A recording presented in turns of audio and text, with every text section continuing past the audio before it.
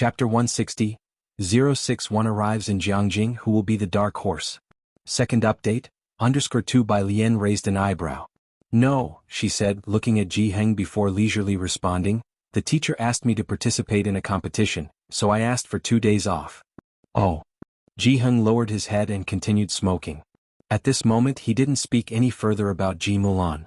Qiu Xuezhing secured time off for Bai Lian. Since Xiangqing didn't have an airport, she had to take a 12-hour train journey to Beijing. Without the accompanying qualifications, Bai Lian and Qiu Buqing needed to meet up with representatives from the Beijing Writers Association in Beijing. They would depart under the leadership of Vice President Qian from the Beijing Writers Association. Monday morning. Carrying a simple backpack, Bai Lian had just reached the bus station. When she saw Jianghu across the street, leaning against the car window and waving at her, she walked over, surprised. In the back seat, Jiang Fulai lowered the window. Dressed in a soft white loungewear, his typically haughty demeanor appeared much softened. His wrist was casually resting on his knee as he leaned back against the seat at an angle. He seemed busy on the phone with someone. Hearing Jianghu's noise, he looked outside the window and waved to Bai Lian. Bai Lian got into the car and sat in the back seat with Jianghu. We're also heading back to Jianghu. Jianghu leaned close to her and gazed out the window, not too happy to see a doctor. He had thought he could avoid it this year in Xiangqing. Not only had he not managed to elude it, but it had also come several days earlier. Bai Lian nodded and rubbed Jianghu's head. Don't neglect your health out of fear. Then she took out her phone, found a contact and sent a message to the person in charge. Vice President Qian, I will go to Jianghu by myself and meet up with you there. Vice President Qian must have been busy as he didn't reply. Jiang Fulai's car didn't head to Beijing. Instead, it went to the neighboring Danping city, which was slightly more developed than Xiangqing with no mountains, only plains. The car arrived at a vast airport apron. Just as she got out, Bai Lian saw the legendary airplane. No security check or ticket gates were visible.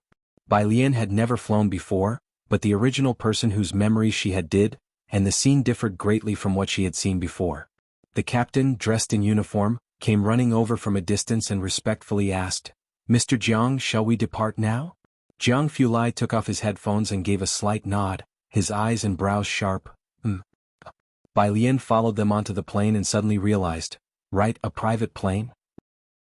The plane was quite large, with an entertainment room where 4 couches surrounded a table, and a big bok choy pillow rested on the couch by the window. Jianghu silently went over and hugged the pillow. Bai Lian put down her bag and settled herself by the window on the opposite side. As the plane took off, the aircraft shook. It was Bai Lian's first time on a plane. Not burdened by studying vocabulary, she quietly watched the aircraft lift into the air, the instant feeling of increased weight causing her to feel somewhat dazed. The plane climbed higher and higher, her hand lazily propping up her chin, lips slightly pursed. This was a significant shock for someone who had never experienced flight in ancient times. Rare to see you not studying vocabulary. Having finished his business, Jiang Fulai bent over to place a cup of lemon water in front of her and sat across from her, leaning lazily against the couch. Bai Lian turned her gaze from the window. She took the lemon water and drank slowly, easing her discomfort. He'll study in a bit. There are still a few hours to go. He handed her a blanket, his pale eyes calmly observing her, his voice very light. You can sleep for a while. When they arrived in Jianghu, it was the afternoon. Jiang Fulai asked for Bai Lian's hotel information and directed the driver to head straight there. The hotel was arranged by the Beijing Writers Association, located next to the Traditional Calligraphers Association. After checking into her room, Jianghu didn't want to leave but was expressionlessly dragged away by Jiang Fulai. That was all the flights from Beijing to Jianghu. By the time Vice President Qian and a group of students wearily arrived in Jianghu, it was already 11 at night. Vice President Qian was checking off names at the airport one by one. The last black pen rested on the name Bai Lian, while other people's names had a long list of awards following them. Only Bai Lian's space was blank. Only the most basic information was filled. With the pen and the roll call list in hand, Vice President Qian called Qiu Xuezhing. This is the last flight today and she hasn't arrived. Even if she catches the earliest flight tomorrow, she'll arrive in the afternoon and miss the competition. Bai Lian was a late addition to the roster of recommended individuals by Qiu Zizhang's insistence. Otherwise, Qiu Xuezhing didn't say much. Her file lacked details and was sparse on credentials. She was young and on top of that, a girl. Vice President Qian didn't pay much attention to her. On the phone, Qiu Xuezhing sounded surprised. She should have arrived, right? She sent me a message in the afternoon. Check the hotel later. Chapter 161. 061 arrives in Jianghu. Who will be the dark horse? Second update, Undershree. Okay, you'll go ask at the hotel, Vice President Chen casually replied. Bai Lian just needed to be safe. Whether she had arrived or not didn't make much of a difference to him. After getting to the hotel, he arranged the accommodation for the competitors and then confirmed Bai Lian's whereabouts with the hotel staff. He learned that Bai Lian had arrived in the afternoon. Vice President Chen was somewhat surprised. Bai Lian had only set out in the morning. It took some time to get from Xiangqing to Beijing, and from Beijing it was a 5-hour flight to Jianghu. How had she arrived so quickly? Could it be that she set off yesterday? However, Vice President Chen didn't spend much time thinking about Bai Lian. After sending a message to Qiu Shuezhing, he went back to rest. There was a tough battle ahead tomorrow. The next day, 8 in the morning, Vice President Chen sent a group message, asking all the contestants to meet downstairs. The hotel was close to the Traditional Calligraphers Association, and most competitors chose to stay there. When Bai Lian came downstairs, there was already a large gathering of people. She sent a message to Jianghu Lai and then looked up, searching through the crowd, eventually spotting Vice President Chen to the right of the hotel's entrance. She wore a white blouse that day, paired with a horsehair skirt embroidered with golden patterns. Elegant yet bold. Her complexion was pale, her figure slender and tall, her jet black hair casually swept up. Lowering her head slightly as she passed by, most of the people gradually fell silent, quietly watching her. Bai Lian went over to Vice President Chen to check in. Vice President Chen, with a stern look, made no small talk. He checked off her name and cautioned, "Don't wander off during the event, wait for me at the door when you're done." "All right," Bai Lian nodded slightly. She seemed quite obedient. Vice President Chen's face softened a bit. "Don't think Vice President Chen treats everyone like this," a boy in a black hoodie whispered to Bai Lian. "He's much nicer to Jian Rong." Bai Lian glanced at him. The boy scratched his head, his face turning a bit red. "You're the only girl here this time, right? I heard about you yesterday."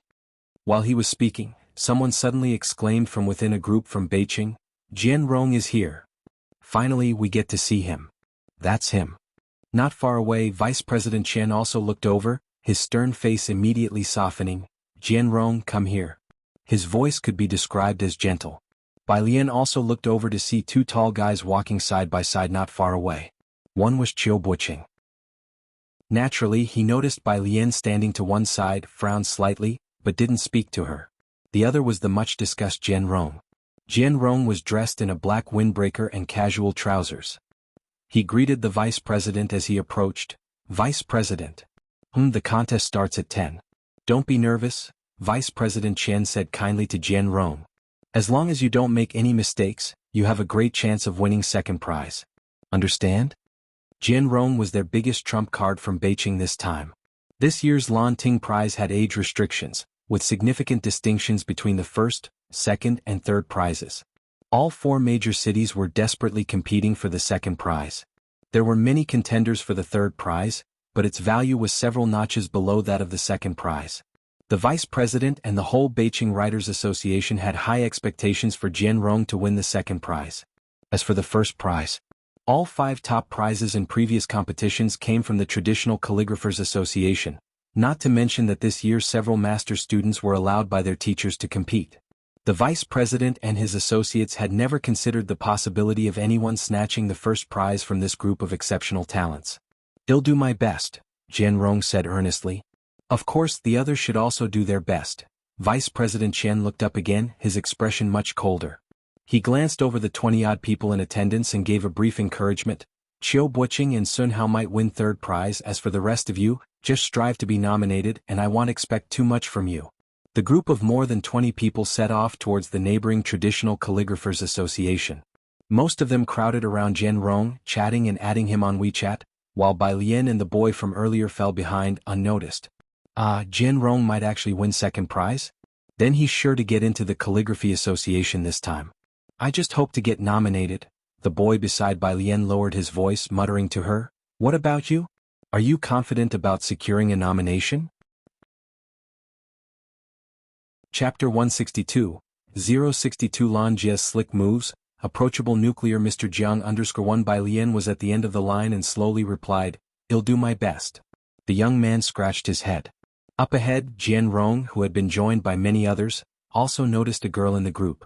Girls were rare in the Beijing Writers Association, so he turned to Qiu Buqing and asked, "Do you know that girl?" Qiu Buqing didn't look back, just nodded his head. To be selected to participate, she must be quite skilled, right? Jian Rong was a bit curious. He somewhat wanted to get to know her. Upon hearing this, Qiu Buqing scoffed, "She hasn't even passed level 9. Ah! Jian Rong immediately lost interest. Among their group, which one hadn't scored above 80 in level 9, and yet here was someone who hadn't even taken the assessment. The doors of the Traditional Calligraphers Association were heavy and dignified, with wooden plaques and golden beams. The gateway was 8 meters wide, with stone lions squatting on either side, where everyone came to check in. Even the deputy chairman and those with Jian Rong were no exception. Bai Lian used the young man's phone to take a photo for him. Just as she was returning the phone to him, a burst of commotion came from the entrance. All eyes turned toward the direction of the gate, as a line of people wearing the fan-shaped logo of the Traditional Calligraphers Association slowly made their way through the entrance. Young calligraphers from all over the country who had come to participate in the Lanting Award couldn't help but look over. They eagerly gazed at the Traditional Calligraphers Association uniforms they were wearing. "Xie Jinyun.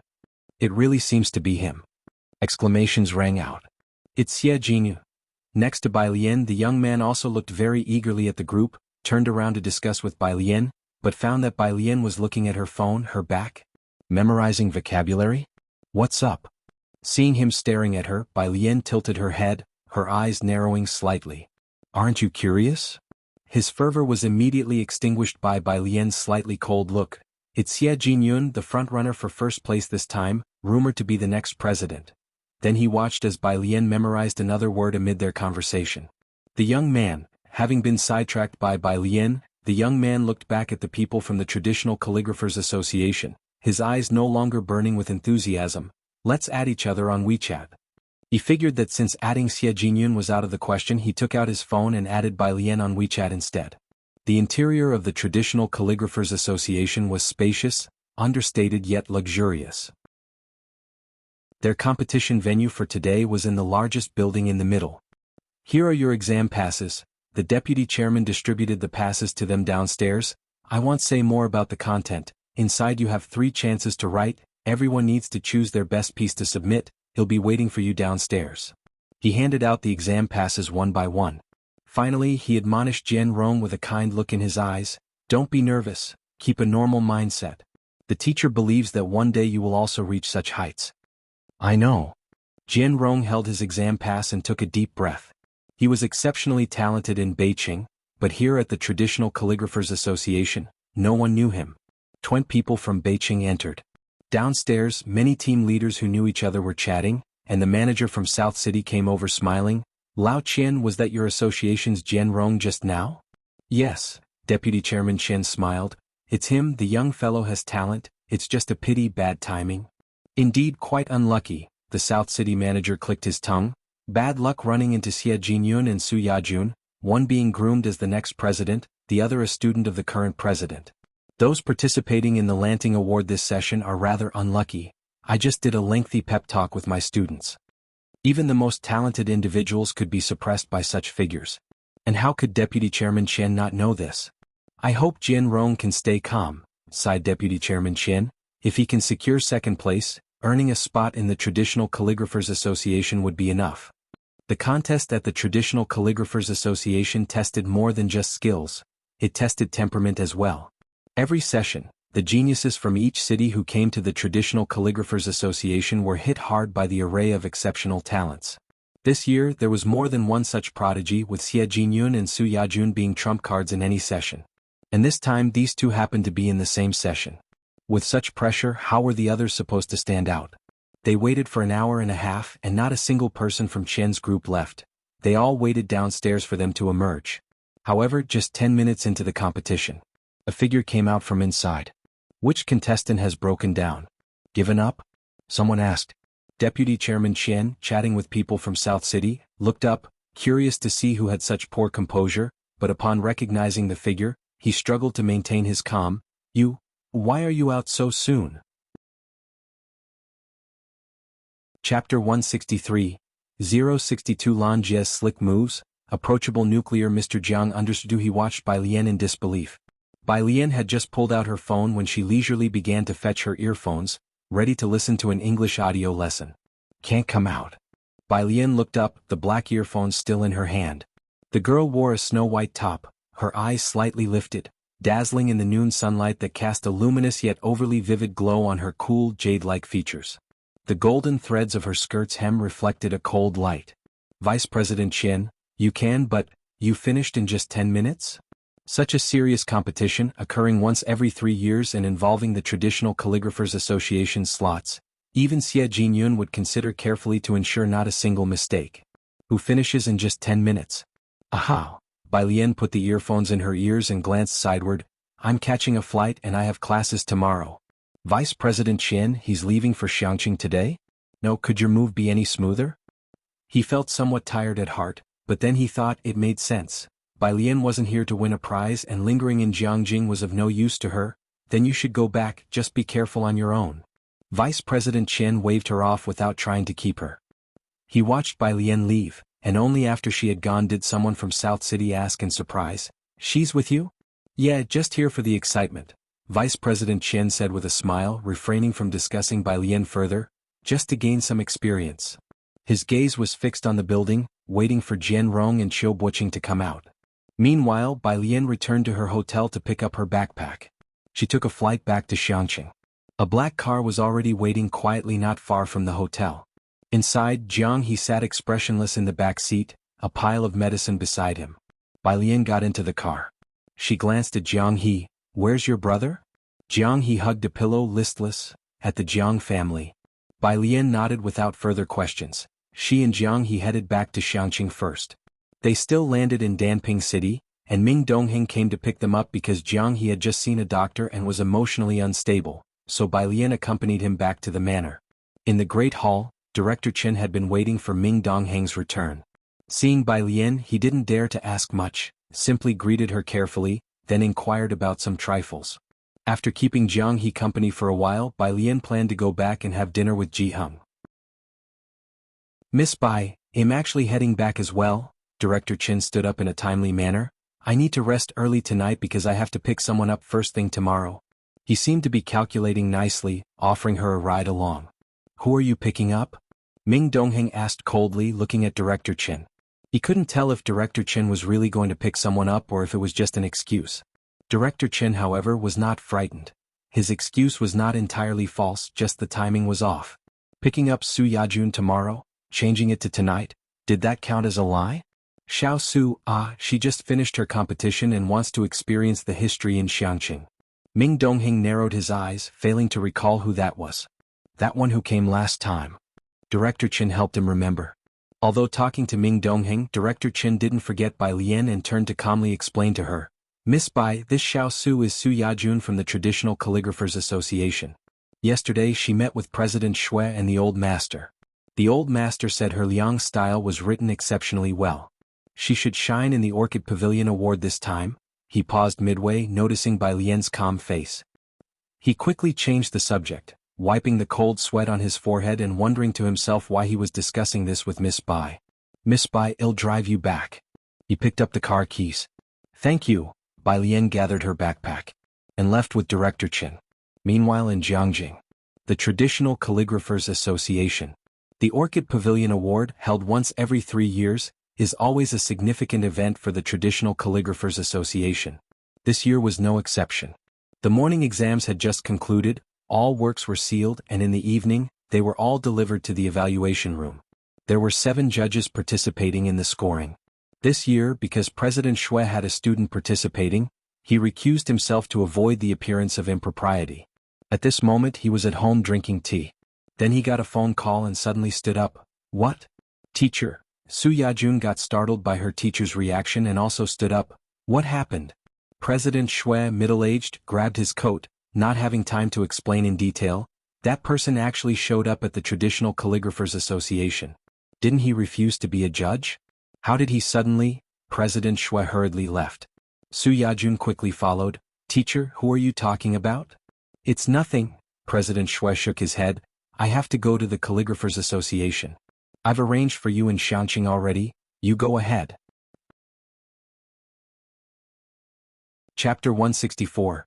062 Lan Jie's slick moves, approachable nuclear Mr. Jiang 3 He didn't have time to explain to Su Yajun. He drove directly to the Traditional Calligraphers Association. The Traditional Calligraphers Association's judging area. In the middle of the conference table, a man in a snow-white shirt sat, his eyes lowered. His pale fingers tapped on the computer's surface, fine black hair falling over his eyebrows, the corners of his eyes and brows carrying an air of coldness. Even without speaking, one could feel the chill of his lofty demeanor soaking his whole being. With a single movement of his finger, it seemed as though a cold gust had swept through the entire judging room. Next to him, a refined elderly man stood smiling gently. Everyone, don't be restrained. Our young master is just here to have a look. All the teachers need to do is score properly, just relax a bit. 7 judges clutched the artworks tremblingly, and upon hearing this, were almost in tears. Your words sound good. But with this gentleman seated here, who dares to relax? Also, don't you know that even when young Master Jiang is silent, he's not very approachable? As soon as Chairman Shui arrived, he saw the 7 judges huddled in their seats like quails. Butler Jiang, what brings you and the young master here? Chairman Shui was very polite. He didn't dare speak to Jiang Fulai directly, only to the old butler at his side. Butler Jiang chuckled. Young Master Jiang just came to take a look. He intends to donate a sum digitally to the Lanting Award. As he said so, Butler Jiang gestured with his fingers. Chairman Shui rejuvenated. I thank young Master Jiang on behalf of the participants. Butler Jiang looked at the 7 judges. I heard that this year has hidden dragons and crouching tigers. Chairman Shui's student is also among them. Yajun. Chairman Shui proudly mentioned his outstanding disciple. For her, a young lady, to have come this far, it's truly not easy. The arrival of Chairman Shui greatly improved the atmosphere of the office. Finally, the 7 judges could give the artworks their scores. The grading was on an average point system. This slender gold script must belong to Xie Jinyun, said one judge as he flipped to a piece, admiring it with a colleague, and then sighed. No wonder he is the hot favorite this year. He gave the calligraphy 91 points. Calligraphy has many contenders, but nowadays, not many people can truly settle down to study the art. The Lanting Award is intended for the younger generation. The levels of skill were varied. Apart from Xie Jinyun's slender gold script, most had not seen any other good work. Isn't Chairman Shui's student also here this year? I thought I saw she wrote in the Liang style. A judge chuckled as he turned to the next piece, his words trailing off abruptly as he stopped. He stared at the artwork. It was in Liang style. It was Record of Xiangqing. The person who wrote this poem, each stroke was like a bayonet, the curved strokes resembled vines, and overall it flowed like water, the brushwork splashing ink onto the paper unrestrainedly, as if the vast waters of the Milky Way were tumbling down from the heavens, the style and spirit striking one in the face. He looked at the piece for a long time before he could bring himself to put it down. The person next to him noticed the unusual reaction and looked over. What piece have you found that has left you so? After a long look, he suddenly turned to Chairman Shui, who was chatting with Butler Jiang. Chairman, you are really keeping a low profile.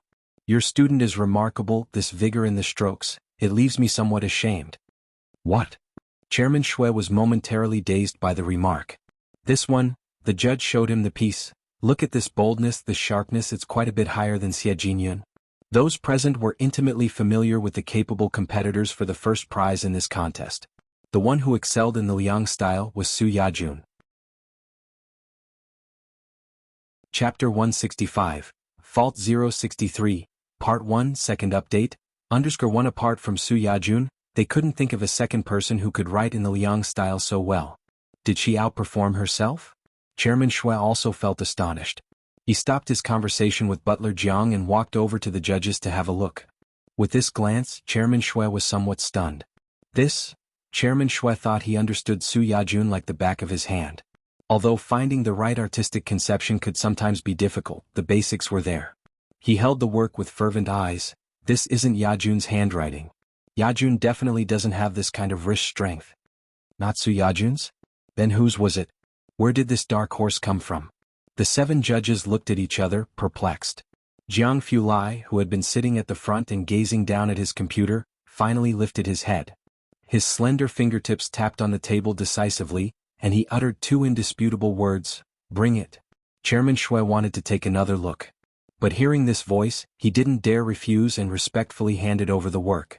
Jiang Fulai took the piece, looked down, and his eyelashes covered the pale hue of his pupils as he silently examined the writing. The most captivating aspect of him was the almost imperceptible pressure he exerted.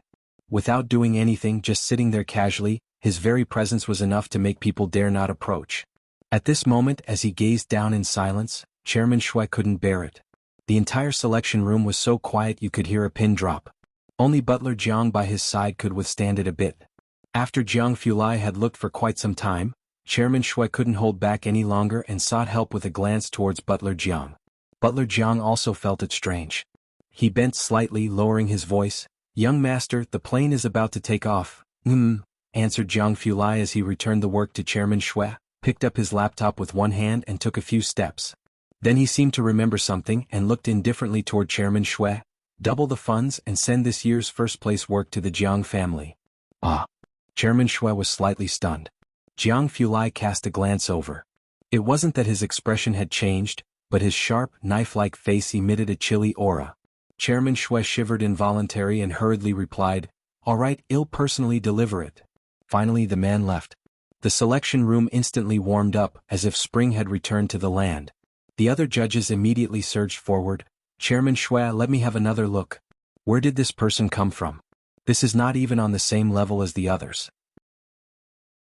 After one of them had finished admiring the work, they suddenly asked, "How should we judge this?" All seven turned their gaze to Chairman Shui. Chairman Shui looked at the piece and slowly made a decision. The scores weren't fully tallied yet, so names couldn't be revealed. Chairman Shui took out his phone and called the Human Resources Department, checked the list of participants for this year's Lanting Award Art Prize. He was familiar with most of the contestants this time. Xie Jinyun and his apprentice Su Yajun. Each of them was like a bully amongst the rest. How could there suddenly appear such a person? Bai Lian had no idea that because of her work, the seven judges had spent the whole night discussing it at the Traditional Calligraphers Association, and had not slept all night. Wednesday. Early in the morning, around 6, Ji Xiaojun arrived to see Bai Lian sitting on the stone table, eating and talking at the same time. "Who are you talking to?" Ji Xiaojun put down a carton of milk, not seeing Ji Heng in the kitchen or the yard. He had just finished speaking when a faint voice came from the bathroom. "It's the growth hormone. Pinching the back of the cucumber will inhibit the growth hormone." Ji Xiaojun, what was all this about? He could understand growth hormones, but why pinch a cucumber? Ji Xiaojun didn't understand, but he didn't dare say anything else. After Ji Heng came out, Ji Xiaojun finally spoke quietly. "Suan has invited our family out for dinner. Dad Alien, what do you think?" Suan had a very good impression of the Ji family as a whole, with their upright and noble characters. If he was to marry Ji Mulan, it was only proper to invite them to discuss wedding matters over a meal. Ji Xiaojun also held a good opinion of Su En, a courteous man, far superior in conversation skills compared to the Ren family. He had only this one sister, Ji Mulan. Even when Ji Mulan had run away from home to marry into the Bai family, Ji Xiaojun had never given up on his sister. Now that she had found a decent future, Ji Xiaojun was happy for her. Of course, if Ji Mulan could improve a bit as a mother, Ji Xiaojun might be even happier. "I have class," Bai Lian spoke leisurely. "I missed 2 days and need to catch up." "How did you miss 2 days of classes?" Ji Xiaojun was unaware of her participation in the Jiangjing competition. Bai Lian drank the last sip of milk and smiled at Ji Xiaojun. "I went to see what Jiangjing was like. If it's good, I'm considering applying to Jiangjing University." Chapter 166, Fault 063, Part 1, Second Update, _to Ji Xiaojun, as long as you're happy. Alien isn't going. Ji Heng, holding a rag, asked Ji Xiaojun to carry out the embroidery frame and pondered for a while. "I'll go with you." He needed to clarify things with Ji Mulan. Ji Xiaojun nodded as he moved to carry the embroidery frame, then Il replied to Mr. Su. "Grandpa, Uncle, I'm off to school." Bai Lian was now extremely sensitive to the name Ji Mulan. She and Ji Mulan were like two parallel lines. As long as the other party didn't bother her, it was fine. "Go ahead." Ji Heng, while instructing Ji Xiaojun to be careful with moving things, waved to Bai Lian. "Watch out for cars on the road." It wasn't until Bai Lian had left that he looked at Ji Xiaojun, who had moved the embroidery frame out. "Really going to demolish?" Ji Xiaojun set the embroidery frame down properly and uncommonly took out a cigarette, responded vaguely, "I want sign the contract." He squatted to one side looking very silent. Ji Heng, holding the rag, slowly wiped the embroidery frame. Should I go talk to the Rin family? Don't bother. Ji Xiaojun had an extreme aversion toward the Rin family. He knew what Ji Heng was thinking just by hearing him. They wouldn't agree to it anyway. Ji Heng, seeing Ji Xiaojun like that, didn't bring it up again, but his brows were slightly knitted. Bai Lian took her backpack and headed to school. She had just left Purist Street. That's when she saw the blue car parked across the street. Bai Lian raised an eyebrow. She walked over and knocked on the car door. The passenger window lowered, revealing the man seated in the driver's seat. Jiang Fulai was still wearing the white shirt from last night, his right hand loosely propped on the steering wheel, supporting his face in the palm, his light-colored eyes looking toward the passenger side. Aren't you still in Jiangjing? Bai Lian paused her listening practice, taken aback by his early morning appearance at the entrance to Purist Street. Jiang Fulai came back to his senses. He leaned over to open the passenger's door, fingertips casually tapping on the steering wheel. Came back last night, there was something at the lab, get in first, he said unfazed. Bai Lian opened the passenger seat door. Just as she was about to turn her listening back on, she saw several WeChat messages on her phone. Lance, this idea is simply fantastic. Lance, I'm going to try it now. Lance, image, he had sent a CT image. Bai Lian opened it and could clearly see the bone structure. Initially, she was very resistant to Western medicine, but after these 2 days of communication, she realized that Western medicine's popularity in society wasn't without reason. One reason was that most traditional Chinese medicine prescriptions had been lost.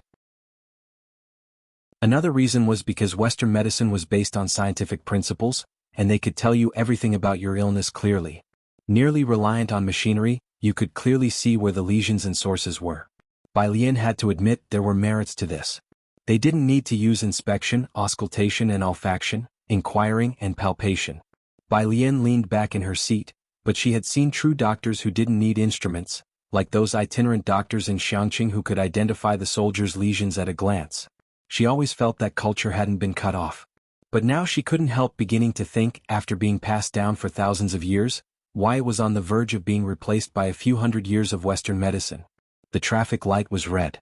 Jiang Fulai noticed she had paused on the English listening page for quite some time without hitting play, so he tilted his head slightly and commented on her studying, meditating on English? Bai Lian snapped back to reality.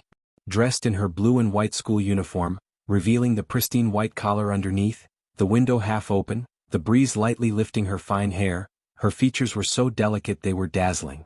Bai Lian first glanced at her phone, then lazily turned to Jiang Fulai, her eyes slightly narrowed, the corners of her lips lightly curved up. No, I was thinking about how to kill English. Jiang Fulai, capable of great things anytime, anywhere. He pressed on the gas pedal. Not for any particular reason, but he knew Bai Lian genuinely wanted to kill English. Why aren't you saying anything? Bai Lian propped her chin with her hand, raising an eyebrow. Jiang Fulai maneuvered the steering wheel, speaking with utmost calm. I'd like to as well, but one must be rational. Peace, peace. Bai Lian reopened her English listening, gave him a smile, then sighed. I know. Jiang Fulai turned the car around a bend, glimpsing the trace of regret between her brows. When Bai Lian returned to school, Pu Xiaohan and others asked where she had been the past couple of days. Something came up, Bai Lian replied casually as she placed her backpack on the desk and glanced over in Yang Lin's direction, frowning. Did my desk mate come in yesterday? No, Pu Xiaohan kept her voice down. Lu's mom seemed to have gone on a home visit last night, not sure what the situation is. After saying that, she glanced at Bai Lian's expression again, not daring to say anything more. Chapter 167, Fault 063, Part 1, Second Update, _3 Yang Lin had always been a loner, and it wasn't until Bai Lian had come that she became familiar with Yang Lin. Bai Lian sat down, slowly took out the books from her bag, and considered going to ask Lu Lingxi for the address later. The cell phone lit up again. This time it was a message from Qiu Shuezheng. Qiu teacher, the slots will be announced at 10 today, remember to tell me immediately. Bai Lian took out her biology book, glanced at it. Can't watch, have to attend class, she replied with a calmness. Qiu teacher, did you return to Xiangqing? You just went back like that? Did you really go back? Qiu Shuezheng asked 3 questions in a row. Bai Lian, I still have to attend class. Qiu teacher had no doubt she could win the award. But after the announcement you still need to accept the award. You have to attend the award ceremony. There's always time for class. Bai Lian's response was cold and merciless. Then they can mail it back. At the other end of the phone, Chiu teacher found it hard to comprehend. The Orchid Pavilion Award, which is held every 3 years. 3 years ago, even if Chiu Buqing was only nominated, he stayed until the last moment. Bai Lian says, mail it back? You don't even accept the award in person and it should be mailed back? Seeing that Bai Lian didn't reply to him, he reckoned that she was probably tackling practice questions again. Chiu Shuejing took out his phone to call Vice President Qian.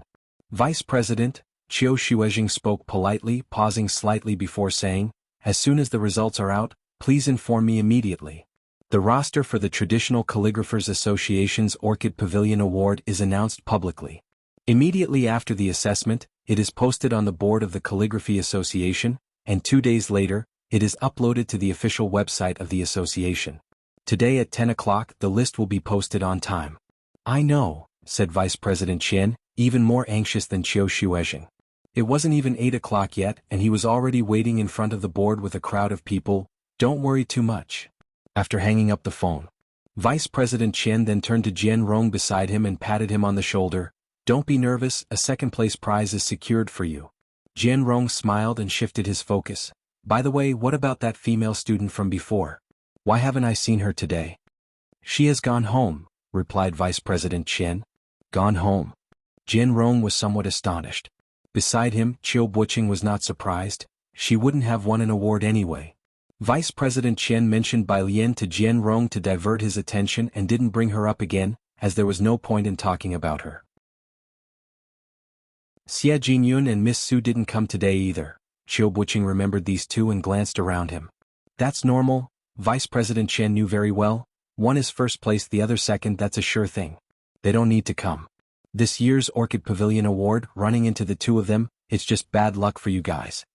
This is the confidence in one's own ability. 9:40. The staff of the Calligraphy Association came with the red roster. Everyone eagerly watched the red list, covered with a red silk cloth, being attached to the notice board. Vice President Qian and Jian Rong, usually talkative, remained silent, intently focusing on the list. As soon as it hit 10, the red silk was unveiled. Instantly the crowd surged forward. Vice President Qian had foresight. One of the reasons Beijing Writers Association sent him was his good physical strength. He squeezed into the front and started reading from the bottom, first coming across the nominations, skimming past each name. He saw Sun Hao and Chiu Buqing. Both had a chance for the third-place prize. Vice President Qian thought at least one of them would make it into the third prize rank. How come they were only selected? He frowned slightly. Why did neither of them perform well? Then he looked towards the third-place winners. There were many third-prize winners and he scanned through them ready to skip ahead, but then he saw a familiar name inside, Jian Rong. Jian Rong was Beijing's biggest hope. A second-place prize was almost certain. How could it be just a third-place prize? Vice President Qian couldn't believe it and read the third prize section 3 times over to confirm that Jian Rong truly was a third-place winner. Meanwhile, exclamations of "What's going on?" arose from the crowd as it seemed most people were questioning the assessment. If Jian Rong was a third-place winner, then who could be second? Vice President Qian with a furrowed brow looked towards the second-place area. The Orchid Pavilion Award has many categories, and in the past the Art Calligraphy Prize would have 3 to 5 people awarded first place and about 10 for the second place. However, this year's second place had only 5 people. He looked at the first name listed under second place, Xie Yufeng. This was the pseudonym that Xie Jinyun used in the calligraphy community, and nearly everyone present knew it. The question was, how could Xie Jinyun be just second place? Had Su Yajun surpassed Xie Jinyun? Vice President Qian looked at the names following closely behind Xie Jinyun, and there was Su Yajun. The 3 names after her were those from the Calligraphy Association who were expected to compete for first place. So what were they all doing in second place? Was there no first place this year?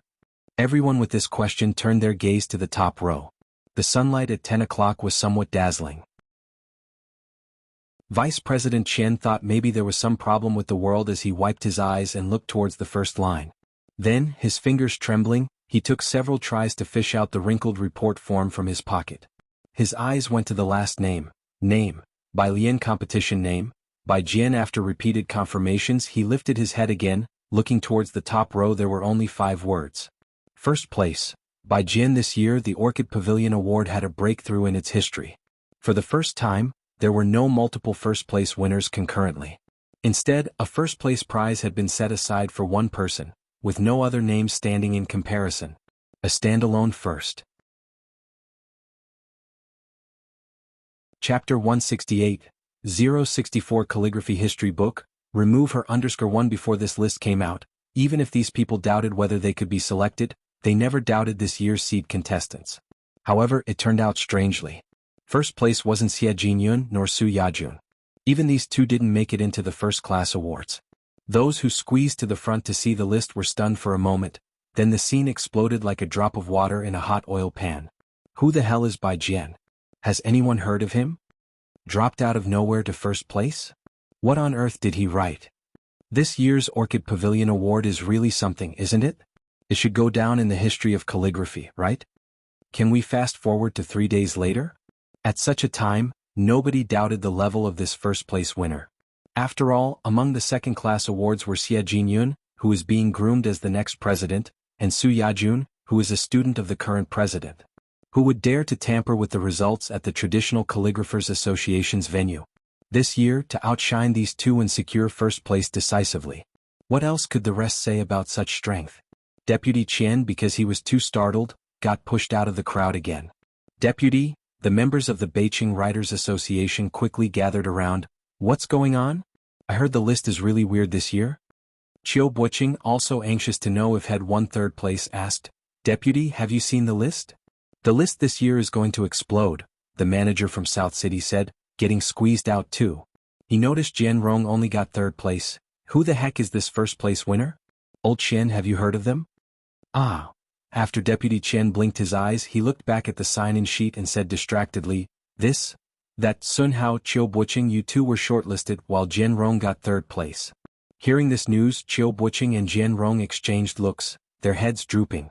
Their eyes suddenly lost all sparkle. Don't lose heart, the South City manager shook his head. His students only received shortlisted awards. This time the awards are really bizarre. There's been a change. Not just you Jian Rong, even Xie Jinyun and Su Yajun only got second place. Jian Rong's heart, which had been steeped in disappointment, suddenly revived. They only got second place too? He voiced what everyone was thinking. The boy kneeling beside him quickly took out his phone to message Bai Lian. Damn bro, it's such a pity you left. Did you know? This year's Orchid Pavilion Award welcomed a freak. Even Xie Jinyun was pushed down to second place. Bai Lian, his sister, was ice cold and didn't reply. The most explosive news of this year's Orchid Pavilion Award wasn't that Xie Jinyun and Su Yajun didn't get first place, but that they were both relegated to second place. Deputy Qian watched the manager from South City and waved his hand over the sign-in sheet. The only first-place award seems to belong to ours from Beijing. That girl who left after just 10 minutes that day, his voice was not loud. Yet, as if radiating from Deputy Qian at the center, the people within 2 meters gradually fell silent. The boy who was still busily messaging Bai Lian on his phone suddenly froze. Ah. Qiu Buqing also instinctively looked up. Deputy, who did you say? Bai Lian. Qiu Buqing's mind buzzed as if it was about to explode. The members of the Beijing Writers Association were in a half-crazed state. First place, and having eclipsed the twin stars Xie Jinyun and Su Yajun, it was an unprecedentedly glorious moment for the association in many years. Deputy Qian promptly took out his phone, his mouth stuck in an irretrievable smile, as he reported the news back to the Calligraphy Association's group. Deputy Qian, usually stern and aloof, was now smiling as if smiles cost nothing. He then called Qiu Shuezheng. Where the hell did this come from? Bai Lian was oblivious to the storm caused by the Orchid Pavilion Award. When Qiu Shuezheng called her, she was in the middle of biology class.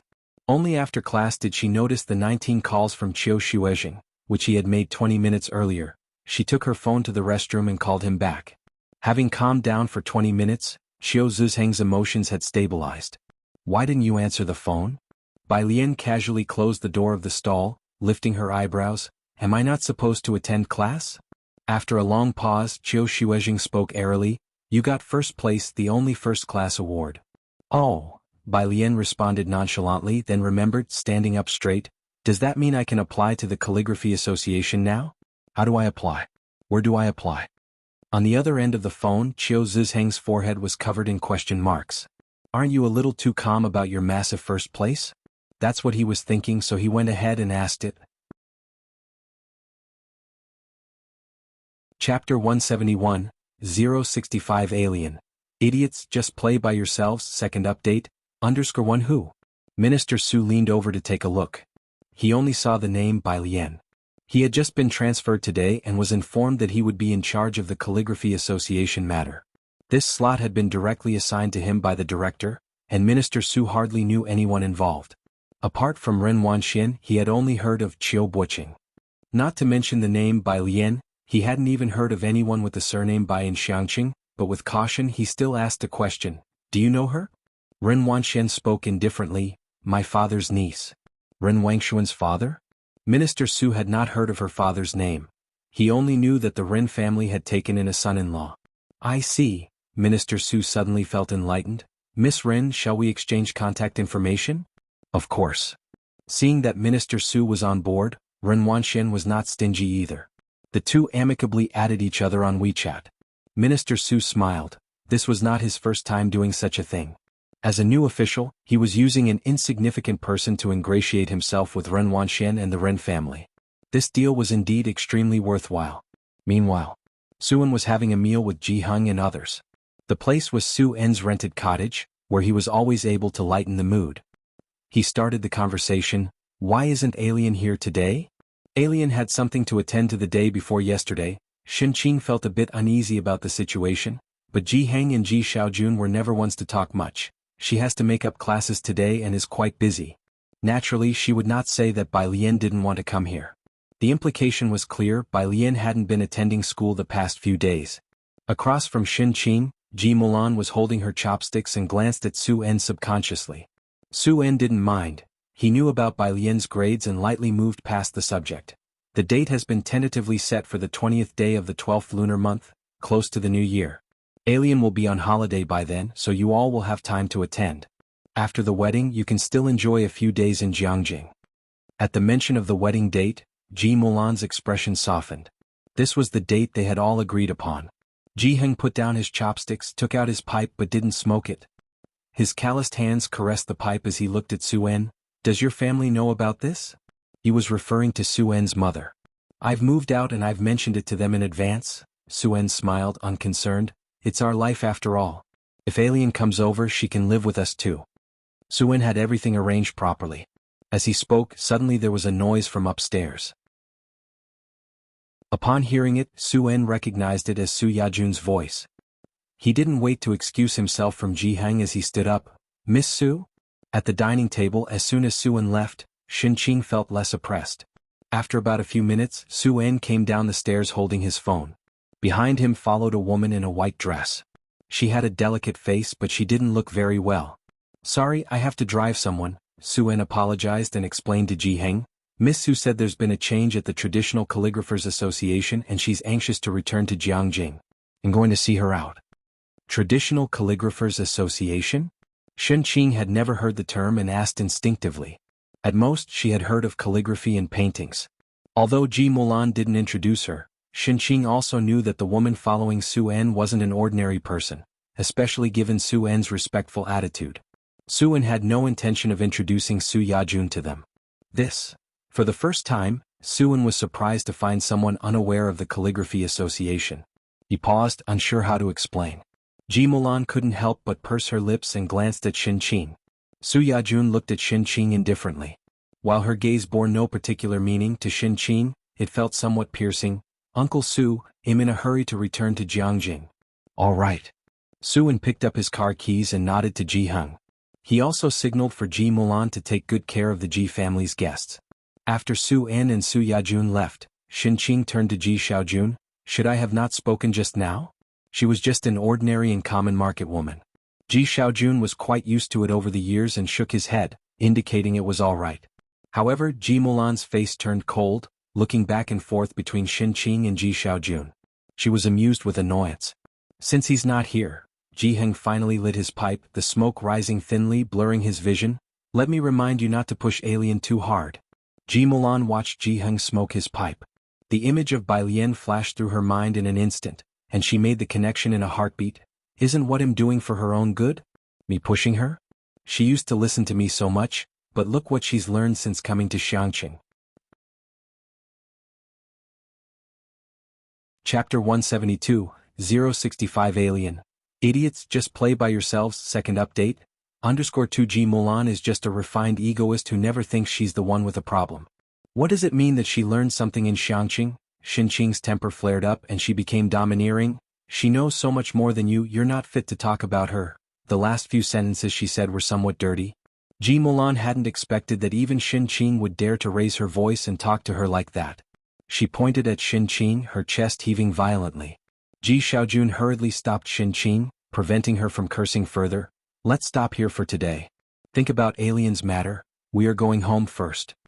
With a cold face, Ji Mulan saw the three of them out, then sat in the hall contemplating whether her return this time was right or wrong. By the time Su En finished sending Su Yajun back, Ji Heng and the others had left long ago. Su En sensed a very familiar nicotine smell in the air, sniffed it and then asked, "Have your dad and the others left?" The smell of smoke was indeed familiar. MHM. Ji Mulan didn't want to talk about them any further, seeing Su En standing still. What's wrong? What cigarettes does your dad smoke? Su En pondered for a moment. Ji Mulan shook her head.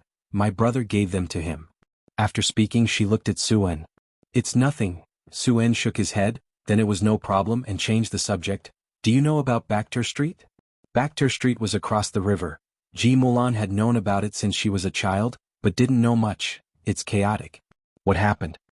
Someone's competing with me for the territory. As soon as the tourism planning of Xiangqing was released, many were eyeing it, and Su En had the advantage of quick information within the circle. Mr. Ren's secretary said that those people seemed to have the backing of a bar, not something easily messed with. Having known each other for so long, Ji Mulan saw Su En worried for the first time. She was truly surprised. There were people in Bakhtur Street and even Jiangjing that could not be provoked? Bai Lian received a message from Qiu Xuezhing on her way back to Purist Street. One was about the award ceremony. Two was about the launch ceremony of the Calligraphy Association this Saturday. She must attend. Leaning back in her seat, Bai Lian tapped the screen subconsciously. What is this, and they even want me to attend in person? To be honest, sharing an award with people who haven't properly practiced brush calligraphy made Bai Lian feel awkward. Qiu Xuezhing, I asked for you, no one else can accept the award on your behalf. Bai Lian was straightforward. Then I don't want it. Qiu Xuezhing, do you realize what you're saying? Bai Lian reverted to her carefree state. She lazily tilted her head. This wouldn't be illegal, would it? Jiang Fulai finished processing a page of documents. Hearing someone casually use words like peace and illegal, he even considered borrowing criminal and civil law books from Qi Yundai for a bit. And then he started to think. How many things had she done? Stay calm. He lifted his head, his fingers holding the pen were very cold, his mind flashed through various possibilities. Very calm. Talk to me first.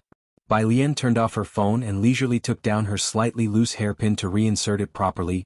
Just the traditional calligraphers' association. She briefly explained. Jiang Fulai slightly relaxed. This was indeed a minor issue. His gaze lingered on the hairpin at the back of her head for a while, his tone neutral. He'll have someone pick it up for you. Proxy acceptance? Bai Lian smoothed her sleeves, raising her eyebrows. A trifle, Jiang Fulai replied unhurriedly. The car arrived at Purist Street. Bai Lian got out of the car while Jiang He intended to follow her out. He was pulled back by Jiang Fulai using 2 fingers. Jiang He kicked his leg a bit. In the end he was frustrated. Jiang Fulai stood tall and handsome beside the car, watching Bai Lian walk back and only returned to the car unhurriedly afterward. Then he took out his phone and found someone on WeChat. Go collect an award, on the other side of the phone. Jiang Shijue was a bit stunned. He rubbed his temples, thinking there might be a problem from working overtime, and signaled his executive director to come over. Read this message from young Master Jiang for me. Seeing the name on the contact, the director felt tingles. He read it out with a hard scalp. Ah, Jiang Shijue muttered, looking up. My eyes aren't playing tricks on me. The next day Lu Lingxi took Yang Lin back to school. Things hadn't changed much. Bai Lian sat at her desk, observed Yang Lin for a long while, and then took out her phone to message Chief Qin. Help me check on someone. She remembered Chief Qin was from officialdom. Saturday. The final location of the Xiangqing Calligraphy Association was chosen next to the water wheel by the Xiangqing building, a well-preserved ancient building. Knowing the location, Bai Lian arrived early. She stood in front of the tall threshold, looking up at the architectural relic with many years behind it. Chapter 173, 065 Alien. Idiots, just play by yourselves. Second update. _3 Her gaze was dark and cold. The entrance must have been renovated many times, but one could still tell that the gate was in the shape of a spire, overlooking the rockery inside and the surrounding corridors. She knew that just beyond the corridors lay the conference hall. She wondered if the sand table was still there. Now the entrance and the corridors were adorned with bright red silk. Firecrackers and fireworks were lined up at the grand entrance, while the staff bustled about cheerfully. Her hem was gently tugged. Bai Lian looked down to see Jianghu looking up at her. Bai Lian stretched out her hand and ruffled his hair. "Miss Bai," Ming Dongheng said respectfully, holding the car keys, "I'll wait for you outside. Please take care of the young master." Bai Lian, holding Jianghu's hand, stepped inside, crossed the corridor, and saw the sign-in desk on the left at a glance. A long row of tables was set up, covered with tea-colored tablecloths. The hostess greeted them with a gentle smile and perfect demeanor. "Hello, guest, please sign in here." She gracefully reached for the sign-in sheet and handed Bai Lian a pen, asking Bai Lian to sign her name. Bai Lian had arrived early and saw the lengthy sign-in sheet untouched. No guests had arrived yet. Her eyes scanned from top to bottom. But her name was nowhere to be found. "Hello," the hostess said in surprise, quickly taking the sign-in sheet. "May I know which guest you are? Let me help you find it." "No need, my name's not on there," Bai Lian said, instantly knowing her name was absent. "I'll ask around." She took out her phone, intending to ask Qiu Shuezheng. "What's the matter?" At the entrance, Ren Qian's secretary-general and a middle-aged man were laughing as they entered. They noticed the scene from afar. "Minister Su," the hostess said, "this guest can't find her name and am checking for any omissions." Minister Su, upon seeing Bai Lian, instantaneously realized who she was. He involuntarily turned to the Secretary-General. The Secretary-General's gaze met Bai Lian's, and his smile vanished in an instant. He stood at the threshold and addressed Bai Lian. "Miss Bai, I know you're proficient in Liang style, and joining the Xiangqing Calligraphy Association must be important to you, right? Ordinary people in Xiangqing could not easily secure notable masters like Ren Wanxian had." Minister Su stood beside the Secretary-General, looking up at the sky. The hostess from before seemed to have understood something as well. She looked down and quickly stepped back. Bai Lian calmly ended the call, looked up, the sky-blue dress complementing her serene face. Go on." "You're quite sensible now." The Secretary-General looked at Bai Lian, silent for a moment. He now had complicated feelings about her. Jingjing said, "The promotional video was recorded by you as a stand-in for Miss, right? If you agree to let our Miss re-record the video, I'll ask Minister Su to add you back to the list." He no longer dwelled on their past issues. Bai Lian's mastery of Liang style would eventually come to Ren Qian's attention. "Give it to her?" Bai Lian narrowed her eyes. The Secretary-General was about to praise Bai Lian for being understanding when her unhurried 3 words struck him like a thunderbolt the next second. "Is she worthy?" "You," the Secretary-General glared at Bai Lian, his eyes fierce. "You're nothing but dogs that grovel behind the Ren family begging for scraps. Old Master Ren might respect you, but you've certainly started to take yourself too seriously." Minister Su at his side was taken aback by the Secretary-General's tone. The Ren family indeed had the final say in this part of Xiangqing. He just didn't know how this girl had managed to offend the Secretary-General. Fortunately, he hadn't rejected Ren Wanxian yesterday. Minister Su wiped off a bead of sweat, otherwise the Secretary-General would have inevitably spoken ill of him in front of Ren Qian. Bai Lian stood in the arcade beneath, her almond eyes clear and deep, reflecting the inverse of the rockery before her. She scoffed at the Secretary-General. "Do you think giving me a spot is such a great favor to me? You can't possibly believe I'm keen on joining the Calligraphy Association, do you?" The Secretary-General frowned, not comprehending her meaning. Tired, Bai Lian glanced at the Secretary-General. "Idiot, go play by yourself." Leaving with Jianghu, she turned and walked out the door. Chapter 174. 066 just casually crossed out the applicant's name. _1 Bai Lian left in such a decisive manner that the Secretary-General and Minister Su took a long while to regain their composure. Especially the Secretary-General. Ren Qian was still unaware of the incident where Ren Wanxian didn't take a video.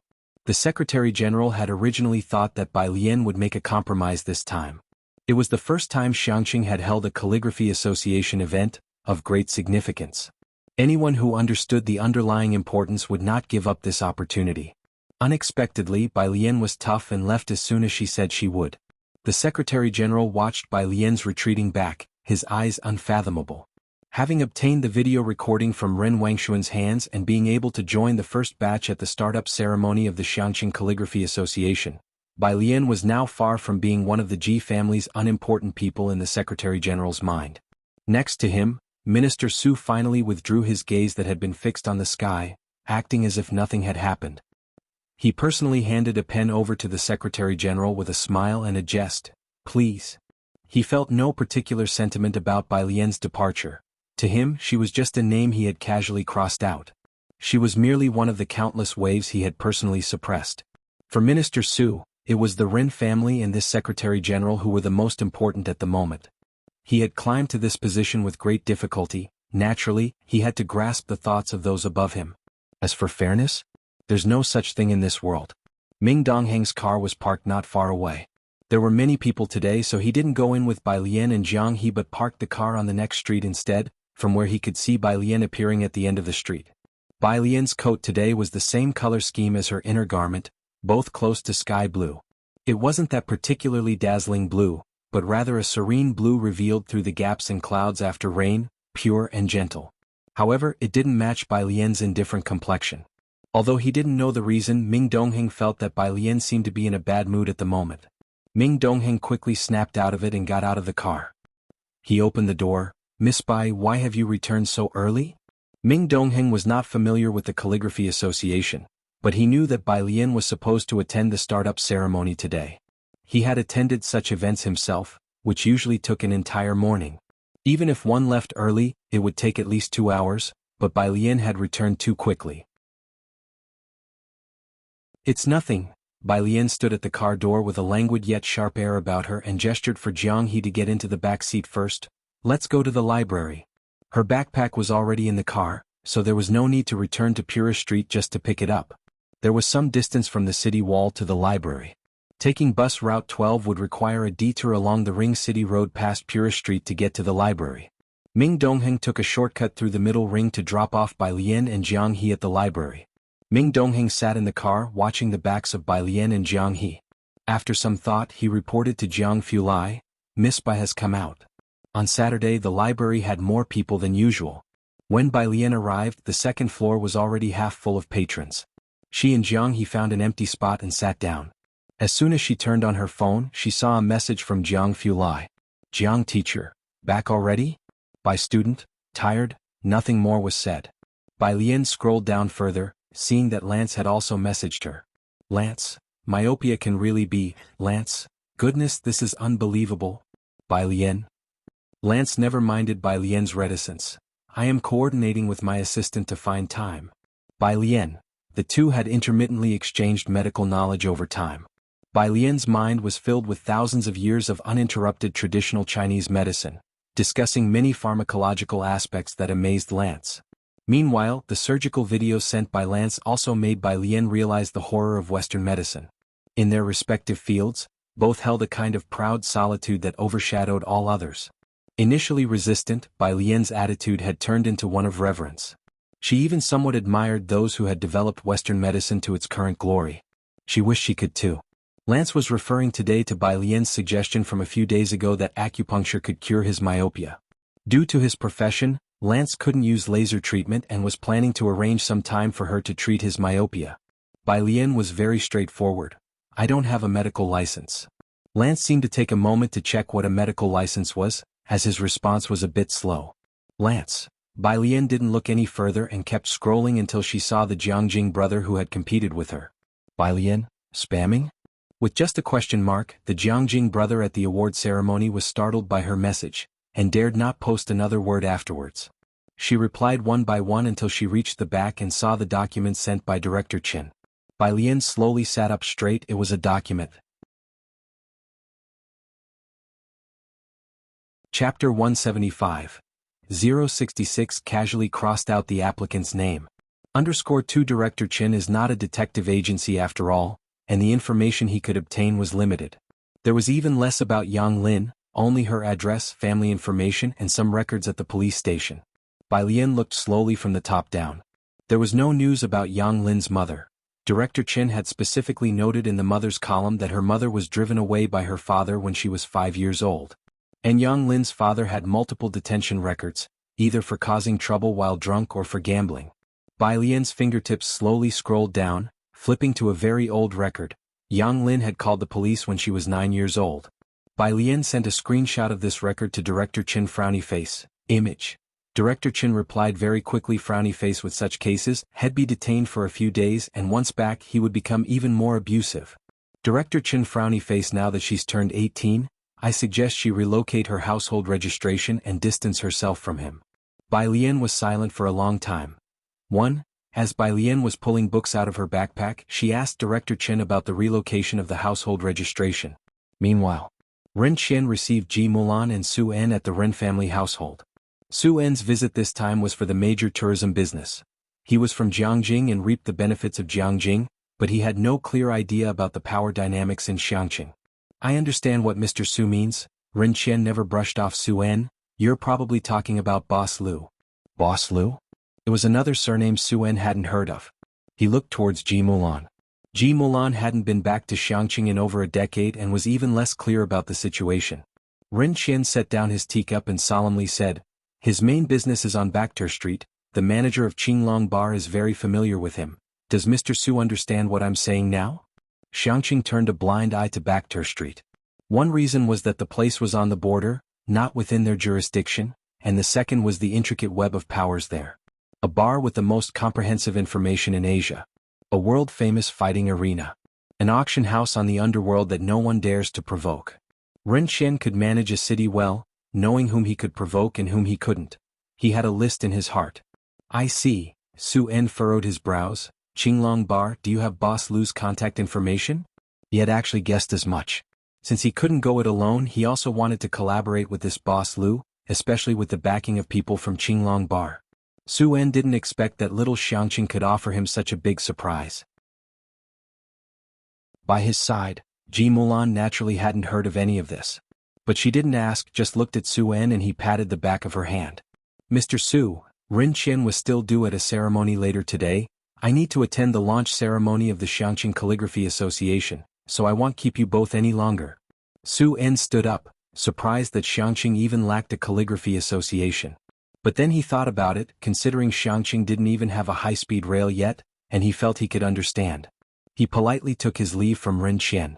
Only once they were outside did Ji Mulan ask Su En about Qinglong Bar. Bakter Street. Su En took out his car keys, opened the door and turned his head to explain to Ji Mulan, it's a complex border area. For Qinglong Bar to be established there, the forces behind it are no less significant than the several big families in Jianghu. It's normal that you don't know. The several big families in Jianghu? Ji Mulan settled into the passenger seat, looking rather silent. The launch ceremony of the Xiangqing Calligraphy Association was an important event. Ren Qian wore a dark-colored formal suit and called the Secretary General to confirm. Did you inform Mr. Qin? Mr. Qin said he is working on a case. The Secretary General was very respectful, and doesn't have time. Ren Qian wasn't surprised but felt a sense of regret. Ren Wanxian had also dressed meticulously in a design gown, accompanying Ren Qian to the vicinity of Xiangqing Building. When the two arrived, it was already 9 o'clock. The director of the Culture and Tourism Bureau and Qiu Xuejing were standing at the entrance. The Secretary General and Director Su dared not be negligent, standing at the entrance accompanying the two of them. Ren Qian was startled, wondering why these two elders were outside to receive him. Teacher Qiu, why are you two outside? Qiu Xuejing was in high spirits, having especially worn a gown with dark red helical patterns for the day, smiled at Ren Qian, waiting for someone. Waiting for someone? Ren Qian and Ren Wanxian looked at each other in confusion. He thought Qiu Xuejing was waiting for him but didn't expect they were waiting for someone else. Qiu Xuejing, however, didn't say much, only occasionally glancing down at the time. Then his gaze turned towards the street corner. The launch ceremony was to start promptly at 9:30. It was 9:10. Bai Lian had not yet arrived. Because Bai Lian had made a good impression on Qiu Xuejing, he didn't think she was someone who would be late. But as the start of the launch ceremony neared and there was still no sign of Bai Lian, Qiu Xuejing couldn't help but send Bai Lian a message. Frowny face, where are you? Chapter 176. 066 casually crossed out the applicant's name. _3 The other side did not reply. 9:20. Qiu Shuizheng finally couldn't hold back anymore, and he took out his cell phone to give Bai Lian a call. The library. When Jiang Fulai arrived, only Jiang was sitting at his seat, flipping through a book in a sullen manner. He simply reached out and knocked leisurely on Jiang's desk. Jiang looked up, somewhat expressionless. Bathroom? Jiang Fulai withdrew his hand, his gaze always carrying a nonchalant aloofness when he looked at people. Bai Lian had gone to the bathroom without her cell phone, which lit up on the desk. Jiang Fulai immediately spotted Teacher Qiu's call. He was the one who single-handedly facilitated the matter with the Xiangqing Calligraphy Association, and he knew who Qiu Shuizheng was. Bai Lian was supposed to attend the Calligraphy Association today but hadn't gone. Jiang Fulai glanced at the incoming call and directly cut it off. Why are you here? Bai Lian, who had just finished washing her hands, came out, wiping her fingers with a paper towel in a leisurely manner, and spoke in a lowered voice. Jiang Fulai didn't speak, he just coolly glanced at Jiang He. Jiang He angrily made room for him. Jiang Fulai sat down, his hand lightly resting on the desk, and spoke indifferently. I was driven out by the people at the institute. Deep in the mountains of Xiangqing. CRFS Dark Matter Research Institute. Hewan was observing particle collisions using machinery to search for the decay products of strange atoms when he suddenly sneezed and muttered, I hope it's not someone thinking of me. No reply to WeChat messages and no answer to phone calls. Qiu Zizheng's brow furrowed. 9:25. Director Su didn't dare to urge Qiu Shuizheng and couldn't help but look towards Ren Qian for help. Ren Qian took 2 steps forward and said with a smile, Teacher Qiu, let's go in and wait. It's almost the auspicious time. All right, said Qiu Shuizheng holding his cell phone, but his frown did not relax. As he stepped over the threshold, the receptionist came forward with the sign-in book and handed it to Qiu Shuizheng and the director of the Culture and Tourism Bureau. Director Su, we'll still need your help with the Calligraphy Association in the future, Ren Qian said smilingly to Director Su. The Xiangqing Calligraphy Association was the bridge for communication with Beijing and Jiangjing. Director Su wanted to ingratiate himself with the Ren family, and Ren Qian also wanted to get on good terms with Director Su, a mutually beneficial relationship. His name was further down the list. Qiu Shuizheng scanned it and saw that everyone on the first page had arrived, and almost everyone on the second page had too, except for one unchecked box. Suddenly realizing something, Qiu Shuizheng flipped back to the first page and looked down the list of names. Bai Lian's name was missing. Why is there one person missing? Where's Bai Lian? Qiu Shuizheng asked the receptionist coldly. The director of the Culture Bureau, who was looking out the door, was startled by the question, what happened? He hadn't examined it closely before and now took the sign-in sheet from Qiu Zizheng's hand. Indeed, Bai Lian's name wasn't there. Director Su was taking care of people involved in the opening ceremony. Being Xiangqing's chief planner for this event, he hurried out from the commotion and quietly told Qiu Shuizheng to lower his voice. Ren Qian also faintly heard the name Bai Lian.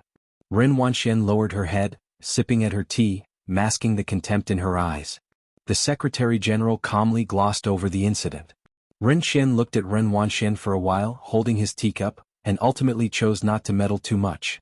The media journalists are all here. Director Su glanced at the lobby, gesturing for Qiu Shuizheng to speak more quietly, then explained, I didn't know Bai Lian was one of yours. I was the one who crossed out the name by mistake. Let's talk about this later.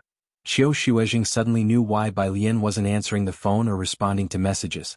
She was someone who had never intended to compete, who went to Jiangjing for the Xiangqing Calligraphy Association slot only to return and have her name crossed off by some inexplicable people. Did she come by this morning? Qiu Shuizheng asked just one question. Director Su hesitated, glanced at the Secretary-General, and then nodded. Qiu Shuizheng took a deep breath, restraining his composure, resisting the urge to smash the sign-in sheet into Director Zu's face. He pulled out his phone and turned to leave the place. Teacher Qiu, Director Su was panic-stricken. Qiu Shuizheng was the second most important figure for this opening ceremony, next only to Ren Qian. The Calligraphy Association's future talent acquisition would largely depend on Qiu Zizheng's reputation. How could he leave? Both Ren Qian and Ren Wanxian saw Qiu Shuizheng leave, and at this point they could no longer pretend not to notice. Ren Qian stepped out. Why is Teacher Qiu leaving? Director Su was also frustrated. Director, isn't Teacher Qiu being too frivolous? I said I accidentally crossed out a name and if he still wants someone to come in, I could in a few days. Frivolous. The director of the Culture and Tourism Bureau interrupted, glaring at Director Su, then verbally lashed out, cross out just like that? With just one stroke you crossed off an applicant's name, and you think you have such insight. Chapter 177. Young Master Jiang shows his power. Since when did Xiangqing take the Ren surname? Part 2. _1 When Qiu Xuezheng left, Minister Su had a vague sense of unease in his heart. Just as the director finished speaking, darkness seemed to fall before his eyes. A layer of cold sweat broke out on his back. The applicant? Minister Su turned to the Secretary General and Ren Wanxian a few steps away. Miss Ren, didn't you say that Bai Lian was just a relative of your family? How did she become the applicant? Minister Zu's face was darker than the bottom of a pot. He had finally gotten this opportunity, only to offend the most important person here because of a single remark from Ren Wanxian. Ren Qian, who had been observing with a cold eye, moved the corners of his lips slightly, finding it fantastical. She is the applicant? In his eyes, Bai Lian was someone completely unrelated to the Calligraphy Association, so how did she suddenly become the applicant? Why hadn't the Ji family let slip a word? Mr. Ren, said the director, his face cooling, probably understanding the situation. Let's postpone today's commencement ceremony until Miss Bai arrives. He didn't exchange further words with the Ren family. He left promptly, following in Qiu Zhizheng's footsteps. Miss Ren, you really have caused me a disaster this time. Minister Su gave Ren Wanxian a look. The stir-causing commencement ceremony was thus put on hold. Ren Qian held his forehead, glanced at Ren Wanxian who was looking down, sighed and said to the Secretary General, look into this. Before lunchtime, Bai Lian finally answered Qiu Zhizheng's call. They agreed to meet at the coffee shop on the first floor of the library. Qiu Xuezheng hadn't been to such a place in many years, and upon entering the coffee shop, he saw Bai Lian sitting by the window. Next to her sat a stranger, whose face he couldn't see, but whose silhouette was somehow disturbingly alarming. Bai classmate, Qiu Xuezheng sat across from Bai Lian, not daring to look at the person next to her, and apologized. I just found out about today's incident and it's related to me as well. He and the director had already investigated the matter thoroughly. Jiang Fulai sat next to Bai Lian, a quantum mechanics book in hand, and upon hearing this, his long narrow phoenix eyes lifted slightly. Russell? His pale slender fingers turned a page. Even without saying another word, the nearly 70-year-old Qiu Xuezheng felt an inexplicable pressure. Old Mr. Ren also said he wants to personally apologize to you. Bai Lian sat leisurely inside, one hand lazily propping up her chin, quietly listening to Qiu Xuezheng finish, her long eyelashes casting a subtle shadow. It's her, huh? Qiu Xuezheng looked at Bai Lian, clearly tense. No need to apologize.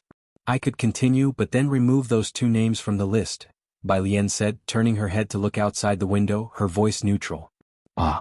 Qiu Xuezheng didn't know about the conflict between Bai Lian and Ren Wanxian, but Ren Wanxian was, after all, his prized disciple. Hearing Bai Lian's words gave him pause. This was beyond his expectations. Minister Su is already making arrangements, but Wanxian, after all, she is Ren Qian's granddaughter. Qiu Xuezheng considered both sides. Bai Lian, although a student with decent calligraphy skills, also needed a stroke of luck. Bai Lian's phone vibrated, a message from Ji Xiaojun, inviting her to have a meal together.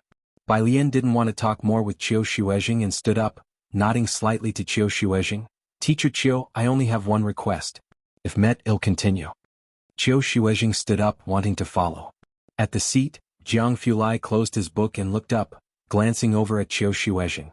Those pale, shallow phoenix eyes, with just a fleeting glance, made Qiu Xuezheng stop dead in his tracks. A Ji Xian's home. An old 6-story building. The elder on the first floor brought a basket of eggs for Shen Qing, holding her hand. Little Shen, you and Xiaojun need to look out for us. We've lived here all our lives, we really don't want to leave. I know, Auntie. Shen Qing took the eggs, her tone calm. Don't worry, we don't want to demolish either. That's good to hear. The elderly woman, thin and bent over, descended the stairs. Mostly solitary elderly people lived in this part of the neighborhood. Some had children who went out to work and were seldom home, some had gone away for good after succeeding academically, and others were like the old couple on the first floor with no descendants. In the entire old neighborhood, only Ji Xiaojun was the sole intellectual. Whenever there was a problem, everyone liked to come to him for advice. Ji Xiaojun, sitting in the living room, frowned at the eggs Xinqing was holding. Why are you still accepting people's eggs? It's not easy for them without children. Xinqing put away the eggs and glanced at him. Then you can go downstairs tomorrow and drink the dew. There was a knock on the door. Xinqing closed the fridge door. That must be Alien and Dad, you go answer it. Chapter 178. Young Master Jiang shows his power. Since when did Xiangqing take the Ren surname? Part 2. _2 Ji Xiaojun quickly rose from the sofa and opened the door. It was indeed Bai Lian and Ji Heng. There was also a child with Bai Lian. Hey! Ji Xiaojun recognized him. It was Jiang He whom he had seen that night, and he made way. Kid, you're here too? Jiang He nodded. He didn't talk much. Xinqing had never seen Jiang He before, so when she encountered such a delicate-looking child for the first time, she didn't know how to interact with him and washed a plate of grapes for Bai Lian and Jiang He to eat. Going fishing this afternoon? Ji Xiaojun noticed that Ji Heng had brought a fishing rod. Ji Heng set the fishing rod down. Xiaochen found a good spot for fishing. We'll try it out this afternoon. Okay, I will come too, and I'll let Yongkuan eat here tonight. Ji Xiaojun didn't have many classes these days and was annoyed with the headache brought by the demolition issue, and he also enjoyed fishing with Ji Heng. Having said this, he went to the kitchen to join Xinqing and help out. Ji Heng originally wanted to take a smoke break, but catching sight of Jiang He, he resisted the urge. The living room in Ji Xian's house was small and not very well ventilated. The old-style phone rang once. It was Ji Xiaorong calling. Holding his empty pipe, he picked it up. Dad. The voice from the phone, Ji Xiaorong's, was calm. Is Alien there? She is. Ji Xiaorong paused. Ask her if she wants to come to the Ren family. Hearing this, Ji Heng frowned, glanced at Bai Lian, and knew the intention behind Ji Xiaorong asking him this question. He didn't ask Bai Lian and directly replied, she won't come. He hung up the phone. Did you hear that? At the Ren family, Ji Xiaorong placed his phone on the table and looked at Ren Qian. She's not coming. Next to him, Ren Qian managed to show a good expression to Ji Xiaorong for once. It's like a temple being flooded. Xiaox's mistake caused such an awkward situation between our two families. Ji Xiaorong looked at Ren Qian but didn't respond. Wanxian. Ren Qian then turned to Ren Wanxian. Regardless, you need to apologize to your cousin and try to get her to forgive you. Ren Wanxian said nothing and got up, heading straight upstairs. This time Ren Qian didn't stop her. Instead, he continued speaking with Ji Xiaorong. Xiaorong, this matter isn't bad for Bai Lian. Teacher Cho said she's unwilling to go to the Traditional Calligraphers Association, but as her parents, you should persuade her more. It's not good for her to be stuck in Xiangqing all the time. The opportunity at the Calligraphy Association was too rare.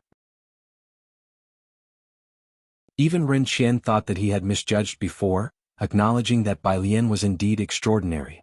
Ren Qian recalled the recent estrangement with the Ji family due to the Chen family incident, followed by the ugly dispute with Bai Lian caused by Ren Wanxian. His heart immediately knotted up. We'll see what she wants. Ji Xiaorong wouldn't make decisions for Bai Lian. Having said that, he went upstairs to find Ren Wanxian. After Ji Xiaorong went upstairs, Ren Qian furrowed his brows and looked at the Secretary General. What's going on with you and Wanxian? It has nothing to do with the young lady. The Secretary General lowered his eyes. It's entirely my fault.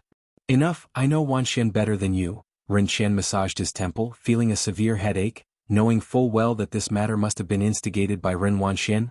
Where's Bai Lian's information? He knew that after Bai Lian attended the Lanting Award event, he had people check out Bai Lian's background again.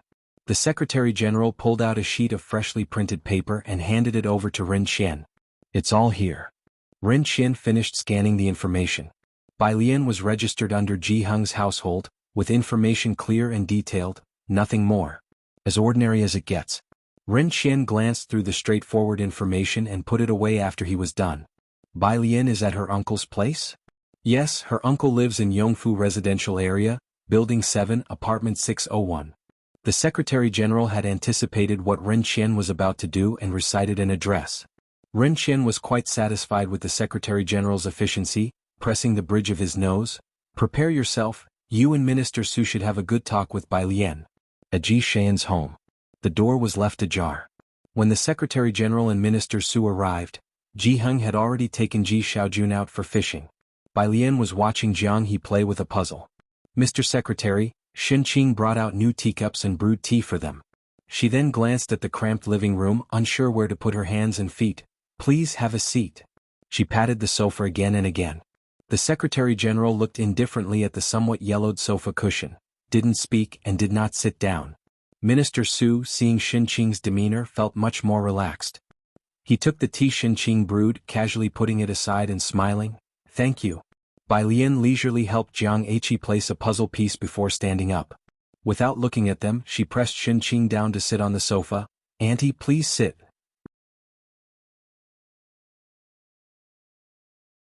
Chapter 179. Young Master Jiang shows his power. Since when did Xiangqing take the Ren surname? Part 2. 3 Bai Lian didn't sit down but just leaned against the back of the sofa and looked up. Is there something? She used to be quite polite to the Secretary General. But during the last 2 encounters, her attitude was very perfunctory, without a hint of manners. First, I apologize to you on the young lad's behalf. The Secretary General fully played the part, wanting to reconcile with Bai Lian. His demeanor was gentle, and after a slight pause, he still sat down on the yellowing sofa cushion. I also apologize to you. We're all family after all. She now realizes her mistake and has been grounded by the Sir. Can we consider the matter settled, Miss Bai? Minister Su also hurriedly spoke up. Miss Bai, I'm sorry. He stood up and bowed deeply to Bai Lian. Absolute sincerity. Bai Lian languidly leaned on the sofa with one leg propped up, holding a mobile phone in her hand, her sky-blue skirt hem half-pressed on the couch. Upon hearing this, she tilted her head, smiling but not really smiling, like a white tiger startled by an intrusion. Settled. With her response, Minister Zu's heart sank. He thought that with Xinqing like this, it would be easy to fool this family, but it turned out Bai Lian wasn't so easily fooled.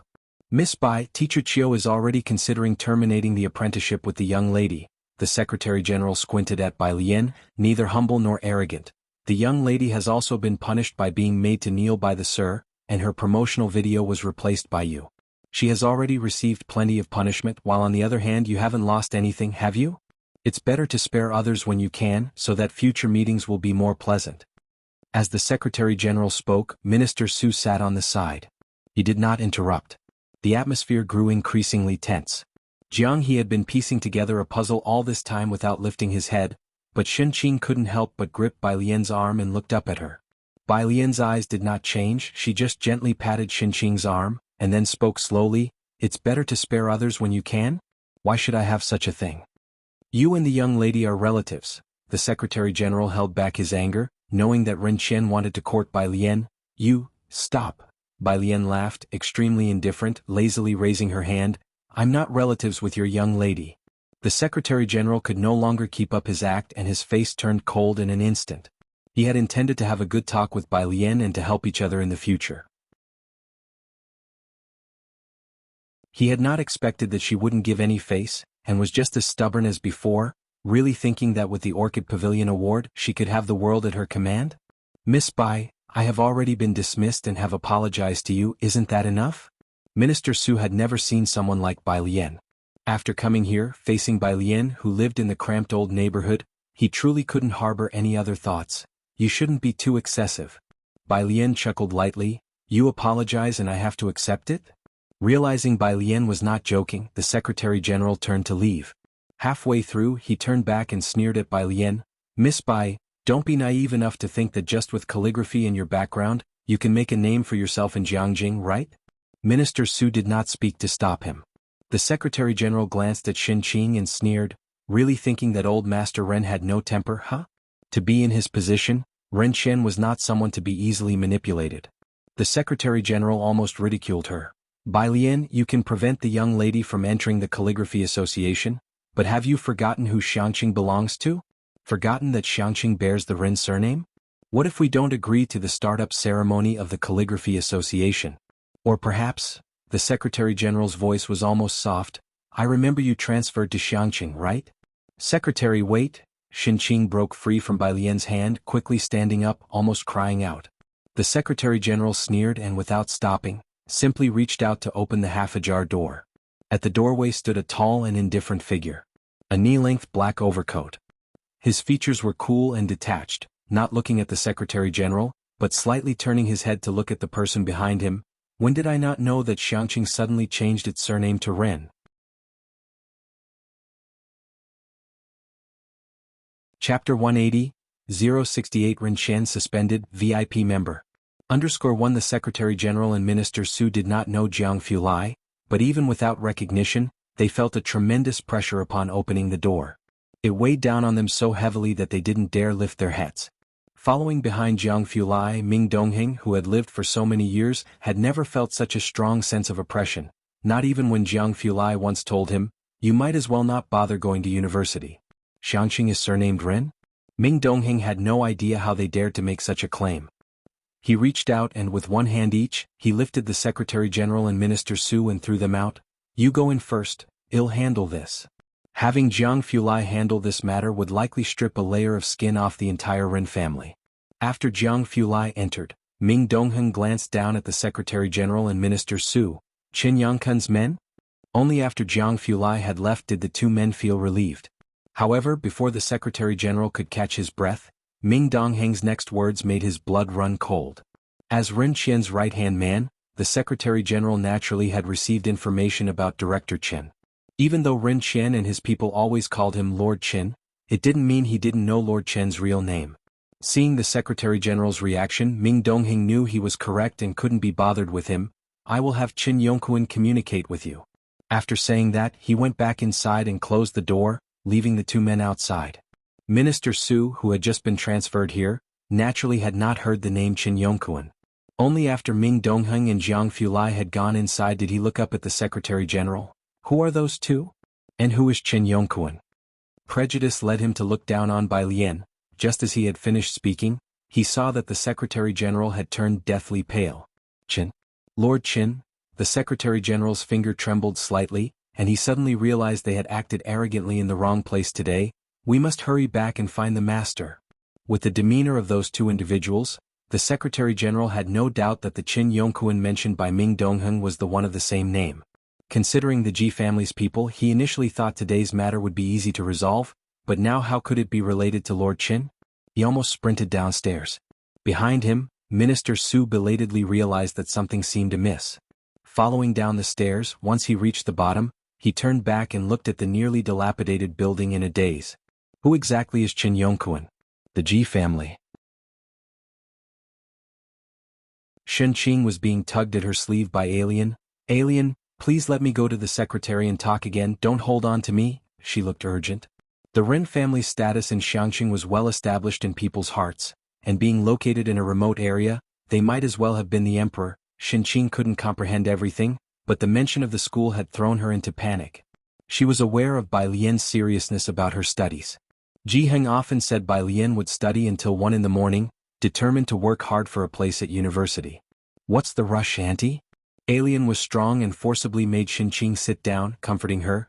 "If worst comes to worst, I can switch to another school. The best school in Xiangqing was #1 middle school. What good would changing schools do?" Shen Qing opened her mouth. "You child, stop pulling me. What do you know, are you just like your uncle, so stubborn you can't see sense? Why are you causing trouble with the Ren family at this rate? You'll miss the secretary." She had spoken only halfway when she suddenly felt a chill throughout the hall and shivered. Looking up, she caught sight of the tall figure entering leisurely. With his head slightly lowered, fine black hair slightly droopy, his skin pale and cold, and his light-colored eyes devoid of any superfluous emotions, his black coat was casually open, emanating a frosty demeanor, making even this old hall seem to take on a different elegance. Almost instantly Shen Qing recognized him, the young man she had seen at the police station last time. Alien was contemplating how to stop Shen Qing from leaving when, without a word from anyone, Shen Qing quieted down on her own. She touched her chin thoughtfully. "He was quite useful." "Don't worry," said Jianghu Lai, glancing at Jianghe playing with a jigsaw puzzle on the floor to Shen Qing. "It will be all right." "Really?" Shen Qing was somewhat hesitant. Her eyes, those of an ordinary citizen, always saw the Ren family as an insurmountable mountain. Jianghu Lai replied with ease. "How could Xiangqing possibly be surnamed Ren? Xiangqing belongs to the people." Bai Lian nodded in agreement. "That's right." "Ah." Shen Qing felt something was amiss but also thought it made sense. "You're right. Alien, let go of me, you're hurting me." She rubbed the hand that Bai Lian had been squeezing painfully and went in to make tea for Jianghu Lai. She also got a new cup for him.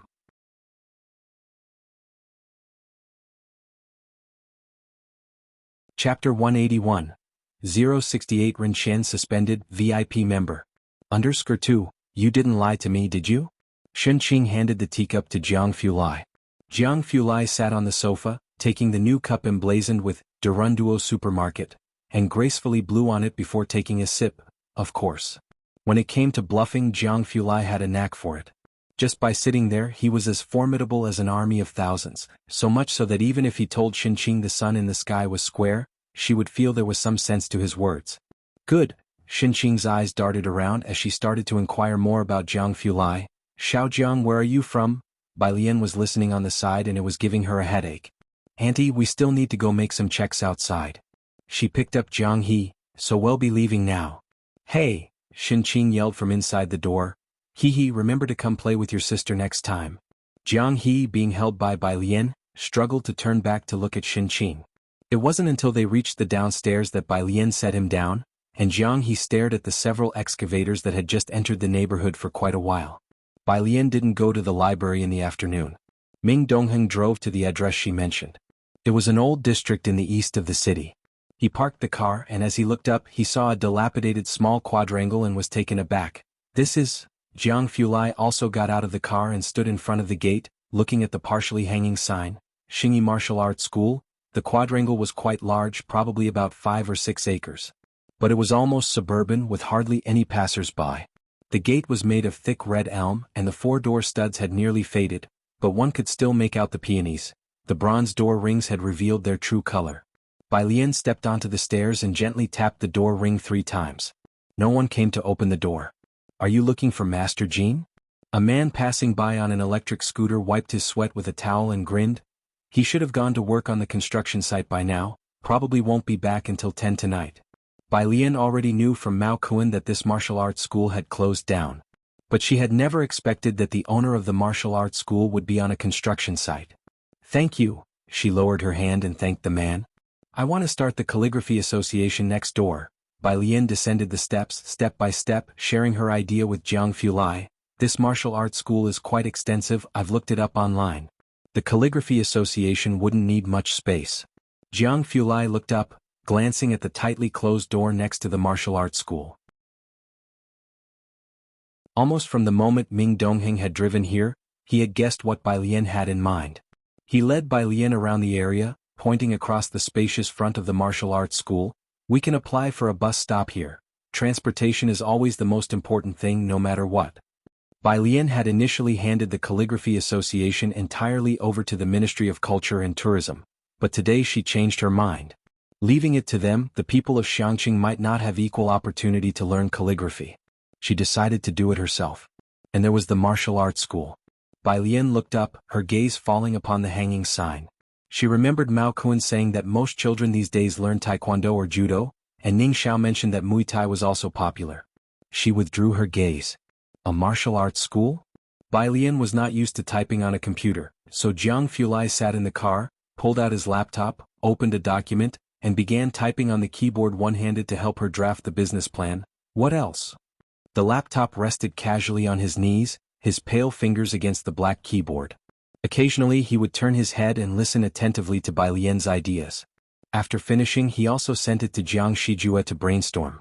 When Jiang Shijue, who was decisive in financial circles, thought Jianghu Lai had sent him some crucial document, he interrupted a meeting to return to his office to check, only to find a regional calligraphy association and martial arts hall plan. And in a situation where Qiu Shuezhing, the adversary, was at his wit's end, he soon received a business plan that could be described as perfect. At the Ren family home, Ji Xiaorong looked at the gift thrown outside by Ren Wanxian and couldn't help pressing his forehead. He was used to it by now. Whenever Ren Wanxian lost her temper, she liked to throw things around, regardless of whether they were gifts from him or from Ren Qian. She had tossed them all into the trash can. But Ren Qian's way of raising a daughter was to pamper her with wealth. He saw no problem with it. Ren Wanxian was raised by Ren Qian, and it was not Ji Xiaorong's place to intervene. Sometimes when he said too much, the Secretary General would accuse him of trying to take advantage of the Ren family. Not even Ren Jiawei could intervene. Ji Xiaorong picked up the gift with a heavy heart. On his way downstairs, he saw the Secretary General coming in from outside. They never got along and their antipathy had become even more evident in the recent years. But today the Secretary General did not have the time to mock him. He went upstairs with a pale face to find Ren Qian. As soon as he entered the study, a teacup came smashing his way. Chapter 182, 068 Ren Qian suspended, VIP member. _3 Xiangqing belongs to the Ren family, and you dare to say that? Ren Qian couldn't believe what he was hearing from the Secretary General, that Mr. Su is a fool, but you've been in this position for so many years and still can't see clearly? The Secretary General had never made such a big blunder before. Mainly because of those people from the Ji family, he had never taken them seriously. Old Master Ren, I had no idea they actually knew Mr. Chen. Whether they know Mr. Chen or not, I'm asking how you dared to utter those words? Ren Qian had never been so furious, and after some time he collapsed into his chair looking a decade older. I am now suspended for half a month. The Secretary General's head was buzzing. Go tell Wan Xian, Ren Qian had done nothing wrong all these years and wasn't afraid of being investigated. Tell her that she won't be able to join the Calligraphy Association. As for Minister Su, he had committed too many wrongs and there was no one left to save him. Ren Wanxian was unaware of the Ren family's troubles. She had already received notification from Qiu Shuezhing that Bai Lian was going to start a separate calligraphy association in a place where birds don't even bother to poop. Ren Wanxian was initially upset about not being able to join the calligraphy association, but upon hearing this news she suddenly lost interest in joining. Senior brother, do you still want to join the Xiangqing Calligraphy Association? Jianghu. Xiangqing belongs to Beijing, and the vice president had already announced the news about the founding of the Xiangqing Calligraphy Association in the Beijing Writers Association, encouraging everyone to join as members of Xiangqing. The Xiangqing Calligraphy Association is hosted by the first prize winner of this year's Lanting Award. This news shook many people in the Beijing Writers Association, and lots were tempted. I recall that you are also from Xiangqing, right? Jian Rong had ideas of his own. Looking at Qiu Buqing, Xiangqing was ordinary, but this by Jian was truly attractive to Calligraphy Association members. The team leader helped me sign up. Jian Rong was holding a registration form. I advise you not to go, I'm already trying to find a way out. Qiu Buqing pursed his lips, addressing Jian Rong and others around him, giving you all a heads up, you know what kind of place Xiangqing is.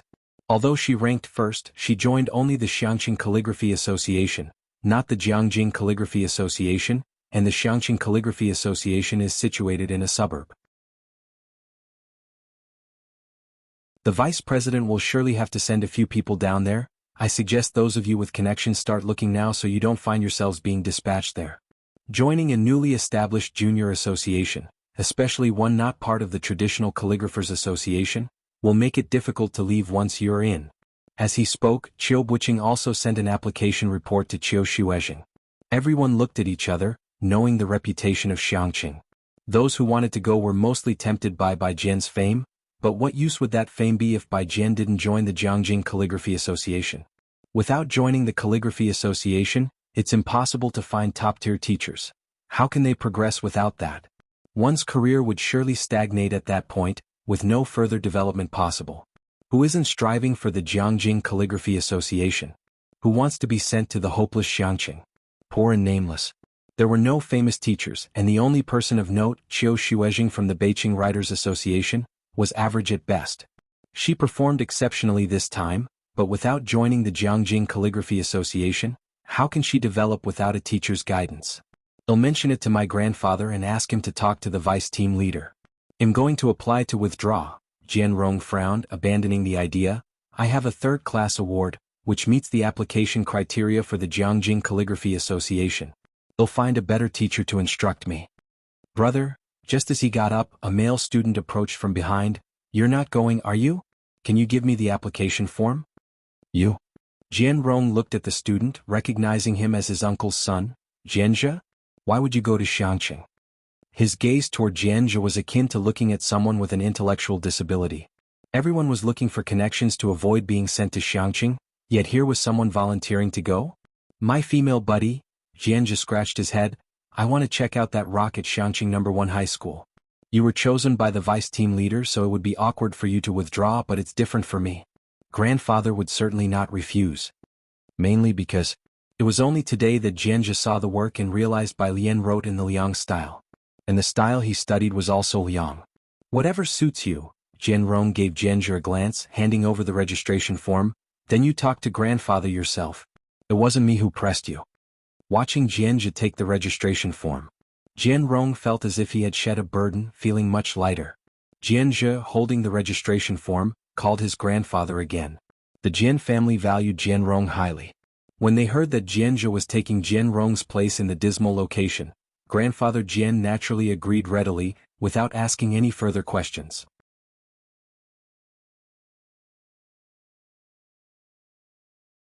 Chapter 183, 068 Renshan suspended, VIP member.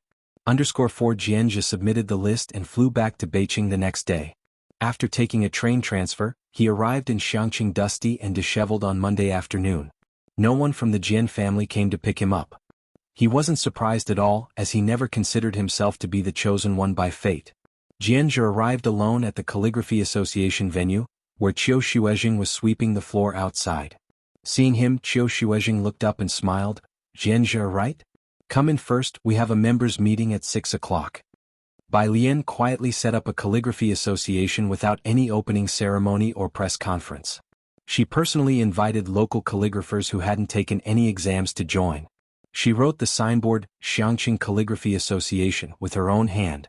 Beforehand, Jianzhe had heard from Qiu Buqing that the Xiangqing Calligraphy Association was desolate and run down, but upon arrival he found that while the items here were old, they were very quaint.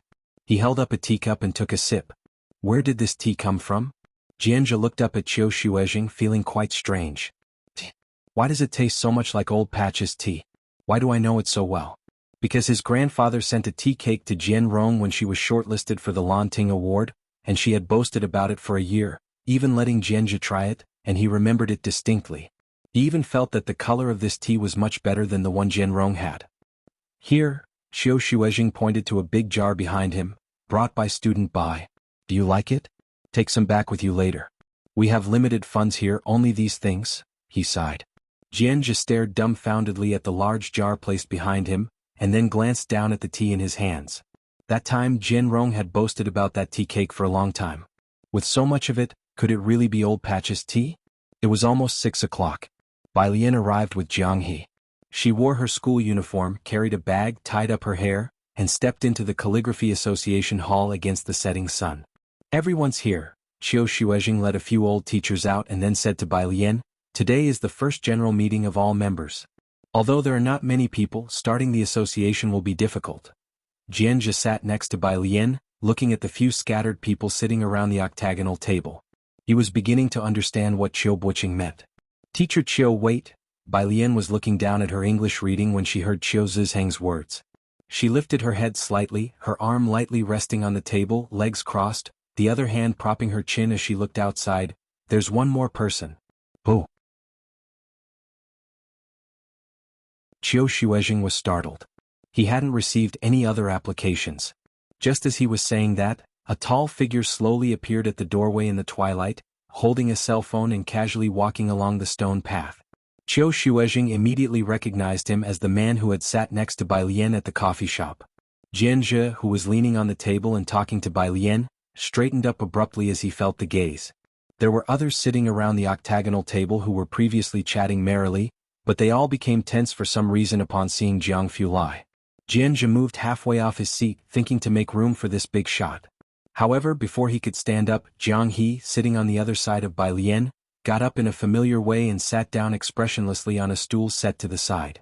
Jianghu casually pulled out the chair next to Bai Lian and sat down nonchalantly, greeting everyone at the octagonal table. "Just carry on, I'm just here to listen."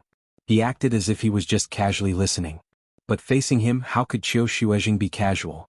"It's like this, we have a total of 8 initial members." Qiu Shuizheng read from the notebook one by one, and when he got to the end he hesitated as he looked towards Jianghu. "May I ask?" Jianghu, the Fulai from Turkic language. Jianghu lightly tapped the tabletop with his fingertips, leaning back lazily in his chair as he announced his full name. Qiu Shuizheng nodded, added the name and asked, "Is this your first time joining a calligraphy association or a second time?" "Second time joining." Qiu Shuizheng looked surprised again as he had thought Jianghu, like Bai Lian, was joining for the first time. After all, Jianghu had an aura of elite about him, more like someone in finance or politics, and didn't quite fit the artistic image. "Second time joining," He took a sip of tea to ease himself before continuing to write on the paper. Which calligraphy association were you previously in, and do you have a rank? Traditional Calligraphers Association ranked? Jianghu Lai started lazily, then thought for a moment. Special grade member, I guess. Qiu Shuijing, about to take note of Jianghu Lai's information, paused with his pen in shock and looked up.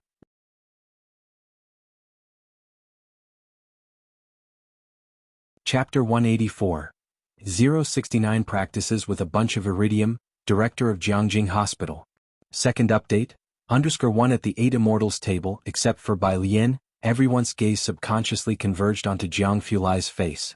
His face, like Bai Lian's, was too deceptive, not the kind that seemed to belong to someone who would be good at calligraphy. Who would have thought that he would casually mention the Traditional Calligraphers Association? Even a special grade member? There are only 5 total special grade members in the Traditional Calligraphers Association. Besides the president, each of the rest lives a reclusive life. Often only their works are seen, not the person, and even members of the Calligraphy Association hardly see these high-level members. They were now looking at one of them. Next to him, Jianghu felt like he had been struck by lightning. He couldn't help but lean in to look at Jianghu Lai, and when he encountered Jiang's light, indifferent eyes, Jianghu immediately averted his gaze. Is there a problem? After a long silence, Jianghu Lai raised an eyebrow. Ah no. Qiu Shuijing was shocked as well. Having weathered many storms, he slowly recovered from his amazement. No problem. His trembling pen tip inscribed the words special grade behind Jianghu Lai's name. You want to take the exam? Bai Lian turned her head, not understanding the rules here. She slightly tilted her head, quietly asking Jianghu Lai. She was dressed in the simplest school uniform, her profile clean and shallow, her eyebrows and eyes as delicate as a snow-topped floral arbor, the overhead lighting casting a hazy, gentle aura around her. Not only do members need to be ranked, but the associations do as well. Jianghu Lai held a purple clay teapot, leisurely pouring tea into her cup as well as his own. We only have 8 people now, just a junior association. Every year in June, rankings are conducted for major calligraphy associations. Associations are categorized top-down into Special Grade Association, Senior Association, Intermediate Association, and Junior Association. The entire country has just one Special Grade Association, which is the Traditional Calligraphers Association, and this is one of the reasons that everyone wants to join it. Senior associations are distributed across the 4 major cities. Bai Lian, never having participated in a grading, is currently just a junior member, despite having won the Orchid Pavilion Award. This is the membership fee. There's no password. Before leaving, Jianghu Lai handed a card to Qiu Shuijing. She wants to set up a good calligraphy school. This is the startup funding. Additionally, I've already had someone prepare a plan. Someone will contact you. Sitting at the 8 Immortals table, Qiu Shuijing looked at the International Bank Vermilion Bird Bank's black card placed in front of him. He questioned his life. Teacher Qiu, Jianghu said, looking at the departing figures of Jianghu Lai and Bai Lian, then back at the black card, we shouldn't have difficulty becoming a senior association in the future, right? Qiu Shuijing was also in a daze. Should be able to, I guess. He felt certain that Bai Lian would be able to make it to special grade member. With 2 special grade members to support them, they should be able to achieve senior association status, right? As for a special grade association, that would only appear in Jiangjing, something they hadn't really considered. Of course, Jianghu and Qiu Shuijing at the moment didn't know that these 2 were not only extraordinary themselves, but they were most remarkable when teaching. Especially Bai Lian, who could even replicate Liang Zuan's teaching methods perfectly in calligraphy. Qiu Shuijing took a deep breath and took out his phone to send a message to Vice President Qian. If they don't want to come, then don't force them. On the other side, when Vice President Qian said that he would not send anyone to Xiangqing, both Jian Rong and Qiu Buqing breathed a sigh of relief. Especially Qiu Buqing, who originally thought that Qiu Shuijing would pressure him. He didn't expect not to receive a single word from Qiu Shuijing. Meanwhile, Yongfu residential area. A man in a shirt with a cigarette clamped in his hand, tattoos peeking through his tank top up to his neck, followed by 4 large excavators. No one here is signing? Boss Liu, mainly because of a painter, his subordinate carefully lit his cigarette for him. The household at 7 Building 601 Ji Shaojun. He's educated and highly respected here. He seems to have noticed the loopholes in the contract and has prevented people here from signing. As he spoke, the subordinate also handed a stack of files to Boss Liu. Yongfu residential area is located in the development zone, a piece of cake everyone wants to get their hands on. Here live ordinary people, and the agreement for demolition provided by Boss Lu had loopholes. It was originally thought that deceiving these solitary elderly would be quite easy, but unexpectedly, not a single person had signed. Upon investigation, 7 Building 601 was the cause of it all. Everyone in the residential area followed the painter's advice. "Let's go," Boss Lu said, biting his cigarette and glancing at the files. Just an ordinary painter, a housewife full of pretense. It was nearly 8 o'clock. When they arrived, Ji Xiaojun was washing dishes, and Xin Qing, upon seeing Boss Lu with his tattoo of a ferocious python and bared arms, involuntarily stepped back. Old Ji.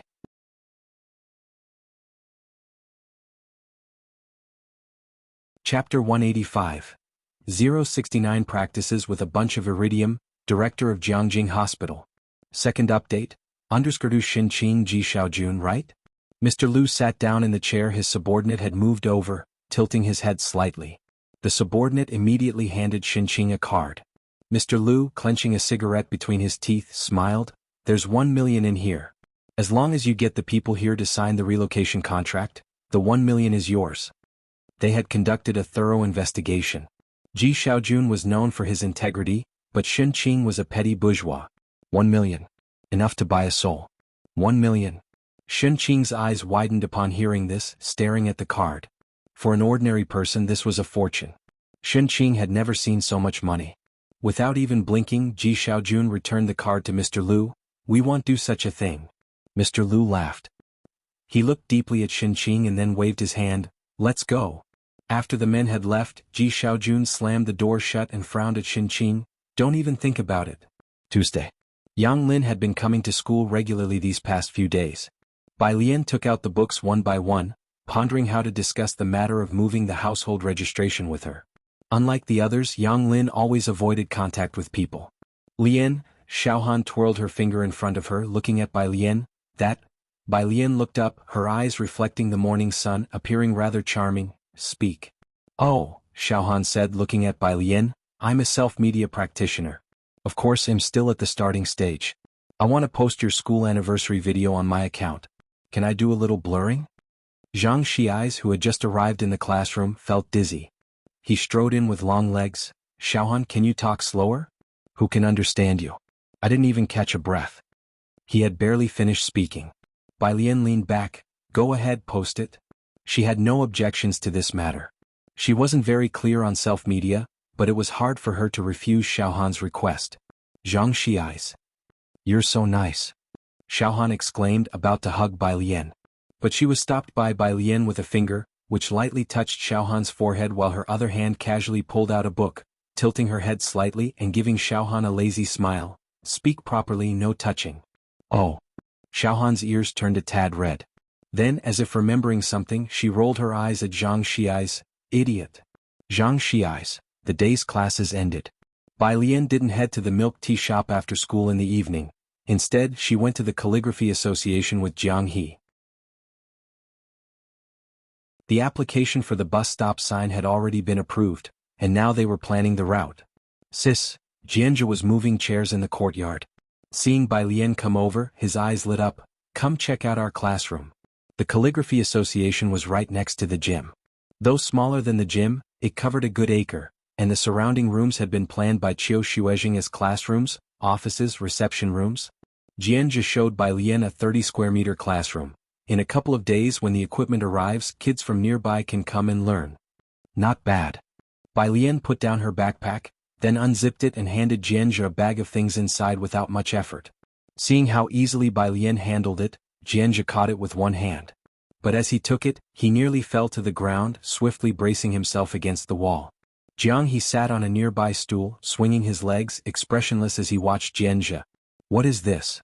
Jianzhe looked down in shock at the dozens of silver metal pieces inside, each the size of a quail egg. "Just these few pieces, dozens of pounds?" For practicing calligraphy, Bai Lian raised her hand, revealing a crimson ribbon on her wrist and a piece of iridium the size of an egg. "You should hang one on yourself daily." She had requested these from Mao Kuan a few days ago, and Mao Kuan was quick. Of course, Miss Bai was still unaware of the price tag attached to her quail egg-sized item. Jianzhe nodded absent-mindedly. On the outskirts of the city, an abandoned warehouse. Mr. Liu, holding 2 cards in his hand, slowly crouched next to Xinqing, narrowing his eyes. You like money, don't you? 2 million and you're still not willing? He couldn't understand why with 2 million offered, Xinqing would say she was unwilling. The profile of Xinqing described her as greedy for petty gains, vulgar, selfish and mercenary. He could obviously tell that she was extremely greedy for money. After glancing at the bank card, Xinqing looked up after a long while, smiling obsequiously. Mr. Liu, the elders in our community, I thought we were of the same kind, but you truly disappoint me, Mr. Liu said with a smile. He stood up, his foot crushing hard on Xinqing's right hand, and gently tossed the 2 bank cards aside.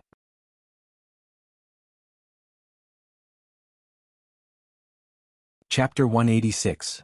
069 Practices with a bunch of iridium, Director of Jianghu Hospital. Second update, _3 Xinqing felt the pain at her fingertips, her features twisted together in an instant. President Liu took pleasure in Xinqing's painful expression before he stepped back and with a turn of his head said, You guys come here. 5 minutes later. I didn't expect you to be so tough, he said as he watched Xinqing collapse to the floor, lighting another cigarette, and now. Xinqing lifted her head again and spat at President Liu with blood in her saliva. You even cheat the elderly out of their money, and you call yourself a human being, ha? President Liu slowly wiped the spit off his face, his smile unwavering, but his gaze was like a venomous snake hidden in the abyss, much like the python trailing up to his neck. Teach her a good lesson. 9 o'clock in the evening. Ji Mulan, who had just finished taking a bath, received a phone call, almost dropping the towel in her hand. What? She hung up the phone.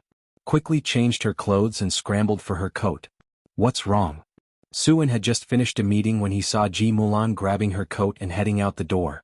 My brother, Ji Mulan said with furrowed brows, grabbing her car keys. He's in the hospital right now, my sister-in-law is in emergency, they need panda blood and I'm the only match. She didn't have a high opinion of Xinqing, the kind of petty bourgeois who fawned over others for personal gain. But the call was from Ji Xiaojun. Emergency? Su-en quickly followed her, taking her car keys and handing them to his assistant since he couldn't drive after drinking that evening. Don't panic, I'll go with you. Ji Mulan felt much calmer following behind Su-en. They arrived at Xiangqing Central Hospital. Standing at the entrance, Ji Xiaojun rushed towards Ji Mulan as soon as he saw her, pulling her forward without a word. Brother, slow down. Ji Mulan stumbled. What exactly happened? Ji Xiaojun didn't say a word. He simply handed Ji Mulan over to the nurse with a deep look. She is panda blood. Please get ready. The nurse rushed Ji Mulan to draw blood, not forgetting to hand the critical condition notice to Ji Xiaojun. The patient's condition is very bad. With shaking hands, Ji Xiaojun signed his name on the paper. In just half an hour, 3 critical condition notices had been issued. You have to hold on. Su-en patted Ji Xian's shoulder for comfort, then inquired, What happened to Aunt Alien? If you need any help, just say so. After signing the critical condition notice, Ji Xiaojun slumped down against the wall to the floor. Without saying a word.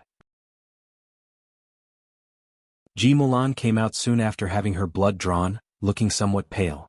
Where are Xinqing's family members? The nurse hurried in and out with the blood bag, her urgency clear. The blood isn't enough and the patient's condition is complicated. She has panda blood. We can't perform the craniotomy. It's best to transfer to an affiliated hospital of Beijing University or somewhere bigger. We've already helped to apply for a consultation with higher-level hospitals, awaiting their feedback. I suggest you also try to contact hospitals yourselves and quickly. Transferring hospitals isn't simple. It requires advanced applications and connections. Xiangqing Hospital had already responded to Beijing, but Xinqing's condition was indeed complicated, plus she had panda blood. There was no word from the hospital in Beijing. Su-en patted Ji Xian's shoulder to comfort him and then signaled his assistant to make calls to help contact hospitals for Xinqing. Su-en was from Jianghu. Usually he only knew the chief physicians in Jianghu. The assistant sent the medical information Ji Xiaojun provided to a doctor, who after reading it said directly, Tell President Su it's too far. The patient can't endure the journey and this operation. I'm afraid only the director could do it. I wouldn't dare to operate.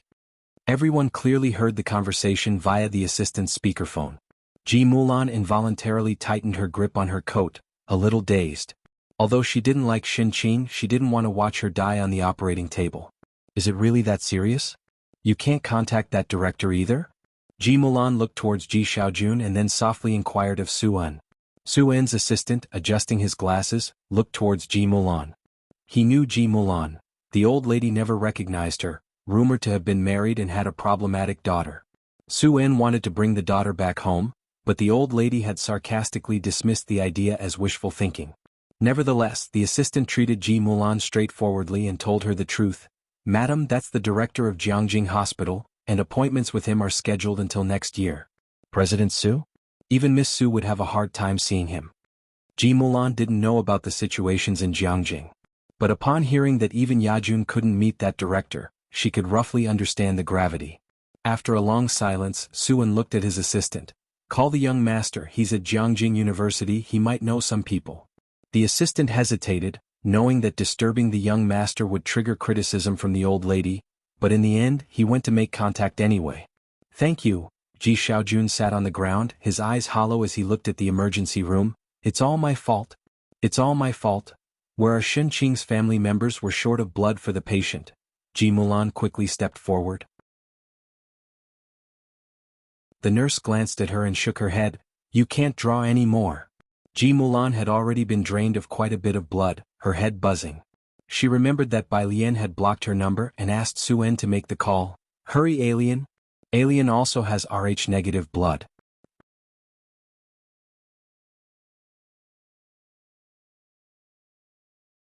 Chapter 187.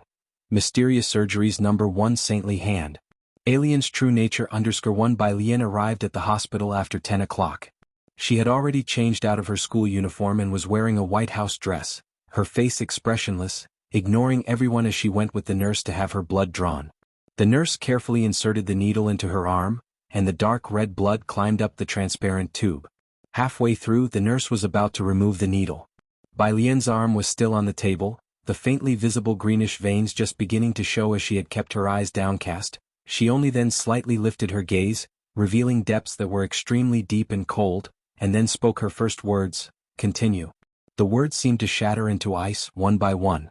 The nurse knew that drawing more blood would harm the donor's body, but the look in Bai Lian's eyes startled her, and she shakily drew 2 more tubes. Finally, mustering her courage, she spoke up, "You really can't draw any more." Thank you." Bai Lian lowered her sleeve and stood up. The call was urgent. Bai Lian hadn't told Ji Heng she had come alone. Outside, Ji Xiaojun was intermittently talking to Su En about something, and when they saw Bai Lian come out, both involuntarily stopped their conversation. "How is Auntie?" Bai Lian stood in front of Ji Xiaojun, looking at the emergency room where resuscitation was underway. Ji Xiaojun was burying his head in his knees, silent, while Su En stepped in to explain, "Your auntie accidentally fell down the stairs." "Stairs?" Bai Lian nodded. Su En made an affirming sound. Bai Lian didn't ask any more questions, nor did she know whether to believe him. "Shen Qing's family, where is Shen Qing's family?" A nurse came out from the emergency room holding a form. "Have you contacted the hospital? The patient needs to undergo craniotomy surgery as soon as possible, or there is a risk of evolving into a vegetative state." Ji Xiaojun abruptly got to his feet. Su En quickly turned back, urging his assistant, "Have you contacted the young master?" The assistant returned with the phone in hand, just as helpless in response to Su En's prodding. "The young master is also trying to find a way, but the director is not someone who can be approached by just anyone. So what do we do now?" Ji Mulan was somewhat panicked. Bai Lian, understanding the meaning of vegetative state, lifted her eyes, more composed than anyone present. "Give me the diagnosis." The nurse was taken aback. She instinctively handed the diagnostic report to Bai Lian. Bai Lian took it, glanced over it quickly. Many of the technical terms she had never heard of: titanium mesh implantation in the skull, cerebrospinal fluid leakage. Without examining it closely, she simply took out her phone and snapped a few photos. She opened WeChat and sent them to Lance. "Bai Lian, help me look at this." After sending, she handed the diagnostic report back to the nurse. Next to her, Su En's assistant looked at Bai Lian's actions with surprise. Was she going to post it online for crowdfunding or ask for medical advice on Chengdu? The people from the Ji family seemed pretty unreliable. Ji Xiaojun wiped his face and, after signing the necessary documents, looked at Bai Lian with a calmness that bordered on a whisper. "Alien, you still have school tomorrow, you should go back and rest. Don't worry about your auntie, she'll be all right." He almost muttered the words. Su En and the assistant moved aside to discuss affairs related to Jianghu Hospital. It was only then that Ji Mulan asked Ji Xiaojun, "It wasn't a fall down the stairs, was it? Why don't you tell the truth to Su En?" Yongfu residential area, it must have been that President Liu. I've already called the police, but there's been no response. Ji Xiaojun tugged at his lips, looking at Ji Mulan with an expression that was both calm and crazed. So, do you think Su En would confront them? Or did you really think that with your relationship with him, he would be willing to antagonize someone with such a deep background for our sake? And then drag Dad and Alien into it too. Ji Xiaojun had long known that President Liu was not a good person. But what he hadn't expected was that Xinqing would get caught up in it. One Xinqing was enough for him. He didn't want to drag the whole Ji family into this. Calling Ji Mulan and Bai Lian was solely because of their blood type. What? Ji Mulan's mind was in a whirl, immediately recalling the person Su En had mentioned. She stood still for a while. Her heart was a mess. It couldn't be that President Liu, could it?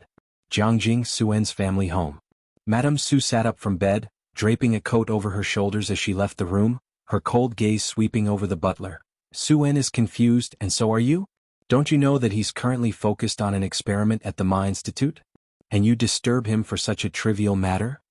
The butler lowered his head, a wry smile on his lips. It was the sir's request. Su En. Madame Su scoffed. He's gone mad over a woman running off to a place like Xiangqing. Has he achieved anything remarkable? And now he's even interfering with his son's critical future?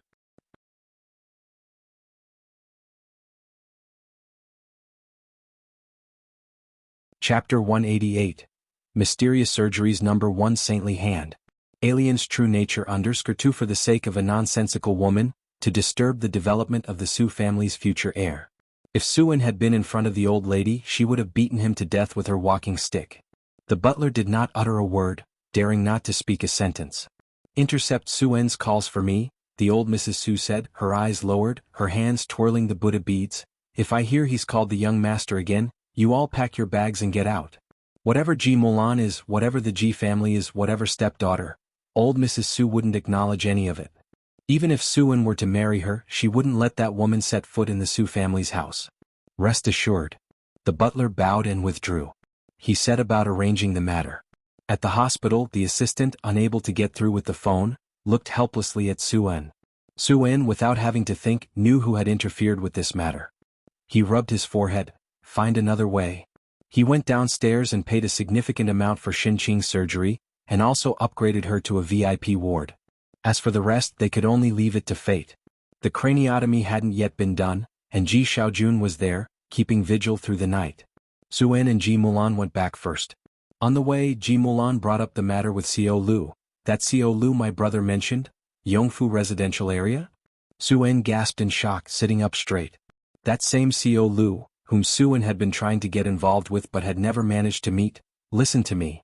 Su En's mind worked quickly as he looked gravely at Ji Mulan, repeatedly urging her, you must persuade your brother not to report to the police anymore, act as if this never happened. Get them to sign the agreement as soon as possible, otherwise the whole residential area will be in trouble. I will do my best to help you find a doctor. If that CEO Lu were just an ordinary businessman it would be okay, but you also know he's supported by that bar on Bakhtur Street, a player on the international boundaries, ruthless. Not only Xiangqing, I can't afford to offend him either. Ji Mulan had never heard Su En speak with such gravity. From Xiangqing to Beijing, then to Jianghu. Ji Mulan always thought she had seen far enough, only to realize that she had barely seen 1% of the world. I'll talk to him tomorrow, she said, slowly lowering her head. Purish Street. When Bai Lian returned, it was already 12 o'clock. Lance, the little old man, was on a different time zone from her. It was still morning there, and his replies came quickly. Lance, look at this, such a beautiful CT image of a cranial trauma. Lance, I can almost see a standard paper being produced by my student. Lance, Bai, where did you find such a textbook-like cranial trauma image? Lance, oh my god. And it's the rare Rh-negative blood. This surgery needs to be absolutely flawless, the success rate is virtually 0%. Such a shame. The cranial repair was a minor issue, but because of Xinqing's rare blood type, it increased the risk from 50% to 99.9%. Because the repair process could not afford even the slightest mistake. Bai Lian gently closed the door, looking at Ji Heng in the center room, who had not been awakened. and let out a slight breath of relief. Unable to sleep, she sat at the desk, pulling out physics problems to calm herself. When she saw Lance's reply, she had just finished a major problem. She glanced at it and replied to Lance with 3 words, "My aunt." There was a pause from Lance's end, no messages, probably looking up what aunt meant. After 10 seconds. Lance withdrew a message. Lance withdrew a message. Lance withdrew a message. Lance withdrew a message. Lance. Look at this heartbreaking news. Lance. Note that although the skull is severely damaged, it's not to the point that surgery cannot be attempted. Lance. Of course, a 0% success rate, that's for other doctors. Bai Lian got his point directly. What about you? Lance. Mind your words, you're talking to Lance, the top surgical hand in the field. Lance was very arrogant. 100%, Bai Lian did not doubt Lance's medical skills. Medicine knows no borders. After exchanging information for so long, they both were well aware of each other's medical expertise. Lance had realized the breadth and depth of Chinese medicine, and Bai Lian had reconciled with Western medicine, understanding that it had almost replaced Chinese medicine domestically in just a few hundred years for good reason. She realized the essence of the issue was not to resist Western medicine, but to promote Chinese medicine. Learning that Lance could perform the surgery, she breathed a sigh of relief. Bai Lian, can you come? Lance did not hesitate on his end.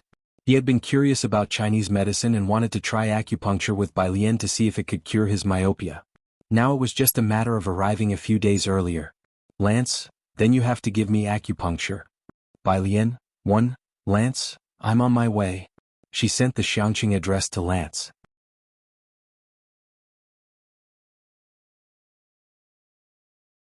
Chapter 189. Mysterious Surgeries Number 1 Saintly Hand. Alien's True Nature _3 Finally they all let out a sigh of relief. Lance was abroad, and even if he took a flight right now, he wouldn't arrive until tomorrow at the earliest. Bai Lian hardly slept that night. The next day, it was rare for her not to ask Jianghu any questions, and she left the house with her backpack at 6 in the morning. At 6:30 on the first floor of Xiangqing Hospital, a group of people was talking to the nurse at the front desk, led by an old lady leaning on a walking stick. She stared at the shiny nurse's station, hesitant to speak, and it took her a long while to step forward carefully and ask, "Nurse, we are all here to donate blood for Xinqing. Where can we give blood?" Behind her were construction workers with safety helmets, a middle-aged couple who had started selling breakfast early and hadn't even taken off their aprons, and underage kids who had come with their parents. "Yes, nurse, where do we go?" The worker took off his helmet, revealing his dark face full of urgency. "I heard she was seriously hurt." "Hurry, nurse," someone directly rolled up their sleeve. "Take mine, I have a lot of blood." About 100 people all surged forward. It was quite a sight. Yongfu residential area was an old community where people had lived for decades, especially the older generations who knew each other very well. "Grandma, your blood can't be taken." The nurse at the station had never encountered such a situation and was somewhat flustered. She stood up and then shouted, "Everyone wait, don't make noise, line up and I will inquire about the situation." The line immediately formed. An orderly queue from the nurse station stretched very long, all the way to the hospital entrance. Bai Lian had intended to go directly to the elevator. Hearing the name Xinqing, she paused in her steps, turned her head, and looked back at the long line of people at the door through the crowd. After a long moment, she stepped forward and approached the old lady in front. "Grandma, I am Xinqing's niece. Are you all here to donate blood for her?" The old lady was a resident from Building 7, ground floor. Squinting at Bai Lian, she recognized her immediately. Excitedly grasping Bai Lian's hand, she said, "I know you, young lady. How is your aunt now?" "Don't worry, we've been looking for people in the community and they will all come to donate blood soon. It's okay." Bai Lian steadied her, then said softly to the people behind her, "My aunt needs panda blood. If any of you have panda blood, on behalf of my uncle and aunt, thank you in advance. If not, you can go back. Don't worry, my aunt will be fine here."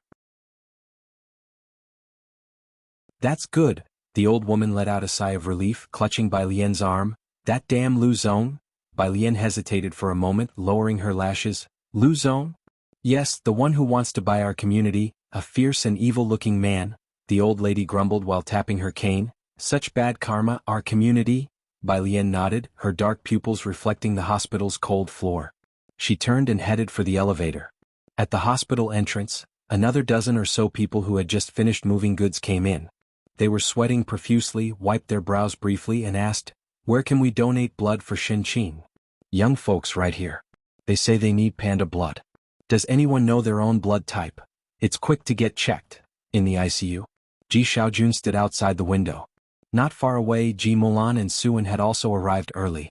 A doctor, having received Su En's earnest request, held the medical records and was explaining to Su En and Ji Xiaojun, with our current technology, we can only observe in the ICU. You are aware of Ms. Shin's condition. Her blood type is rare, and there are very few who dare to take the risk of operating in the country. It's just a matter of days now. You must be prepared for her brain death. As for what preparations, the doctor's meaning was very clear. Ji Mulan looked towards Su En. Su En gave a wry smile. I can't get in touch with that dean. Ji Xian's gaze calmly shifted towards the ICU, the depths of his eyes brewing a storm. Uncle, Bai Lian stood beside Ji Xiaojun, dressed in her school uniform, her hair tied up messily at the back of her head. Her eyebrows and eyes drooped, speaking almost as calmly as a light breeze. That Lu Zong is still in Xiangqing, right? My aunt ended up like this because of him? That sentence made everyone present shiver. Ji Xiaojun quickly turned his head, looking at Bai Lian with great nervousness. Who told you this? What Lu Zong? Alien, you're just a student, don't get involved in this matter, just focus on your studies. Your aunt is fine now. Bai Lian silently watched Ji Xiaojun for a while, did not answer and said almost nonchalantly, I'm going to class. She turned and went downstairs. 7 o'clock.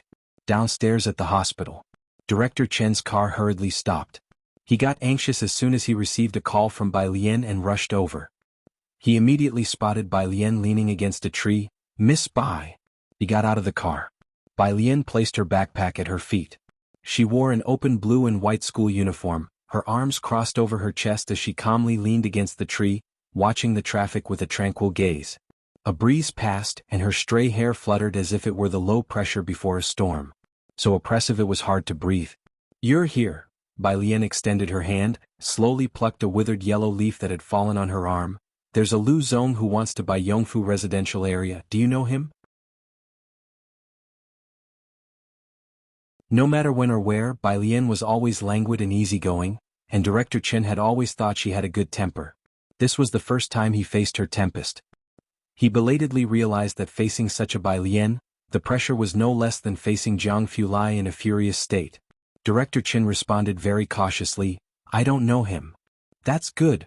Bai Lian tilted her head slightly, looking at Director Chen with a smile on her lips but frost in her eyes. The pressure she emitted was menacing. I want all his information.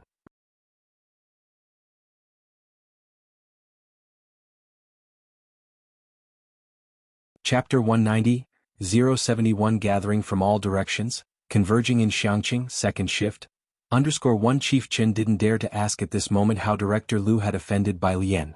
Miss Bai, rest assured, Chief Chen's mind spun rapidly, it's just a background check. I will make sure to investigate thoroughly, even his ancestors won't be able to escape.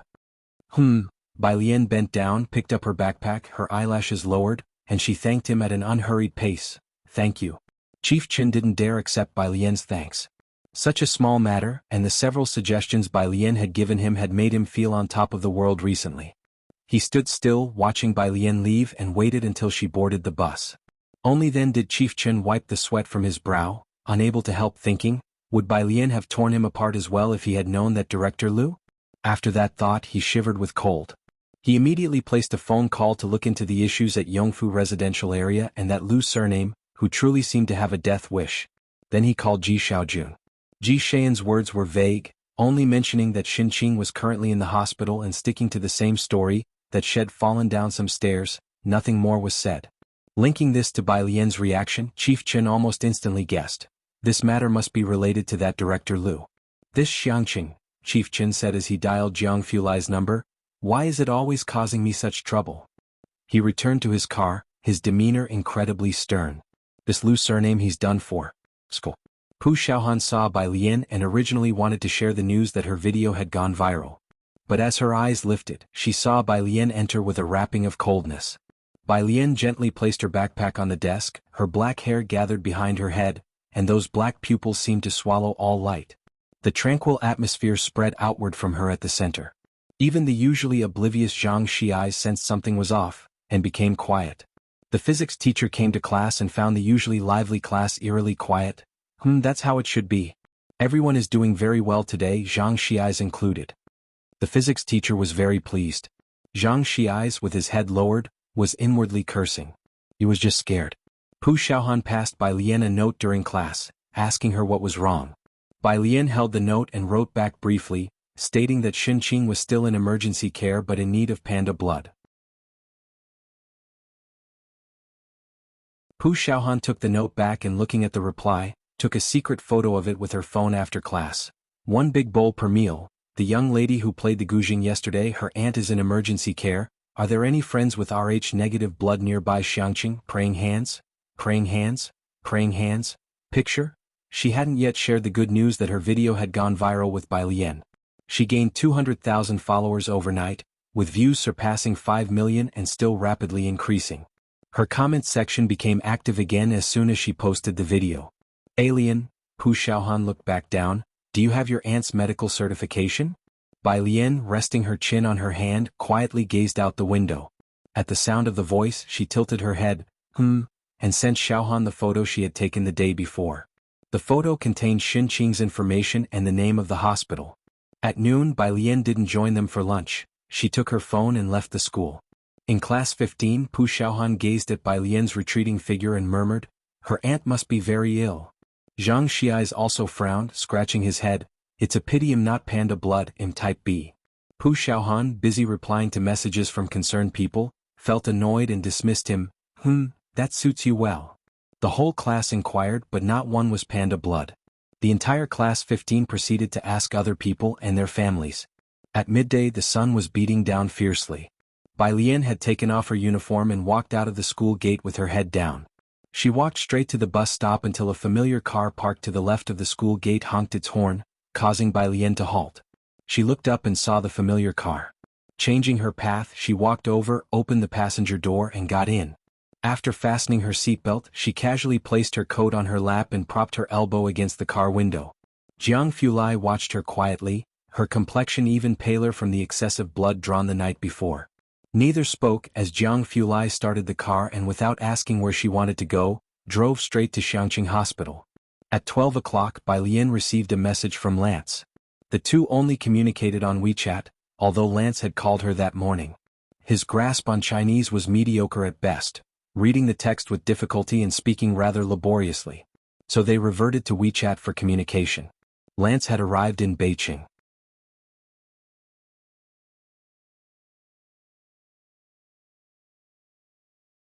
Chapter 191. 071 Gathering from all directions converging in Xiangqing, second shift. _2 Lance. My assistant says there's no plane in Xiangqing, we don't know when we'll be able to get here. He then sent a location. They are now looking for a car to drive there. The plane. Bai Lian slightly lifted her face, her fingertips propping up her chin, suddenly turning her head to look at Jianghu Lai. She remembered that someone owned a private plane. It was parked at Danping City. Red light.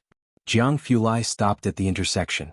The temperature difference in Xiangqing was quite big, and with the sun at its peak, Jianghu Lai took the chance to look at her, his icy profile glinting with a cold light in the sunlight. "Just say it," he said. He didn't even wait for Bai Lian to ask. "The surgeon is currently in Beijing and my aunt can't wait." Bai Lian leaned slightly against the door, her eyes squinting slightly.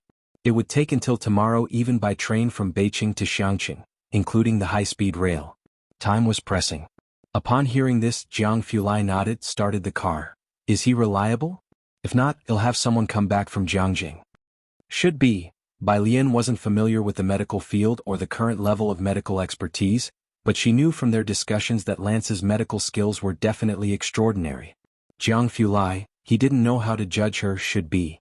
He had just come back from the laboratory and didn't know the specific condition of Xinqing. He planned to go to the hospital later to get a clear picture and make preparations just in case Bai Lian's should-be doctor wasn't reliable. The hospital. The intensive care unit. Ji Xiaojun was still outside. The consultation with the experts from Xiangqing Hospital was almost useless, and they could only try to report to a higher-level hospital. Suin had already gone back to his business, asking Ji Mulan to stay here with Ji Xiaojun. When Jianghu Lai and Bai Lian arrived, the chief physician was communicating with Ji Xiaojun and Ji Mulan. The three of them stood at the door of Xinqing's ICU room. Ji Xiaojun hadn't slept in a day and a night, looking utterly world-weary. Today both Jiang Fulai and Bai Lian brought a double dose of low pressure. Although the hospital itself had a low magnetic field and exuded a chilly aura, the chief physician couldn't help but rub his arms. I also told Mr. Su that she definitely needs to be transferred. It's not just that no one dares to operate here, but we also have problems with our equipment. What equipment is needed? Jiang Fulai also took off his coat, holding the black coat in his hand, 2 steps behind Bai Lian at an unhurried pace. He looked through the glass at Shen Qing in the ICU before turning to the chief physician. Just say it. The chief physician was originally talking to Ji Xiaojun. When Jiang Fulai arrived, he felt a tingling sensation on his scalp and began to explain to Jiang. Our hospital is not equipped with ECT and DSA technology up to the required standard. Jiang Fulai took out his phone, quietly listening. Someone will bring it over this afternoon. Jiang Fulai looked at the chief physician, politely asking, anything else? Don't hold back. His voice was very light. Even if you need equipment from MTR Laboratory, it will be here by tomorrow. MTR Laboratory? While ordinary people might not know, the chief physician, being a doctor, was very aware that it was the only laboratory of the World Medical Association, gathering top-notch doctors from around the world. It could be said that almost all special new drugs started from MTR. The chief physician had graduated years ago and had never had the opportunity to visit the MTR headquarters, but his teacher was fortunate enough to have gone. Hearing Jiang Fulai's words, the chief physician's heart skipped a beat, and he couldn't help but stealthily glance at Jiang Fulai. Could he really procure things from MTR just like that? Who was this man? Ji Mulan didn't know about MTR Laboratory and didn't recognize Jiang Fulai. She just watched him with squinted eyes as he came over with Bai Lian, wanting to say something but not daring to. Jiang Fulai indifferently swept a look at Ji Mulan, then lowered his head to send a message. After composing the message and showing it to the chief physician, he asked, "Did I leave anything out?" The chief physician looked down and was almost terrified to find that Jiang Fulai had noted down all the equipment he had mentioned verbatim. "No, that's it." Jiang Fulai's fingertips sent the message. He looked up and saw Bai Lian standing at the end of the corridor, concentrating on the messages on her phone. He walked over. Bai Lian was reviewing the information on President Liu that Qin Bureau had investigated for her. President Luan Yulin, was planning to dig a hole to acquire Yongfu residential area. Bai Lian, who could usually scan 10 lines at a glance, was reading very slowly today.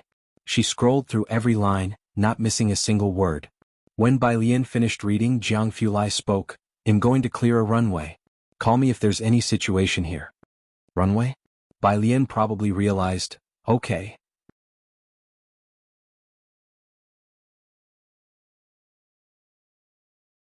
Chapter 192, 071 Gathering from all directions, converging in Xiangqing, second shift, _3 She watched as Jiang Fulai left. Then she took out her mobile phone to give Mao Kun a call. The fighting arena. Mao Kun took off his mask, wiped away some sweat, and lazily grabbed his ringing phone. Upon seeing the caller ID he was startled. "Sis? Do you know Luan Yulin?" Bai Lian gazed out the window, the eyes beneath her lowered lashes swirling with devilish audacity. The tone of her voice seemingly had already torn Luan Yulin to shreds. Realizing the chill in Bai Lian's voice, Mao Kun's hand shook involuntarily. He sat on the ground and thought carefully, "I don't know him." Bai Lian nodded, her voice particularly calm. "He'll give you some information, wait for me at Purist Street later." After hanging up, Mao Kun immediately sent people to look for Luan Yulin. Lance was to arrive that afternoon, and Bai Lian had asked Lu Lingxi for leave that afternoon. The students of Class 15 were searching for someone with panda blood. Knowing about Bai Lian's aunt's situation, Lu Lingxi approved her leave and told her not to worry. 2:30. Su En's assistant rushed over in a hurry. Su En was very concerned about the Ji family's affairs, and the assistant, coming out of the elevator, said to Ji Xiaojun, "Quick, Mr. Su has contacted Jiangjing Hospital for you. There's a chief physician who says he has a 60% chance. Head out for Jiangjing now." "Thank you." Ji Xiaojun, who was sitting outside the intensive care unit, suddenly looked up. He'll go find the chief physician." He stood up, feeling a bit dizzy, almost falling over. Caught by Ji Mulan. "Be careful." The assistant had already contacted the hospital and was there to notify Ji Xiaojun. "Mr. Su has already communicated with the hospital, and they will arrange everything to head to Jiangjing as soon as possible." Ji Mulan finally breathed a sigh of relief, looking at the assistant. "Thank you for your trouble." The attending physician had obviously also received the message from the hospital. He hurried over from his office. Are you really going to Jianghu? He looked at Bai Lian, unaware of others, just now the man who brought up MTR laboratory with Bai Lian. Of course Mr. Su has arranged everything. Although the success rate is not as high as that of the director, he is willing to give it a try, said Su En's assistant, a surgery hard won by Su En. No need. On the side of the corridor, leaning against the wall, Bai Lian raised her head and slowly draped her school uniform jacket over her shoulders. What do you mean no need? You go to school. Don't meddle in this matter. Ji Mulan's brows subconsciously furrowed. She was accustomed to being assertive and paid no heed to Bai Lian's resistance, and directly said to the chief physician, please arrange it. Su En's assistant turned his head back and saw Bai Lian leaning lazily against the wall, realizing this was the stepdaughter who had diagnosed her condition on the spot yesterday. He looked at Bai Lian in surprise, somewhat doubting what he had heard. Not necessary? Bai Lian didn't zip up her jacket, ignoring Ji Mulan. She met the gaze of Su En's assistant, showing a demeanor that was nonchalant. Thank you, but we found another doctor. Ah? Who have you found? Su En's assistant was slightly stunned. Bai Lian looked towards the elevator. He has already arrived in Xiangqing. Xiangqing was recently building a new expressway. It was a 6-lane main road. One section had just been constructed up to the city center, from Wallow Road to the roundabout. Both ends were blocked by iron fences, and the accumulated cement on the road was being cleared away one by one. At both ends of the road, there were 2 teams of men in black, preventing anyone from trespassing. Drivers passing this road couldn't help but look over. 2:35. A rumble echoed in the sky, and nearly every resident in the center of Xiangqing saw a white plane slowly circling at a low altitude against the backdrop of clouds. For so many years, Xiangqing had not even built a high-speed rail, and suddenly seeing a plane hovering in the city center, crowds of people looked up in astonishment. The plane finally aimed for the road under construction, almost skimming over the houses on both sides, and slowly landed on this main thoroughfare. Rumble, the roar as the plane's wheels rolled over the highway stirred up a flurry of dust, and gradually, its speed decreased. Finally it stopped in the middle of the road. The white fuselage bore no airline logos, the plane's door was opened by people, and the boarding stairs descended from mid-air, with an old man in a polo shirt and sunglasses being the first to step off. 2:40, Lance had arrived.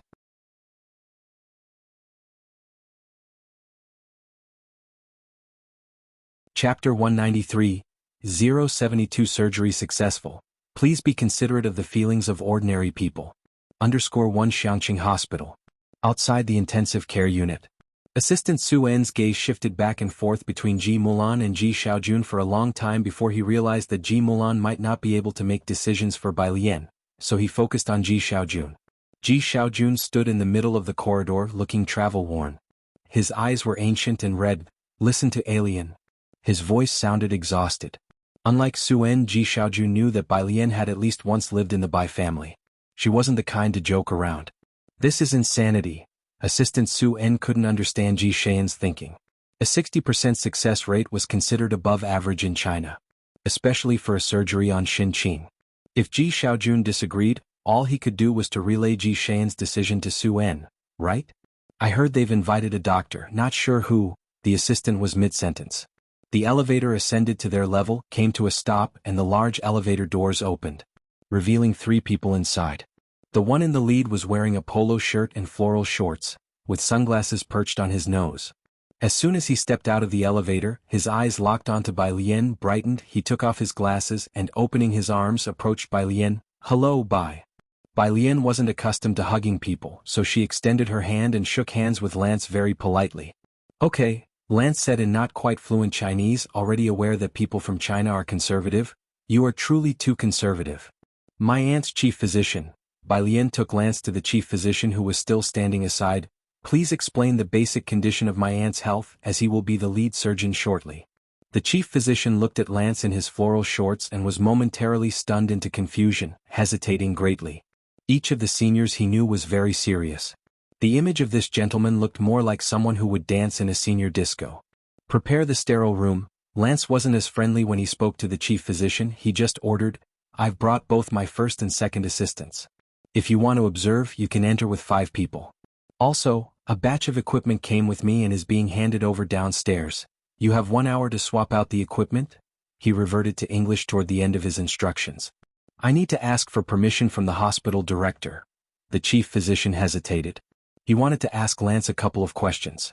When he looked up, he saw the WMA logo on the polo shirt Lance was wearing. His spirit jolted, and he promptly took out his phone, decisively issuing orders. Prepare the sterile room and also call in 5 available staff from the rest areas. As the chief physician spoke, he glanced at the old man beside him wearing sunglasses. He couldn't help but think that this old man looked somewhat familiar. The entire corridor was quiet. The efficiency was high. In less than 5 minutes, nurses came up to remove the machines from Xinqing and wheeled her into the elevator. Soon, several doctors with chief titles appeared at the entrance to the operating room. The situation was urgent. Lance donned sterile attire and entered the operating room. The red light came on. The hospital and Lance moved so fast that Ji Xiaojun hadn't recovered his senses before the surgery began. He looked towards Bai Lian. Alien, was that the doctor you mentioned? A Western doctor. Bai Lian leaned against the wall, her deep dark eyes slowly said, his success rate is higher than 60%. There won't be any problems. Uncle, you should rest for a while. You will need to take care of her when Aunt comes out. Ji Xiaojun didn't want to rest, but hearing that he needed to take care of Xinqing when she came out, he lay down on the bench outside the operating room. He couldn't sleep but kept his eyes shut. Ji Mulan and assistant Su En followed as well, exchanging surprised looks with each other. How come there were suddenly so many doctors around? Especially in the assistant's view, the Ji family had reserved the high-ranking wards in advance with the help of Su En. They shouldn't have this kind of network. They didn't know Lance, but they also knew that the surgery was likely to involve the old man wearing sunglasses and a polo shirt with floral shorts. Ji Mulan wanted to ask Bai Lian a few questions, but she dared not speak to Bai Lian. Since Xinqing's surgery was going to last over 5 to 6 hours, Ji Mulan and the assistant naturally didn't feel like waiting around. 10 minutes after the surgery began, the two entered the elevator and went downstairs. Once the elevator doors closed, Assistant Su En turned to Ji Mulan. Pausing, he asked politely, Madam, did you recognize any of those people just now? I don't know them. Ji Mulan was familiar with Beijing but unclear about Xiangqing. What about you?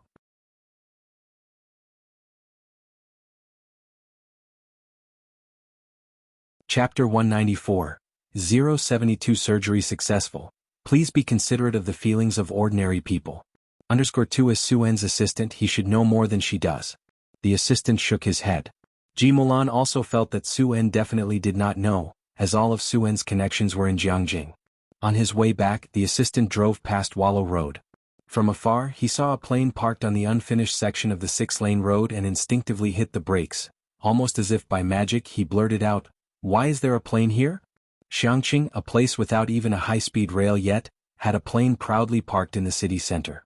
I have no idea. Could they be planning to build an airport in advance? Ji Mulan looked over, equally surprised. The assistant immediately called Su En. Ji Mulan was startled, thinking that such a matter also needed to be reported to Su En. Before she had finished thinking, she heard the assistant on the phone, explaining to Su En with a grave expression. It seems to be an Airbus ACJ350. What? On the other end of the line, Su En was also shocked. Are you sure? They recognized the plane solely because of a rumor in Jianghu, with virtually no information about the owner of the Airbus ACJ350 to be found online, but almost everyone in their circle knew which family it belonged to. It's right here on Wallow Road. The assistant faintly saw the black-clothed men guarding both ends. Did you see anything about it online? With one hand holding the phone and the other on the computer's search page, Su En replied, Absolutely nothing. Leaning against the driver's seat, the assistant muttered, That makes sense, who would dare post it online? He'll ask around to see if anyone else knows anything. Su En let out a breath. After hanging up the call, Ji Mulan turned to the assistant. Is this plane important? A private jet. Mr. Su heard a bit about it at a banquet. The assistant discreetly snapped photos of the plane's condition before reluctantly driving away. Madam, this is not just about a plane. It's about being able to use an unfinished road as a runway in Xiangqing, applying in advance for Xiangqing's flight path. For others, it's as hard as reaching the heavens. With Ji Mulan's imagination, she couldn't fathom such a huge jet being privately owned. Of course, neither Su En nor his assistant knew about the flight path of this plane. It hadn't been applied for in advance but was instead a last-minute report, with all aviation procedures completed in less than half an hour. 6 o'clock. The operating room. The door opened and Lance, dressed in blue surgical scrubs, raised his hands as he came out, with the chief nurse respectfully changing his gloves beside him. He earnestly looked at Bai Lian. "Bai, the surgery has a 100% success rate and is nearing completion, but there's a tough issue. She has Rh-negative blood and we still need a large supply of blood." Ding! The elevator doors opened once more. Standing at the forefront was a tall figure with one hand casually in his pocket, his eyes downcast, his face unclear. As he faintly raised his head, his presence was as cool as moonlight. "Don't worry about the blood supply, there are plenty of people downstairs." Lance looked at Jianghu Lai, initially hesitant to speak. Upon understanding Jianghu Lai's intention, he couldn't hold back. "What? At least 50 people with Rh-negative blood?" Jianghu Lai stopped, raising an eyebrow. "Is that enough?" "Enough, of course it's enough. But how could there be so many people with Rh-negative blood, often dubbed panda blood?" Lance didn't believe it. In his country, arranging emergency surgery involved calling one by one from a special blood bank, and it would be incredibly lucky just to get one person with panda blood willing to donate. How could such a small place have so many? Lance ran down to the first floor in disbelief. On the left side of the first floor, a temporary blood donation station was set up, and the queue of people stretched from inside the door onto the street. The small Xiangqing, with a hospital that lacks the facilities found in larger cities, had gathered dozens of panda blood donors in less than an afternoon. And there were more donors continuously arriving from surrounding cities. How is this possible? Lance turned back to Jianghu Lai incredulously, never having experienced such an impressive spectacle. He blurted out in English, "How did you find so many people in such a short time?" While speaking, another woman from the neighboring city hurriedly arrived, dusty from travel. "I saw it in a short video. Is there a lady Xinqing in need of panda blood? I had a major bleeding incident before and it was a bunch of kind-hearted people who saved me. I hope this lady Xinqing will definitely be safe." Among them, there were contacts from the Yongfu residential area, relatives of classmates from Xiangqing No. 1 middle school. And even more so, strangers who came after watching Pu Xiaohan's video. After hearing the explanation from the hospital, Lance stood there silently for a long time. "Your country is really..."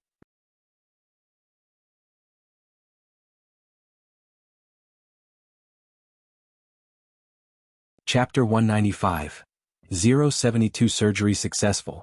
Please be considerate of the feelings of ordinary people. _3 Of course, Lance wouldn't understand. That was the solidarity and tenderness ingrained in the bones of the Chinese people. In the distance, every person who had just donated blood was gifted a care package. A man who had just finished donating blood was live streaming as he opened the care package. "Family, I finished donating blood and I'll live stream my drive home in a bit. The hospital says there are already a lot of people so no one else should come, okay? They even gave me a bag of milk." He was halfway through opening it when he suddenly exclaimed, "Huh? Ginseng? Tea cake?" The barrage of comments also began scrolling rapidly, with sharp-eyed viewers identifying the brands. Old Spot Tea?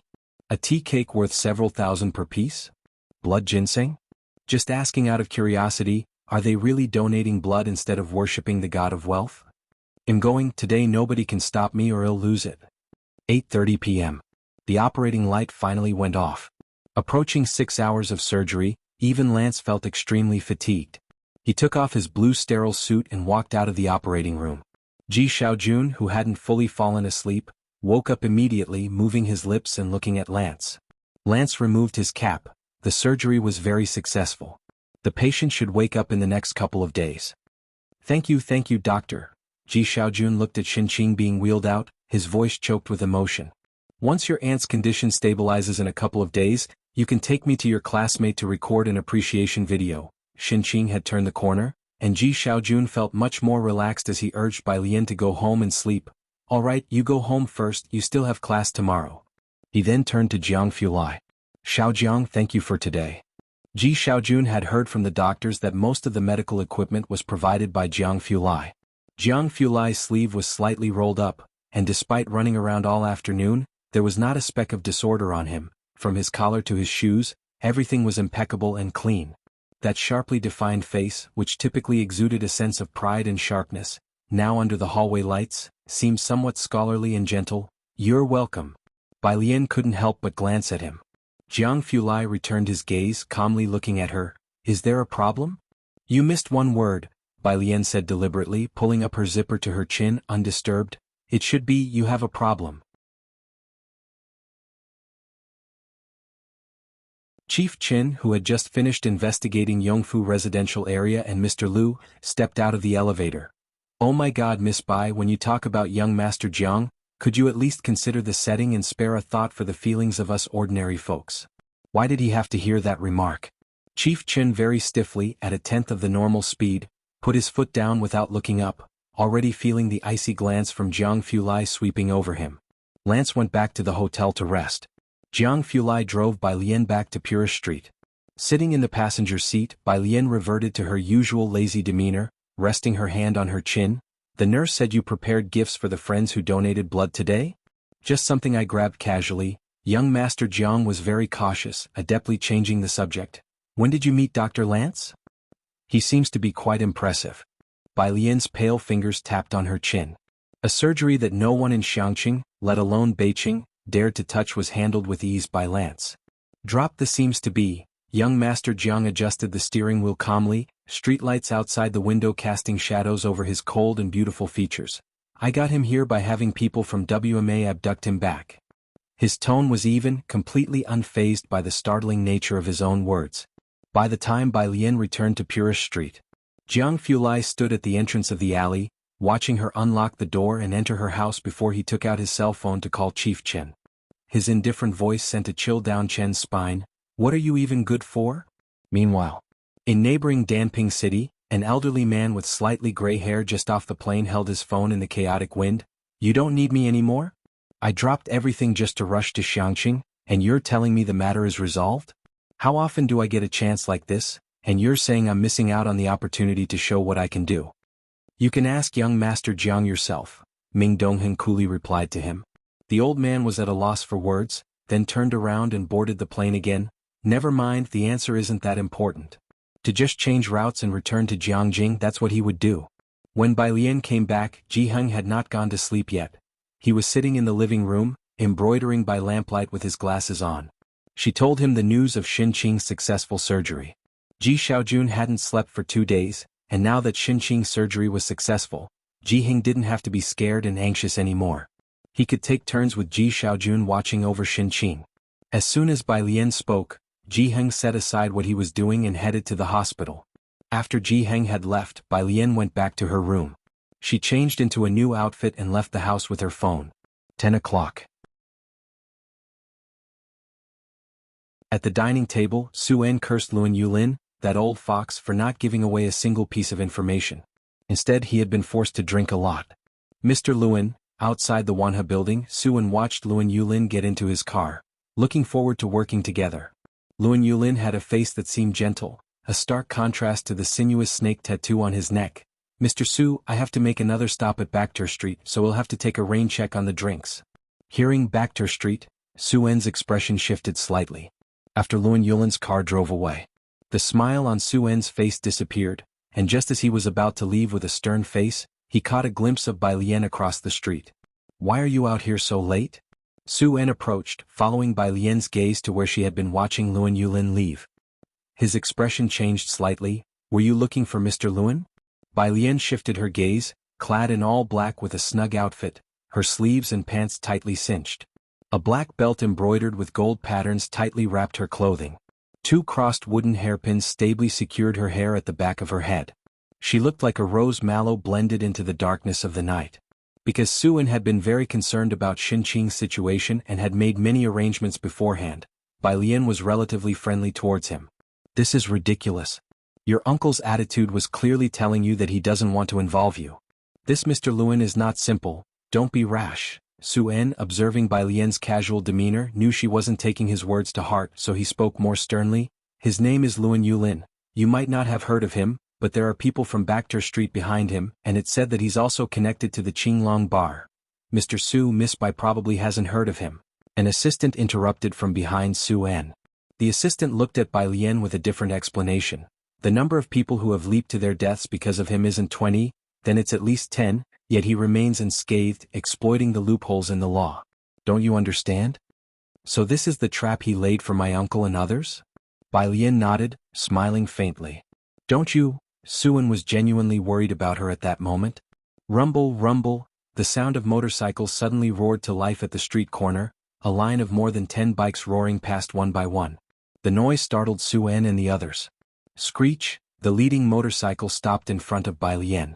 The rider took off his helmet, propping himself up with one foot on the ground, revealing a head full of blonde hair as he shouted at Bai Lian, "Sis, we've been following him." Sis. Sis. More than 10 voices called out from behind, thunderous and deafening.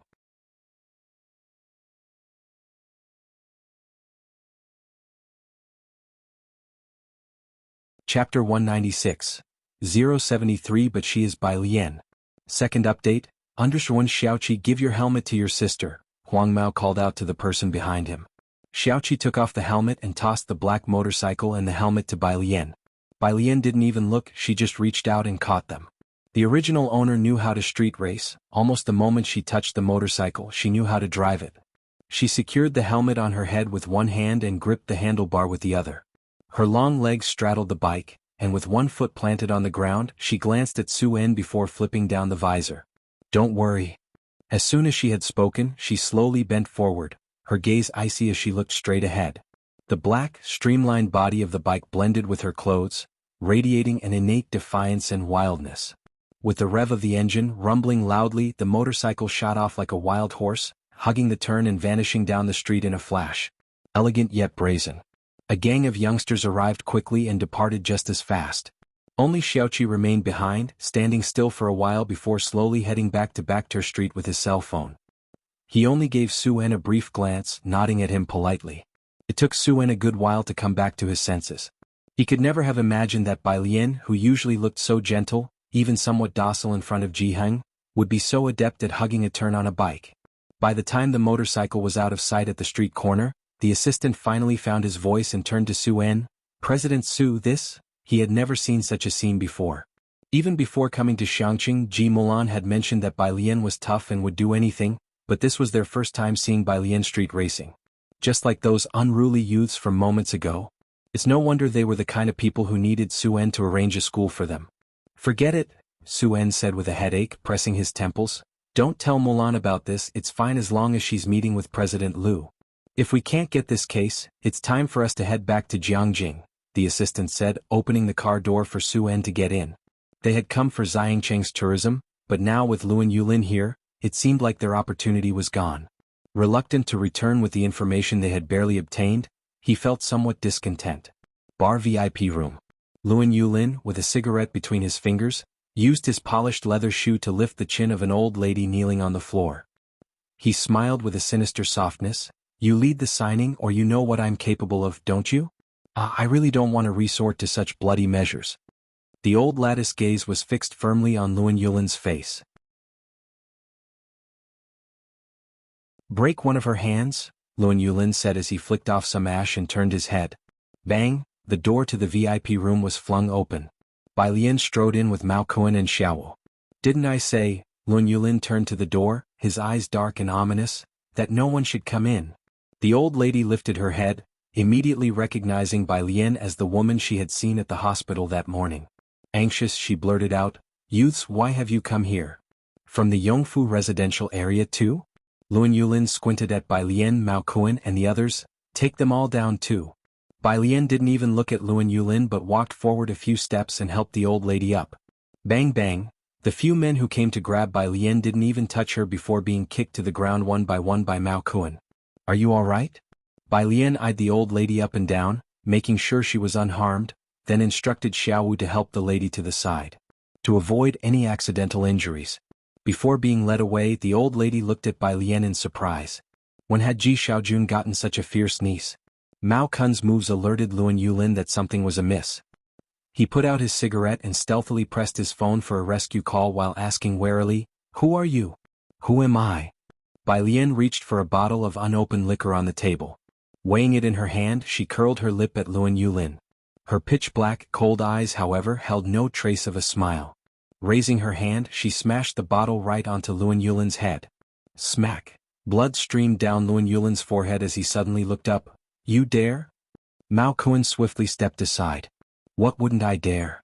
Bai Lian pulled out a tissue, looked down, and meticulously wiped her hands clean. As soon as her words fell, there was another bang.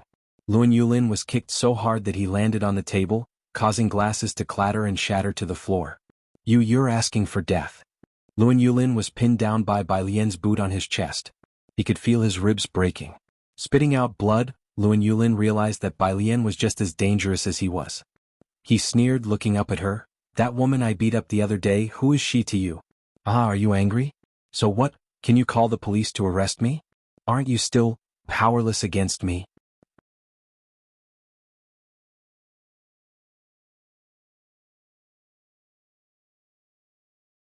Chapter 197. 073 But she is Bai Lian. Second update. Understood. Bai Lian slowly squatted down, her slender, pale fingers casually picking up a piece of glass. She pressed the glass against Luan Yulin's cheek, forcing him to meet her gaze. Gazing at Luan Yulin, Bai Lian calmly took the cigarette Mao Kuan handed her and spoke with an offhand air. You really are ridiculous, asking me to call the police? The blood on Luan Yulin's body slowly flowed toward her on the ground. She pressed harder with the hand holding the glass and even let out a light laugh. Call the police, you say?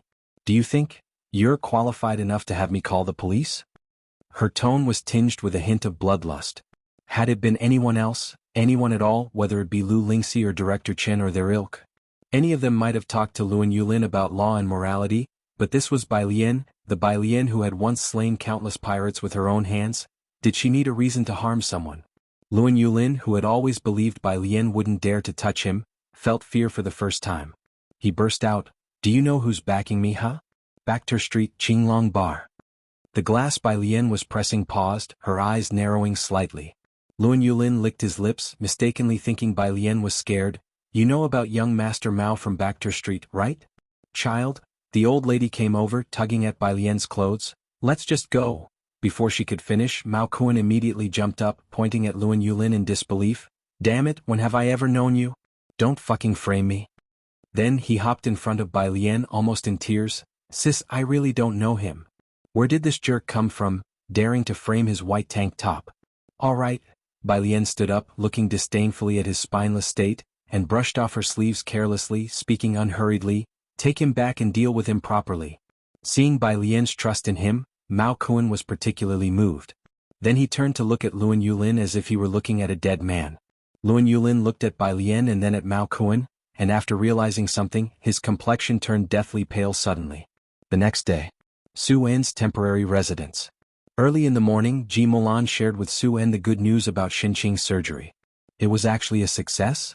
Su En, just learning of Xinqing's successful surgery, was quite surprised. Do you know who did it? Which hospital's doctor? The assistant recalled the old man in flowery shorts from the day before. Luck? The assistant pondered briefly. That old man didn't look like a surgeon at all. Otherwise, the assistant wouldn't know how to explain it.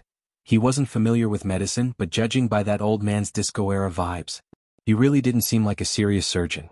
Su En appeared thoughtful. Ji Mulan said nothing. That Airbus ACJ 350 yesterday? Su En suddenly remembered the incident. The phone rang once. It was a call from the Su family's main house in Jianghu, and the caller was old Madame Su. You didn't come to an agreement with Mr. Luan? You know him, Su En replied, falling silent for a moment. The Ji family would have reservations. Su En, you're truly blinded by that woman. On the other side of the phone, the old lady tapped her cane. With such a golden opportunity like Backter Street, you want work with him? You've accomplished nothing in Xiangqing. Wait until you come back for the shareholders' meeting and see how they'll override you. And that woman and her daughter, don't even think about them stepping through the Su family's door. The old lady hung up the phone with a snap. Her voice was loud, and the assistant and Ji Mulan heard everything very clearly. The assistant bowed his head, acting as if he hadn't heard. Ji Mulan still sat upright, her expression unchanged. Don't mind it. Su En patted Ji Mulan's hand, then knit his brows. The assistant glanced at Ji Mulan, worried. If Mr. Lun's case can't proceed, we truly have no other option but to return to Jiangqing. If Master Qin can make a move, I haven't even met Master Qin. Su En held his forehead, his head throbbing, and spoke wearily. Let's not talk about this now. Later, he'll see if Miss Su can ask Master Qin for help on my behalf. Ji Mulan could not fail to understand the look in the assistant's eyes. Yet it was precisely because of Ji Xiaojun and Xin Qing that she also felt uneasy. She couldn't advise Su-En to cooperate with Mr. Luen, could she? At that moment, a security guard brought someone in. Mr. Su, a classmate named Bai is here to see you. Alien? Su-En looked up, surprised to see the figure clad in blue and white school uniform, carrying a black bag. How did you find this place? He hadn't given Bai Lian the address. On second thought, it must have been Ji Heng who told her. Today Bai Lian appeared carefree and casual, starkly different from the night before. They'll just ask something and leave. Bai Lian didn't sit down. She slung her backpack over one shoulder, holding a document in her hand, slowly rolling it up and tapping it against her palm. I remember you're also vying for the development rights to the Yongfu residential area. How much resettlement compensation would you offer them? Ji Mulan seldom spoke with Bai Lian these days. But at this moment she was distraught over old Madame Zu's remarks. The tourism businesses in Xiangqing couldn't take off, and Su-En was too affected. Now Bai Lian had to touch on what was causing them pain. It was as if she was deliberately rubbing salt in their wounds. What are you doing here instead of going to school? You don't understand these things. What's the use of asking so many questions so specifically? Ji Mulan looked at Bai Lian, her patience running out. She had explained the Bai family's business to Bai Lian countless times. Bai Lian hadn't absorbed a single word. It's fine, it's nothing that can't be mentioned, Su-En said. Although he felt a little sore, he still gave Bai Lian a number. I was planning to apply early to the authorities, but Mr. Luen got the jump on us and obtained the demolition rights first. It doesn't matter. Bai Lian didn't even acknowledge Ji Mulan, listening to the number Su-En gave, which was a bit more than Ji Xian's estimate. She stopped the tapping against her palm and with a lazy look in her eyes, she spoke in a particularly disdainful tone. From now on, it's yours. She handed the rolled-up document to Su-En.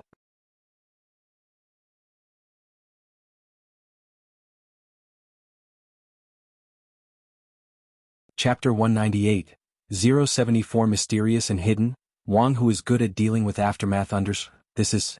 Su-En reached out, his hand trembling slightly as he took the document Bai Lian handed over. He seemed to have some realization of what it was. Bai Lian didn't say a word, only waiting for him to take it. Without looking at Ji Mulan, she calmly turned and left the room.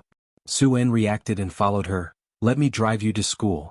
His place was quite far from Xiangqing No. 1 middle school. No need. Bai Lian casually waved her hand behind her, brisk and efficient. There's a car waiting for me outside. She disappeared at the front door. Su-En's assistant approached and he couldn't help but glance at the document in Su-En's hand. President Su, what Miss Bai gave you is... Ji Mulan also found it strange. Su-En looked down, opened the document. On the outside of the folder was the official seal of the Xiangqing Demolition Authority, and on the seal was a line of red regular script. Yongfu Community Housing Demolition Permit. A permit? Wasn't it taken by President Liu? The assistant exclaimed as if a thunderclap had gone off above his head. Su-En stared at that line of text, piecing it together with what Bai Lian said. He too was in a daze for a moment. In business, what counts is the differential in information. Su-En initially possessed information far superior to others, but he hadn't expected someone like President Liu to emerge from Backter Street and get hold of the demolition permit before anyone else. Su-En then began to consider partnering with President Liu. After the incident at the Ji family, he thought he no longer had any chance to cooperate. But today Bai Lian had brought the demolition permit to him. How did the certificate end up with her? Ji Mulan regained her senses too, as she too knew what the permit meant for Su-En, but her mind was in turmoil. So does that mean you can plan for fundraising now? In Ji Mulan's eyes, Bai Lian had never been obedient or diligent, always up to no good except for serious matters. But wasn't it said that only if Miss Su found that Mr. Chen could there possibly be a chance? How did Bai Lian get it? How did she get it?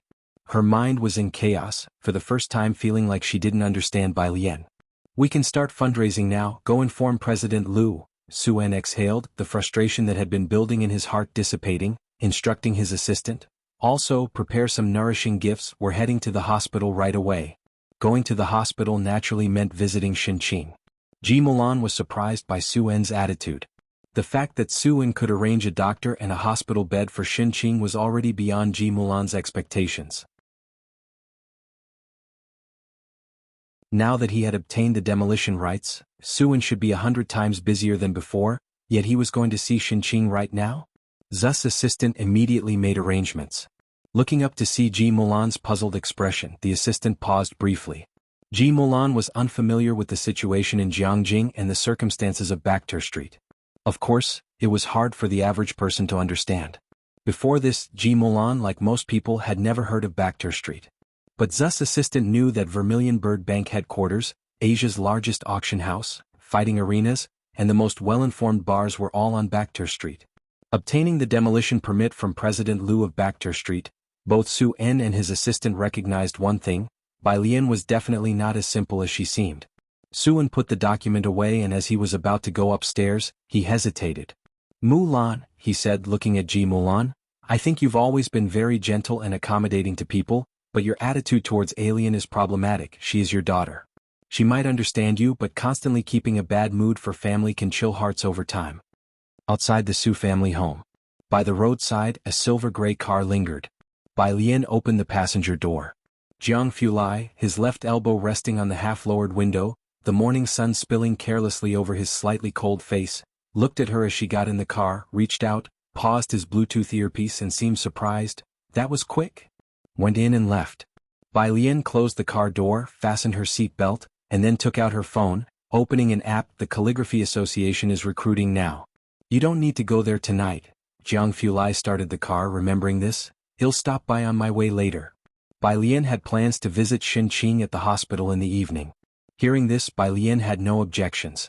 Her eyelashes slightly lowered, she browsed the app methodically. As soon as she opened the app, a barrage of messages flooded in.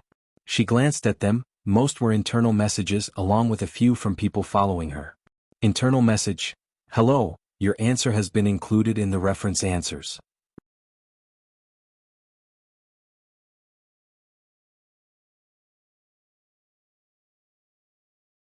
Chapter 199, 074 Mysterious and Hidden. Wang, who is good at dealing with aftermath _2 site message: "Hello, your answer has been included in the reference answers." Site message: "Hello, your answer has been included in the reference answers." Whenever Bai Lian encountered a chemistry problem, she skipped it. She did the biology questions she knew but skipped those she didn't. She tackled every single physics and math problem without missing a single one, and sent the ones she couldn't solve to teacher Jiang. Her solutions were always easier to understand than Jianghu Lai's, and her handwriting was more standardized than his. Almost every physics and math question she answered was collected by the system as the correct answer. Can this thing be blocked? She looked at the incessant messaging alerts and while at a red light showed her phone screen to Jianghu Lai. It's so annoying. She had already blocked messages from strangers. Every time she seriously worked on problems, the site's messages would suddenly pop up. She had been busy recently and had not logged into the app, so the notifications were even more frequent. Jianghu Lai glanced at it and immediately understood. "I'll send you a plugin later." Who wouldn't be annoyed by site messages? Young Master Jiang had once written a blocking plugin specifically because of the site messages. When they arrived at school, Bai Lian got out of the car with her backpack and waved goodbye. She was tall, and the bulky school uniform looked unusually slim on her.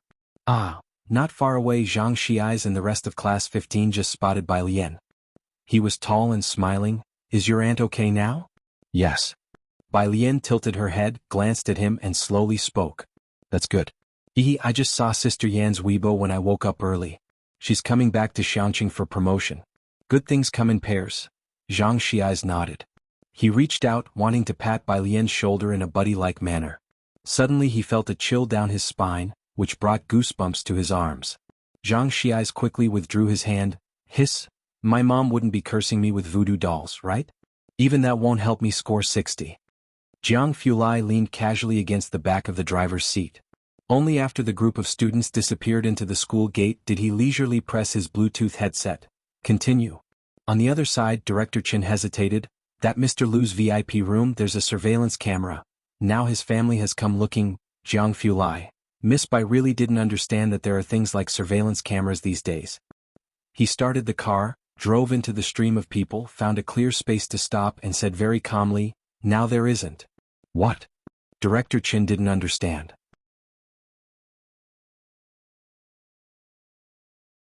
Jianghu Lai reached out, took a laptop from the back seat. His pale fingers pressed the power button, and Jianghu Lai said indifferently, "I'm saying the surveillance, it's gone now." Director Chen got it immediately. "Oh, Okay. Xiangqing Hospital. Evening. When Bai Lian brought Jianghu to visit Xinqing, Dr. Lance had already arrived earlier to check on the patient. Xinqing was doing well. She had been transferred from the ICU in the afternoon and was now in the VIP ward. Learning that Dr. Lance was the surgeon for Xinqing, Jianghu showed great respect. He poured Dr. Lance a glass of water. "Dr. Lance, please have some water." Dr. Lance was wearing a floral shirt that day. His sunglasses were tucked into his collar while he reviewed the nurse's rounds record for Xinqing. Upon hearing this he looked up. "No, I don't want water, I want Wuxia." "Ah." Jianghu was startled. He thought Dr. Lance was speaking English and called Ji Xiaojun over. Ji Xiaojun had just woken up from a nap this morning and was feeling refreshed. He also had great respect for Dr. Lance. "Dr. Lance, what did you say? Something about he?" "Chia ka chia." Dr. Lance held the rounds record in one hand and gestured with the other.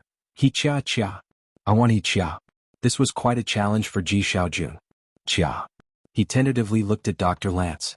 "Yes, chia," Dr. Lance excitedly explained, making a drinking motion. "Water? No. I don't want it."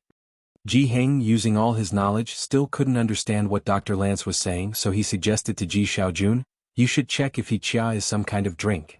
"Okay." Ji Xiaojun took out his phone and searched for Dr. Lance. When Bai Lian arrived, Ji Xiaojun was still at a loss. "Bye." Dr. Lance stood up, waving his hands at Bai Lian. Bai Lian had exchanged greetings with Dr. Lance and saw Ji Xiaojun searching cluelessly, so she raised an eyebrow and asked a question. Ji Xiaojun was showing Bai Lian his phone and explaining the He Chia situation, still frustrated at not being able to find anything. "Uncle," Bai Lian was silent for a long while, then looked up somewhat speechlessly. "He means he wants to drink tea."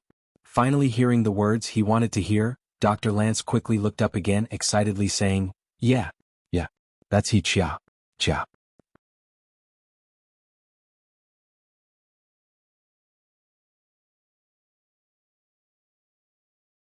Chapter 200, 074 Mysterious and Hidden. Wang, who is good at dealing with aftermath _3, he had been studying Chinese for a while now, and his typing was fine, but when he spoke he found every word awkward. Ji Xiaojun, Jianghu. Both were very silent. Ji Xiaojun silently went to make tea for Dr. Lance with the leaves brought by Director Qin, earning himself a thumbs up from Lance. Xinqing hadn't woken up yet, but her vital signs were all good. Bai Lian sat beside Xinqing and casually placed her hand on her pulse. Dr. Lance, holding a teacup, stood aside and after the previous incident felt his Chinese wasn't good enough, switched back to English. "Is this the Chinese medicine pulse-taking thing you're doing?" Bai Lian withdrew her hand as Xinqing's pulse was steady. She exhaled slowly and said leisurely to Ji Xiaojun, "Auntie will wake up tomorrow morning." Ji Xiaojun was eating beside them. When he heard Bai Lian speak he thought she was just trying to comfort him. "All right, it's okay, you don't need to worry about me." Jianghu had stayed here for a whole day and night, would go back with Bai Lian in the evening, and bring food for Ji Xiaojun the next morning. Dr. Lance also followed Bai Lian downstairs. "Acupuncture, give me acupuncture." "It's acupuncture," Bai Lian corrected. The next day, morning.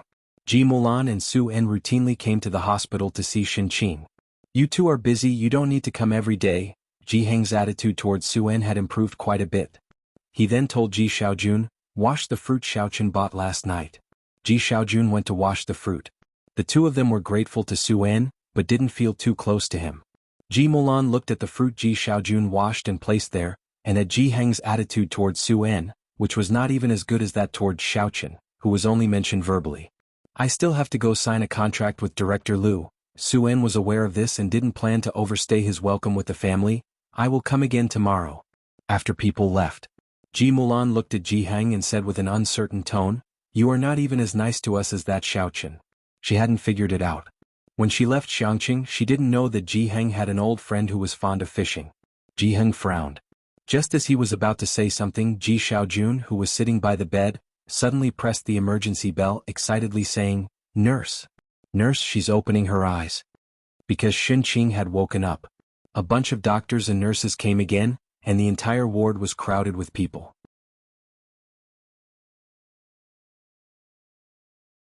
Jianghu stood aside, no longer paying attention to Ji Mulan, just watching Xinqing on the bed, suddenly remembering what Bai Lian had said the night before, that Xinqing would wake this morning. Did she really wake up? A coincidence? For the first time he felt a bit uncertain about his granddaughter, shrouded in mystery. Ji Mulan didn't want a crowd with so many people. Just then her cell phone rang in her bag. She took it out as she walked out. It was a call from Beijing. "Hello. Mulan, it's me." On the other end of the phone was a woman's voice. Ji Mulan stood in the middle of the hallway pausing, her voice growing distant. "Mrs. Song." The person on the line laughed softly, her voice very gentle. "You've been out of touch for the past 2 years? Just say what you want to say." Ji Mulan pressed the elevator button and scoffed. "You don't have to beat around the bush." "All right then." On the phone, Mrs. Song casually snipped off branch tips from a potted plant and threw the scissors aside. "Do you know that Bai Lian has left the Bai family?" The elevator doors opened, but Ji Mulan didn't get on. At those words, the chill in her eyes deepened. Hearing no reply, Mrs. Song understood and thought for a moment. "You know, Song Min and Bai Lian never got along since they were kids." Talking about her son, Mrs. Song's voice became considerably softer. "The two of them have different interests. Song Min has always liked research and he's going to Jianghu University to be in a lab. The one who actually matches his interest is Xiaoqi." Mrs. Song stopped there, paused, and didn't continue mentioning Bai Xiaoqi to Ji Mulan. That's why Mr. Bai also agreed to annul their engagement. Ji Mulan had always been quite satisfied with Song Min's family background and talents. Mrs. Song talking about annulling the engagement now, Ji Mulan was all too clear about her intentions. Wasn't it just to ally with that illegitimate daughter? "Anything else?" Ji Mulan asked. "You know about the jade pendant that was given when those two got engaged," Mrs. Song said, her voice growing much colder. "But Bai Lian has always been reluctant to return it, not taking our calls."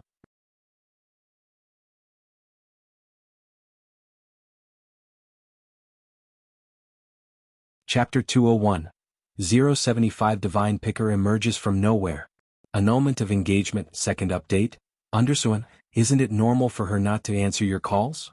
Ji Mulan sneered. "It's not that she doesn't want to pay, she's blacklisted you." Bai Lian had even blacklisted her number. Would she answer a call from the Song family? Madame Song was taken aback by Ji Mulan's words. "You should go and ask her for the money yourself." Ji Mulan stepped into the elevator, handing Ji Hing's phone number to Madame Song.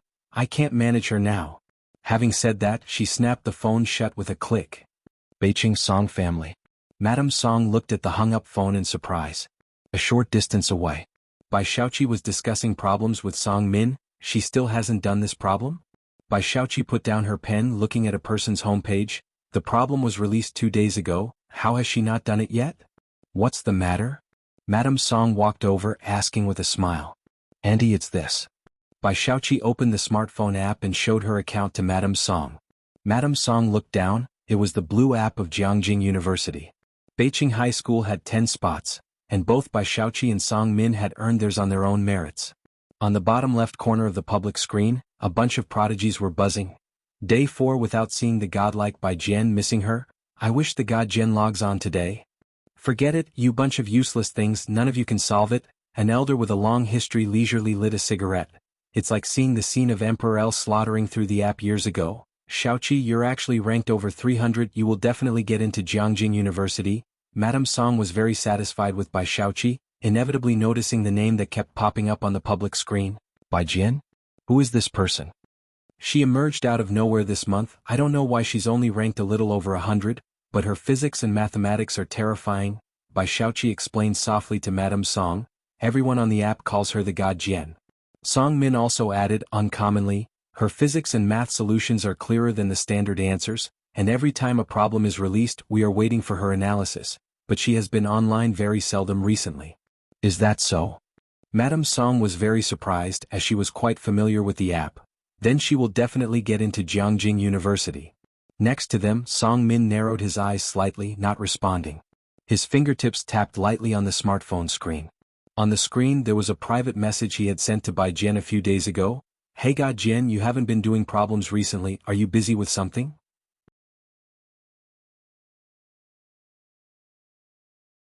It had been unread all this while.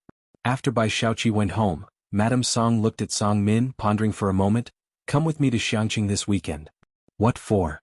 Song Min was scrolling through the app, not finding anything new, so he turned off his phone. To inquire about the mining news, Madame Song picked up her coffee. "And have you forgotten that the jade pendant is still with Bai Lian?"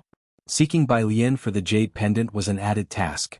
After all, Bai Lian wasn't worth them making a special trip to Xiangqing. Upon hearing this, Song Min did not ask any further questions. How is Xiaoqi doing with her Guzheng lessons? Madame Song remembered this matter, in planning to take her to Jiangjing at the end of the year. Madame Song was from Jiangjing.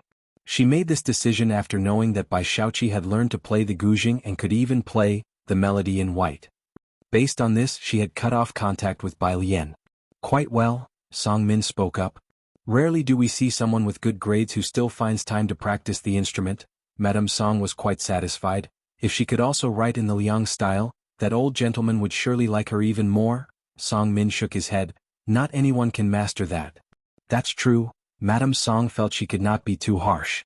Xiangqing. Suan was hosting a meeting. He extended his hand, greeting the two people in front of him one by one. Xiao Lu, Miss Yen Lu, I look forward to our pleasant cooperation. Xiao Lu was a slightly overweight middle-aged man with a smile like Maitreya Buddha. Not resembling a businessman but more like a philanthropist. Yen Lu had black wavy hair and bright red lips, dressed in a black long dress. She looked at Suan's hand but did not take it. Suan was taken aback. Yen Lu, what are you dazing out for? The manager behind her forced a smile. Hurry up and shake hands with Mr. Su? She reached out and pinched Yen Lu's waist. Mr. Su, Yen Lu is a bit shy. Xiao Lu also gave Yen Lu a smile, saying gently, when she was little, she used to be very obedient. Yen Lu shook hands with Su En indifferently. After signing the contract, Yen Lu left the building with a dark expression and found a restroom. What's wrong with you? Didn't Xiao Lu say that Mr. Su is an influential figure, and you dared not reciprocate when he offered a handshake? Her manager scolded her from behind. We finally got this opportunity, and you could have been cast in the great eternal prosperity with just a handshake, breaking away from being a third-tier Xianming.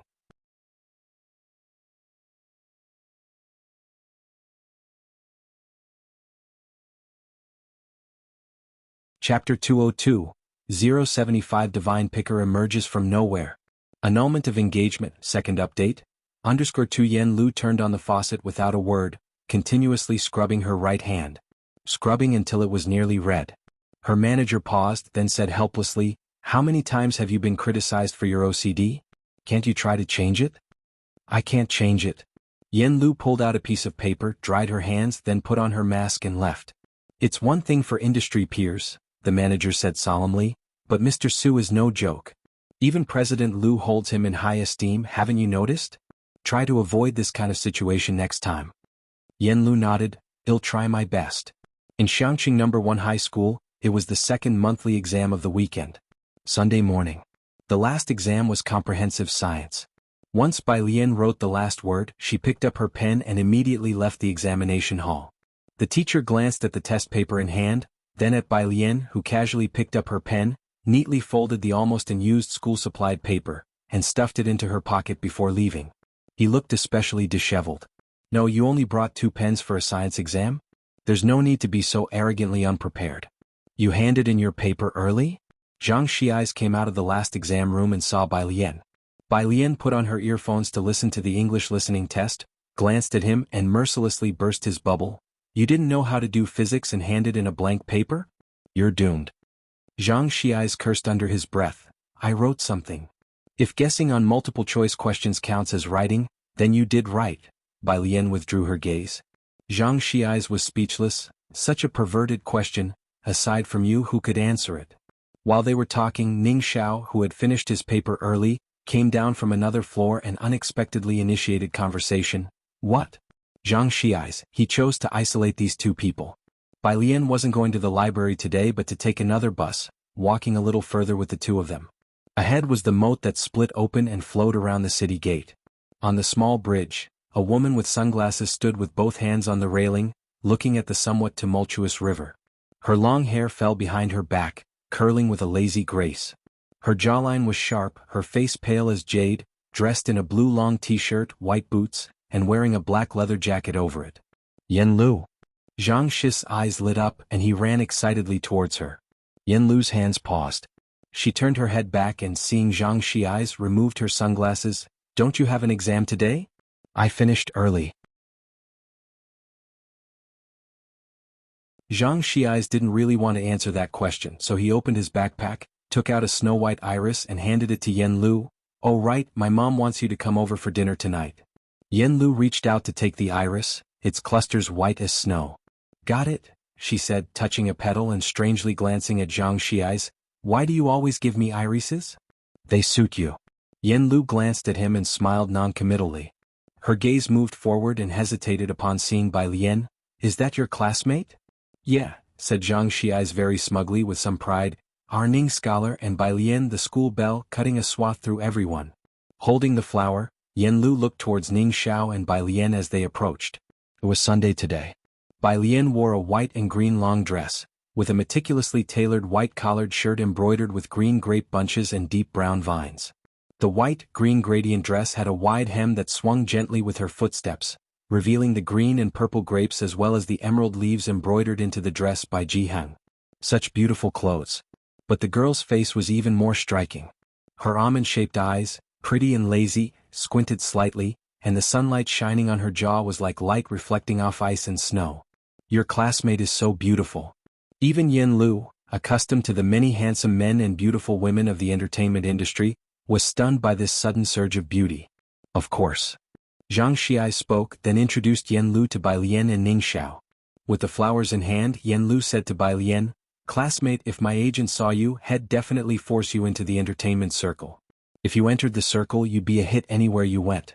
After exchanging greetings, Zhang Xiai wanted to take Yen Lu for a walk, so he said to Bai Lian and Ning Xiao, Yen Lu was just enjoying the scenery. They'll take her for a stroll, we want to accompany you too. Bai Lian raised an eyebrow, enjoying the scenery? She somehow felt Yen Lu was more inclined to jump off the bridge. In a coffee shop in downtown Xiangqing, as soon as Bai Lian got off the bus, she saw Jianghu waiting there.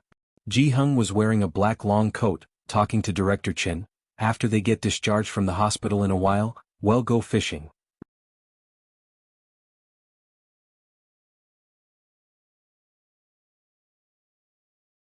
Chapter 203. 075 Divine Picker emerges from nowhere.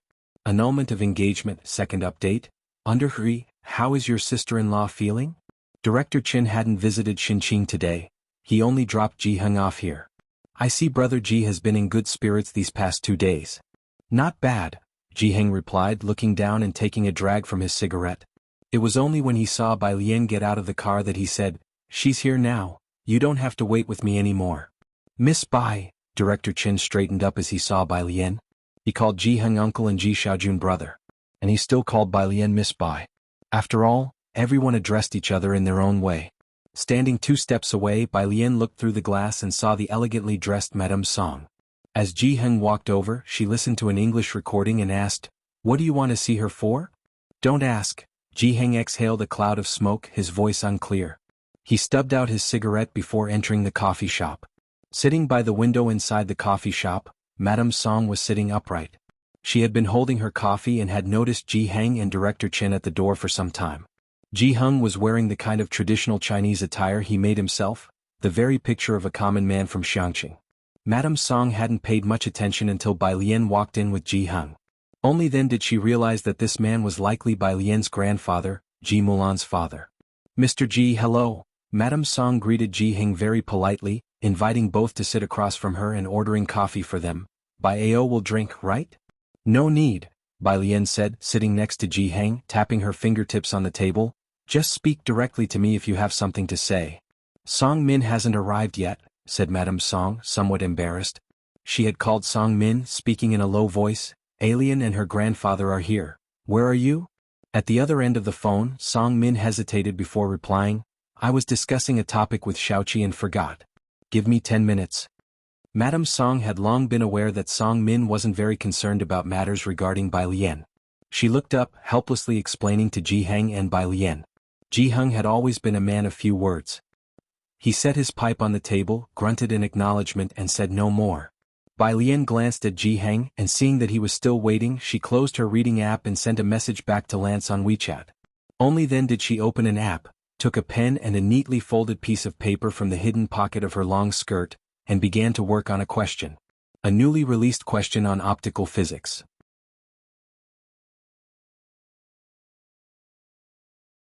Not overly difficult, she glanced at it, quickly sketched the refraction angles on the paper, and began writing down the solution at a measured pace.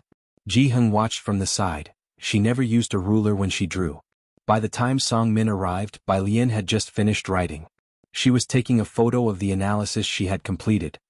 "He's here." Madame Song stood, allowing Song Min to come over, then turned to introduce him to Ji-hung. "This is my son."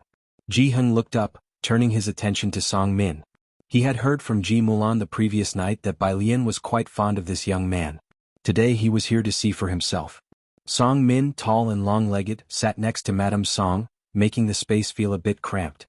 His demeanor was cold and he only spared Ji-hung a glance. "Hello." As for Bai Lian, he didn't even look at her. He just casually took out his phone and lowered his head to open a question bank. Outside. Director Chen hadn't left yet. He was waiting here, ready to take Bai Lian and Ji-hung back later. When he looked up, he saw Song Min sitting opposite Bai Lian, and his expression changed drastically. He quickly took a photo and sent it to Jianghu Lai. "Not good, young Master Jiang. Miss Bai is on a blind date." Song Min is using the Jianghu University app. He prefers to solve problems online and is even ranked in the top 50 for this month, said Madame Song to Ji-hung, smiling as she spoke. Song Min had always been someone to be proud of. However, the two people across from her had no reaction.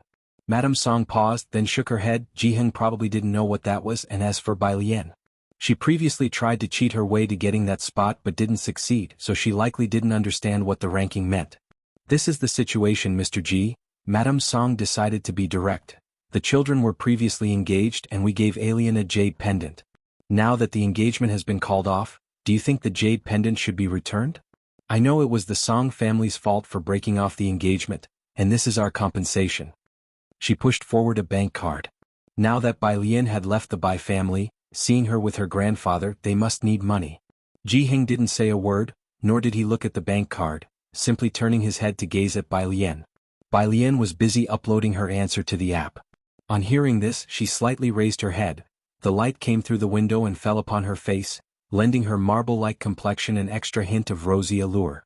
However, her dark eyes were clearly puzzled. "Jade pendant?" She searched her mind for this detail, trying to recall the jade pendant. Bai Lian remained silent, and no sound came from the coffee table. Madame Song put down her coffee cup and quietly watched Bai Lian, knowing that today it would be difficult to get the jade pendant back.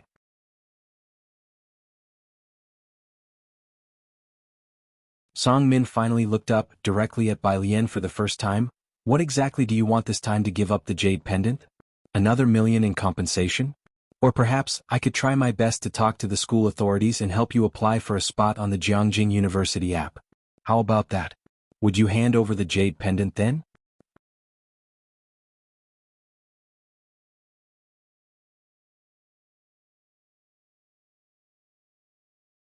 Chapter 204. 076, Janshin has already been very law-abiding. _1 Song Min was the biggest dark horse at Beiqing High School in recent years. His rank was closing in on Jianghu. If he stepped forward to negotiate with the school, there was a very good chance they would vie for this spot. Of course, as the negotiator, Song Min would also assure the school of his rank in the next joint exam. Song Min didn't want to keep entangled with Bai Lian like this. He knew that Bai Lian had always coveted this spot, so he threw her this irresistible bait directly. Ji-hung was unaware of the matter regarding the jade pendant. When he received the call from Mrs. Song, she was afraid that mentioning the jade pendant to Ji-hung would give Bai Lian an excuse not to come, so she deliberately concealed it. He thought he was here to meet Song Min today. Only when Song Min spoke up did he realize the intention of the two people from the Song family. Ji-hung, who was usually silent and reticent, suddenly stood up, burning with rage. "What do you mean by this?" Bai Lian was still thinking about the jade pendant. Seeing Ji-hung stand up, she hurriedly followed suit, patting his back and trying to soothe him. "Grandpa, don't be angry." Mrs. Song across from them was also taken aback.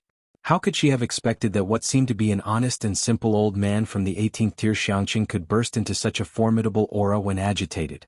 Even stronger than many others she had met.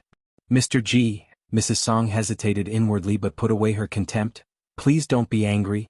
This is a matter between the Song and Bai families, and Mr. Bai has already given his consent. It would be one thing to give you anything else, but this jade pendant is an heirloom of the Song family. We have come with enough sincerity to reclaim it, and I will agree to any conditions you put forth." At this point, Mrs. Song felt somewhat of a headache. Of course, except for the engagement. You know, Alien has left the Bai family, and our Song Min will certainly not stay in Beijing in the future. They are simply not suitable for each other. Of course, I hope you will cooperate while I am still able to speak to you reasonably, otherwise? Mrs. Song cut straight to the point with a smile. She didn't spell it out, but what she implied was that Bai Lian was simply not worthy of Song Min. The gap between them was too wide. She was able to speak kindly to the Ji family now, but if she lost patience, the Song family could enforce their will directly, and Bai Lian would get nothing. Powerful families always stress equal social standing. If Bai Lian herself had a bit more merit, Mrs. Song might have reconsidered, but unfortunately she did not.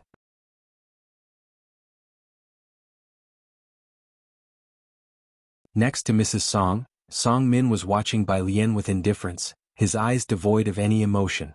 You too, Bai Lian, having calmed Ji Heng, turned her head. Her appearance was always deceiving, and now as she faced them with suppressed eyebrows and a compelling presence, she smiled at them and said languidly, "If your brains are bad, that's fine, but make sure to keep yourselves healthy, otherwise you might die too soon." Outside the window, Director Chin shuddered at Bai Lian's, "You two figure out who I should shark next" smile. Perhaps it wasn't a meeting for a marriage arrangement? After Bai Lian left the Bai family, this was the first time Song Min had seen her, and her temperament and everything else were too different from the person he remembered. Especially that sentence. Song Min frowned at Bai Lian, annoyed by her sarcastic tone. "You, what about me?" Bai Lian casually slipped a black pen into her pocket, walked out of her seat, let Ji Heng go out first and lifted her pale, cold chin. "If I had that jade pendant, I would have surely burned it for you already, but since I don't, there's no chance for me to do so." After all, the peaceful and friendly modern era barely gave Miss Bai any chance to show her mettle. Living within the law was already very compliant. So what if she was a little less civil, a bit more insulting? The two members of the Song family hadn't yet processed what she meant by burn. "Oh right." Bai Lian had Ji Heng leave first, casually tossing her phone in her hand, took a couple of steps, then stopped, and slightly turning her head, she curled her lips slightly towards the two. "Your jade pendant is still at the Bai family. With some luck, you might find it in the trash can of the room where Miss Bai used to live."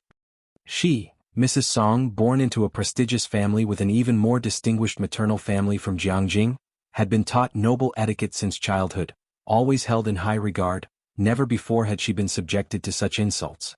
Even the well-composed Mrs. Song trembled with anger at her lips. "Mother, she's always been like this." Song Min, both unsurprised and unexpected, given Bai Lian's reputation as a spoiled lady who mingled with ruffians daily, first asked the Bai family.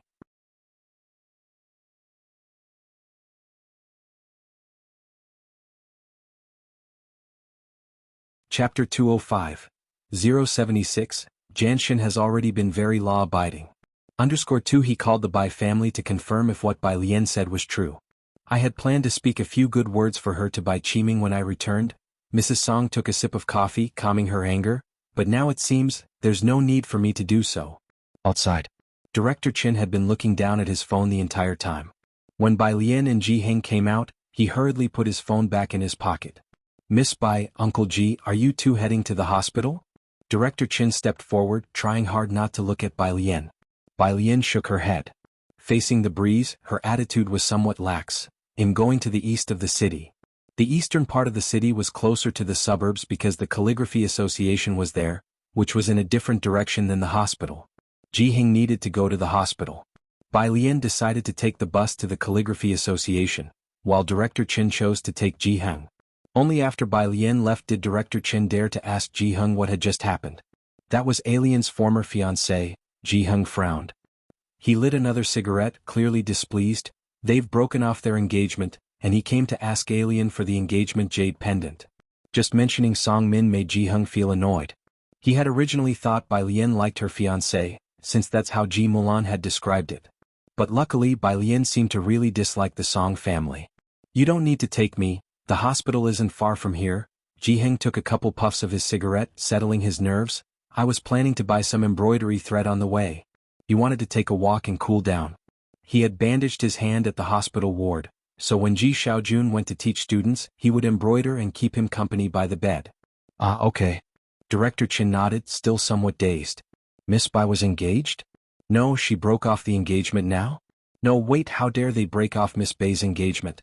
He typed furiously, indignantly sending a flood of text to Jianghu Lai, Chin Yongkuan, *& an amp, %% an amp, Yuan Chin Yongkuan. In any case he came to ask Miss Bai for the jade pendant. Chin Yongkuan was very angry. How dare he break off Miss Bai's engagement? Jiang Shao? Chin Yongkuan withdrew a message. Chin Yongkuan. Breaking it off was a good and brilliant move. Chin Yongkuan. Fireworks, fireworks, fireworks, fireworks, fireworks. Seeing Jiang Fulai did not reply again, he couldn't help but wipe the sweat from his brow. Then he scrolled up through the chat history, wondering how he had dared to send so many words to Master Jiang.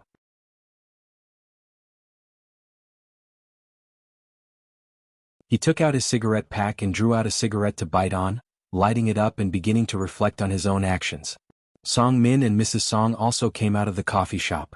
Confirmed, Song Min received a message from the Bai butler, his expression exceedingly surprised. Her jade pendant really wasn't taken. Even better, Mrs. Song nodded, still furious. As expected, the local conditions breed local people. Let's see what kind of splash she can make here. Director Chin exhaled a ring of smoke. Glancing over at the two, he said indifferently, "You two actually broke off Miss Bai's engagement? And who are you?" Song Min looked over. Director Chin smiled, "Just a passerby waiting to see your regret."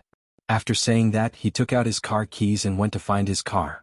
Song Min watched Director Chen's retreating figure, frowning slightly, feeling that the man had an unusual presence. "Mom, do you know that man?" "He was just talking with Bai Lian's grandfather, a friend of her grandfather's." Mrs. Song hadn't taken a good look at Director Chen and didn't care. "Never mind, don't pay attention to them. They live here. It's hard for them to understand the outside world, difficult to comprehend our existence. In this society without a family background, rising to prominence is very hard. You should get along well with Xiaoqi," Mrs. Song said coolly.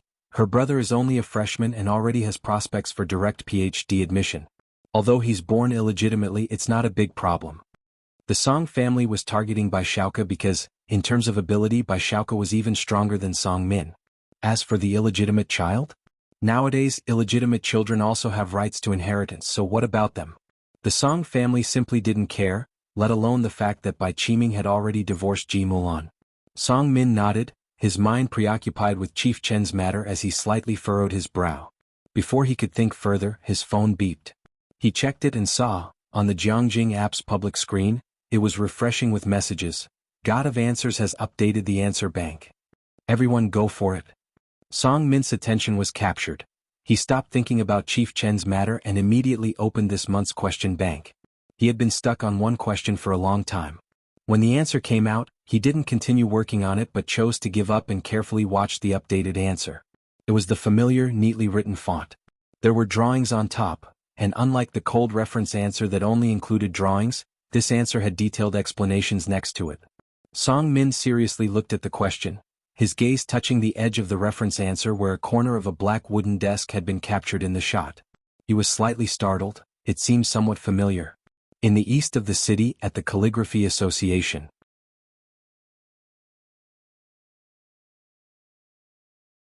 When Bai Lian arrived, there were already 7 or 8 kids seated in the spacious courtyard. Jianghu was sitting alone in a corner, not practicing calligraphy, but holding a dictionary as big as his face, with his small brow furrowed. Jianzhe was bending over to teach a student how to hold a pen. Seeing Bai Lian coming over, he lifted his head, and after carefully finishing the lesson with the student, he came over while scratching the back of his head. "Miss Bai." As he spoke, he shook his hand. He hadn't gotten used to the iridium tied to his hand for several days. After Bai Lian taught him how to practice his posture, he started addressing her respectfully as Miss Bai, especially when Jiang Fulai was around. "The day before yesterday, I saw people from the martial arts gym next door come back. Jianzhe mentioned a serious matter to Bai Lian, but he ignored me. Everyone around says that the gym has been closed for 10 years. There used to be students there, but in the end they all went to Shuguang Taekwondo." Bai Lian looked at the place next door. Mao Kuan had also mentioned this before, and she nodded slightly. Jianzhe led her inside to look at the newly arrived batch of brushes, ink, paper and inkstones. "I have a train tonight. They'll come back after getting a certificate from the school." He was a junior majoring in art at Beijing University and basically had no classes left. After touring the entire Calligraphy Association, Bai Lian taught a few children the essentials of studying calligraphy, then took Jianghe out to eat. The Calligraphy Association had a cafeteria. But for the large pot meals that Bai Lian could eat, the picky Jianghe could not. She found a small restaurant nearby, and after finishing their meal she took Jianghu back to the library to continue searching for questions to practice. Tang Ming and Ning Xiao were both there. God of answers, Ning Xiao said you finished all the physics? Bai Lian had just arrived when Tang Ming wouldn't let it go. Bai Lian picked up a few books from the shelf behind, and hearing the question, she raised her eyebrows at him. Otherwise? Forget it. Tang Ming hadn't finished 2 questions today and sighed. If this month's test is so difficult, what are we going to do about next week's joint exam? Joint exam. Bai Lian put the books aside, hearing the word for the first time. She opened the app for Jianghu University, looking at Tang Ming. She signaled a question.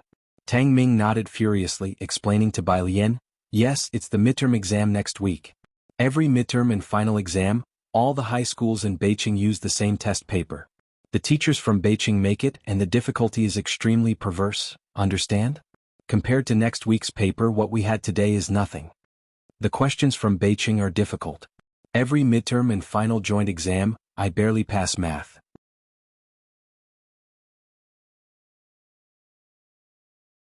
But there are a few crazies at Beijing High School, especially that one named Song Min. Tang Ming's resentment was deep. Do you know? Last final, I got an 80 in math, he got 137. Even more than Ning the study god by a dozen points. To take an exam with those crazies from Beijing High School, what is that if not torture? As he spoke, Tang Ming suddenly looked at Bai Lian. Wait a second.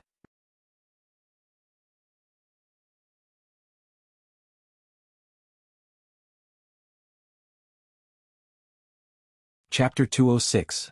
077 Ginger TT is online. Dean Jian personally pays a visit. Second update. _1 Not just Xiangqing, but schools from other areas in Beijing also face differences in resources compared to Beijing High School. Yet, Beijing didn't care about that.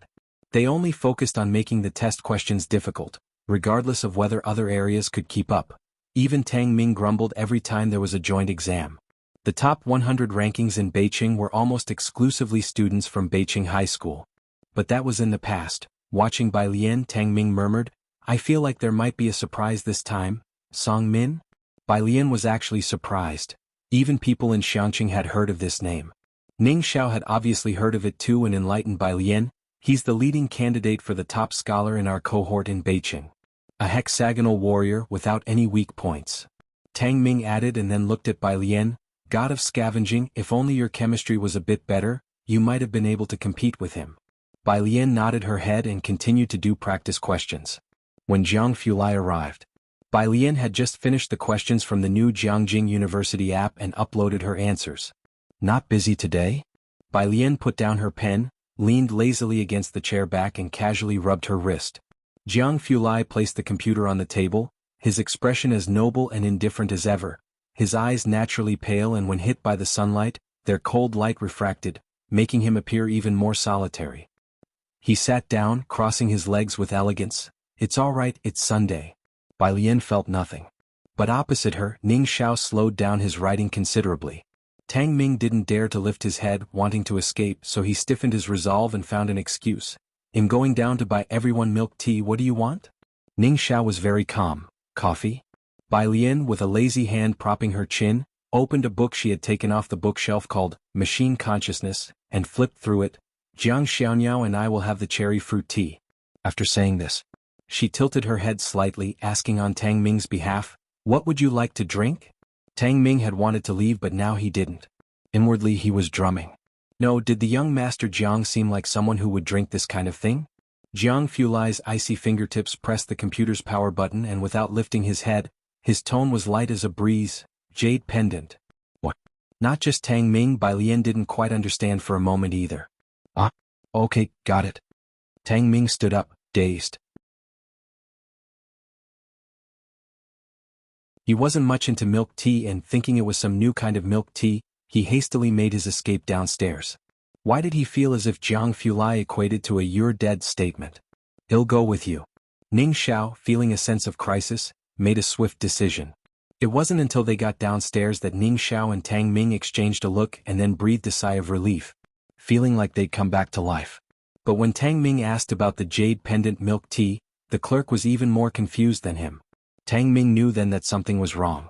He quickly took out his phone and sent Bai Lian a WeChat message for help. Wait, what milk tea are you talking about? Bai Lian, with her middle finger and index finger holding the pen, spun it in her hand, propped up her leg, raised an eyebrow and asked, "You scared Tang Ming to death?" Jianghu Lai glanced at her, the setting sun through the window offering little warmth, profiled his high nose from the side. He gazed at Bai Lian, his pale eyes deeper than usual, and didn't speak right away. "Fine then." Bai Lian spun her pen and was just about to reply to Tang Ming the same way. Young Master Jiang withdrew his gaze and continued to stare at the complex patterns on his computer screen, inquiring very politely, "Did you find your ex-fiancée's jade pendant, or do you need help looking for it?" His face was as cold and beautiful as always, showing little emotion. Bai Lian, "Thanks but," she hesitated for a moment before answering cautiously, "It shouldn't be necessary, I've returned it already." "Oh." Jianghu Lai's face remained cool. Bai Lian, touching her chin, took out her phone, typed a few characters to Tang Ming, thought for a moment and then showed Jianghu Lai. "So, is this okay?" Jianghu Lai took a glance at the unsent chat on Bai Lian's phone that read, "Cherry fruit tea, double the sugar for him, double the sugar?" Jianghu Lai glanced at the line and then silently looked at Bai Lian, his gaze lingering on her face for a long while. What exactly gave her the false impression that he liked double sugar? "It's fine." He nodded and looked away. Bai Lian sent the message and Tang Ming eagerly showed his urgent request to the clerk. Tang Ming and Ning Xiao returned with an array of drinks. First, they gave Bai Lian and Jianghe their drinks, and then with both hands, Tang Ming held out young Master Jiang's double-sugared drink. Of course, why would such a cold and aloof person like young Master Jiang actually like double sugar?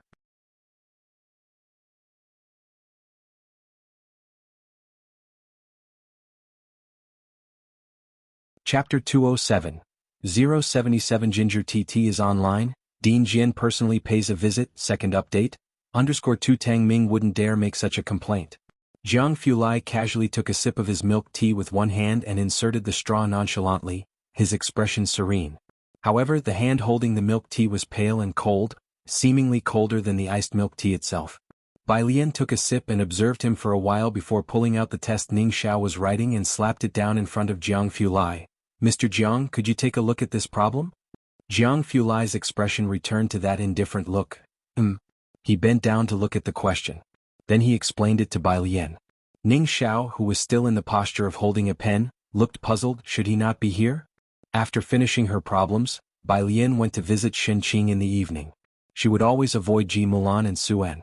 She didn't hide this fact, so Ji Heng and Ji Xiaojun acted as if they didn't know. Sometimes when they were about to run into those two, they would inform Bai Lian in advance. But today Ji Mulan and Suen had already visited in the morning. Bai Lian didn't expect to bump into them just as they were coming out of the hospital in the evening. Due to the last incident, Ji Mulan had a complex look in her eyes upon encountering Bai Lian. Suen, on the other hand, greeted Bai Lian openly. Bai Lian tugged at her lips, the greeting perfunctory at best. Mao Kuan had been squatting at the hospital entrance waiting for Bai Lian. He didn't care about Suen at all.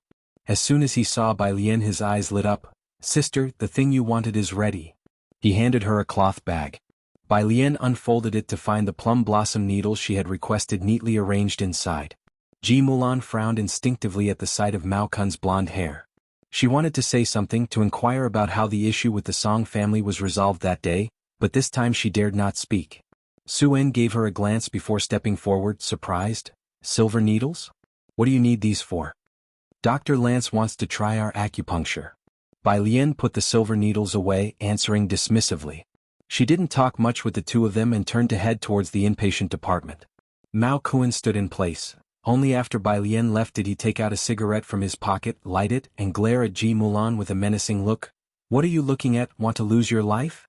Mao Kuan, who could attract serious police attention and still dare to challenge the cops, only restrained himself in front of Bai Lian. "Other people? Do you think he would take them seriously?" Not to mention Ji Mulan, even Suen was startled by him.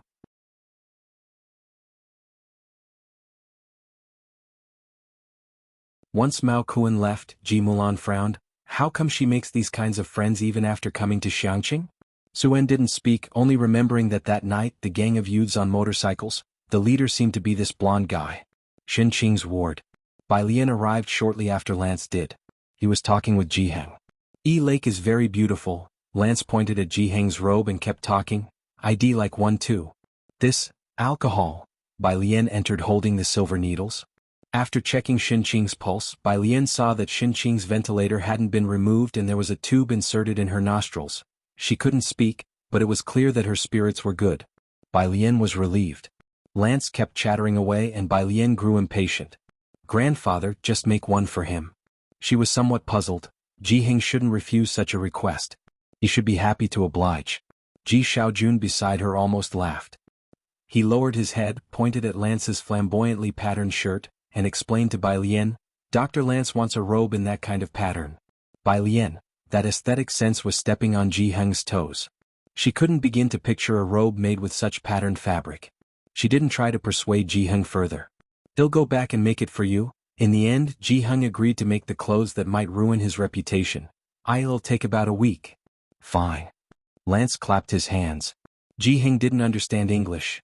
Lance spoke in broken Chinese when talking to him, but when talking to Bai Lian he switched back to English. Because Jiheng wouldn't mock him. But Bai Lian would tell him seriously that his accent sounded a bit like a gorilla. Acupuncture today? Lance saw the silver needles in her hands. Bai Lian drew out a needle and leisurely made gestures over his head, raising an eyebrow. But I haven't done acupuncture in a long time, are you scared? Lance thought Bai Lian was joking and bravely said, not afraid. He sat on the couch, waiting for Bai Lian to do the acupuncture. Bai Lian, holding the needle, stood behind him and found a spot on his head. Under the light, the plum blossom needle shone with a cold glint, quite dazzling.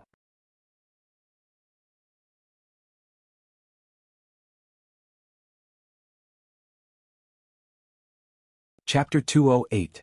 077 Ginger TT is online, Dean Jian personally pays a visit, second update. _3 Jiheng was startled by her. Alien, what are you doing?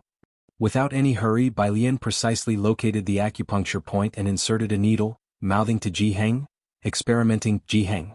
Every 5 minutes he would go and ask Dr. Lance, Dr. Lance, are you all right? Okay, fine. Dr. Lance, are you still? Anticipating his question, Dr. Lance exclaimed, okay. Dr. Lance, K. Lon, 1. Assured that Dr. Lance had survived Bai Lian's experiment, Jiheng finally breathed a sigh of relief. Monday. The first class was still Lu Lingxi's, and one of the 3 notorious latecomers, Zhang Xiai's, arrived punctually at 8:01 a.m. as always. Lu Lingxi threw a piece of chalk out. The joint exam is the day after tomorrow and you're still late? Look at you, fixing your test paper almost made your physics teacher pop a nitroglycerin pill. Zhang Xiai's reflexively replied, no way, I didn't guess a single answer correctly? Lu Lingxi. Stand outside and come to your senses. After finishing a Chinese lesson by Lian during the break, the students were all wailing about the joint exam. Her phone in her desk shone briefly. She checked it and saw a message from a friend, dog friend, is this you? Dog friend, video. Upon checking, Bai Lian saw it was a video sent by Pu Xiaohan. Dog friend, is this you? Although it's blurry, I can still discern your beauty, Bai Lian.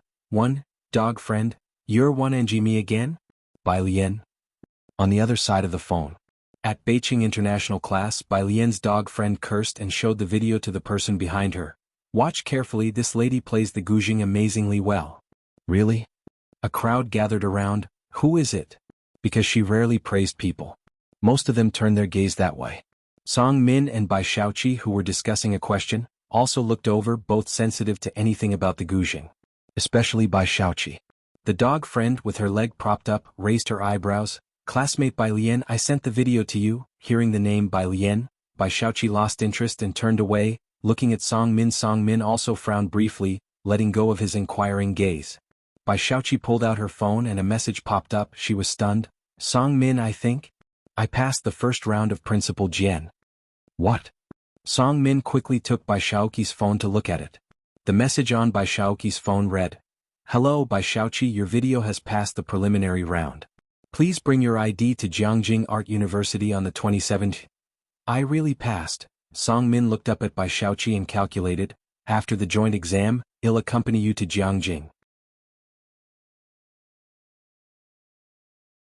Having said that, he took out his phone and sent a message to Mrs. Song. An academy member in Jianghu? Song Min's desk mate exclaimed, Bai, you're terrifying. The others also came over upon hearing this. As Song Min's desk mate provided some background, they all marveled.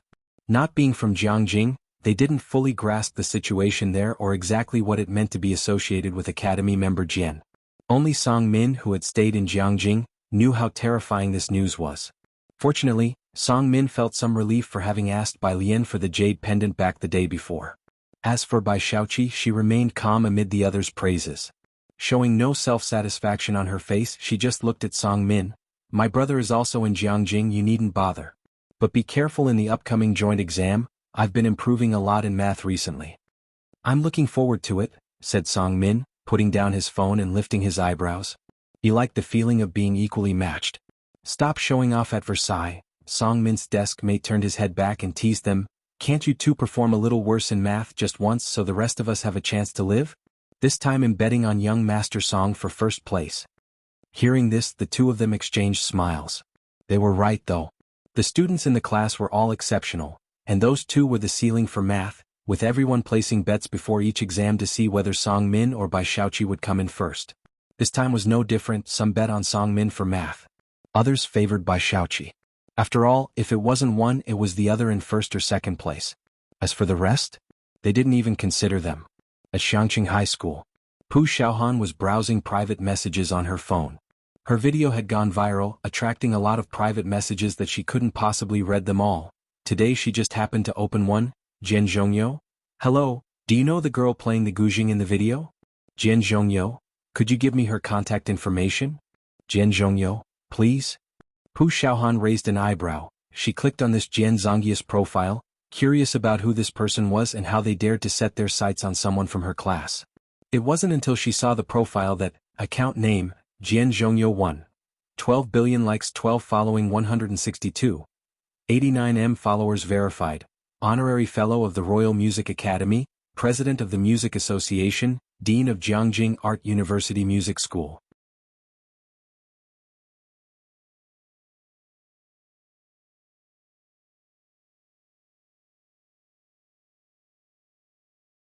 Chapter 209, 078 Disdain for all things Jianghu Lai, how awesome was the Daong era. _1 A long string of yellow verification badges dazzled Pu Xiaohan's face.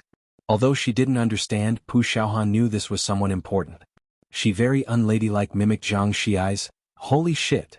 Pu Xiaohan quickly followed this Jian Zhongyo, then turned around and held her phone screen towards Bai Lian. This person wants your contact information, should I give him your phone number? Pu Xiaohan said and was about to send Jian Zhongyo the number. Bai Lian was doing problems. Upon hearing this, she looked up, her gaze falling on the profile page she had opened. Jian Zhongyo? The academician Jian? She continued to work on her problems, her expression extra lazy. No need. Huh. Pu Xiaohan didn't understand music and didn't recognize Jian Zhongyo, but seeing the number of followers, the string of verifications, and the Royal Music Academy along with Jianghu Art University, she could tell how impressive this person was. She lowered her voice. I think I should still give it to him, this person looks like. Bai Lian silently looked up. Her eyes were beautiful from every angle, clear and bright, with black pupils reflecting a clear upside-down image of Pu Xiaohan, like a beautiful white cat lazily sprawled on the table. Pu Xiaohan always found it hard to refuse. She fell silent. Okay, I got it. She reluctantly replied to the Dean Jian. Sorry, crying. Jian Zhongyo seemed to have been waiting for her response. Less than a minute later, he responded, okay, then I will ask again tomorrow.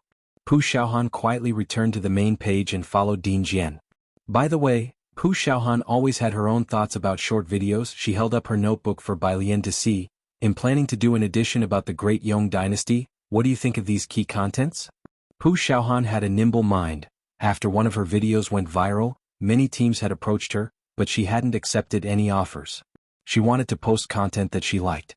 Bai Lian was originally doing her problems when Pu Xiaohan spoke, and her hand hesitated for a moment. Pu Xiaohan didn't notice. She excitedly chatted with Bai Lian. I've edited a collection of figures from the Great Yong Dynasty, and I've already scheduled the character charts. I'll post it tonight. Can you take a look for me?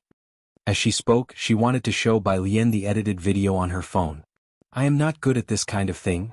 Bai Lian paused, continuing to write with her pen, her voice emotionless. Aren't you reviewing? Bai Lian wasn't lying. She really didn't know how to edit. I'm reviewing and editing at the same time, Pu Xiaohan said, excited about her own ideas.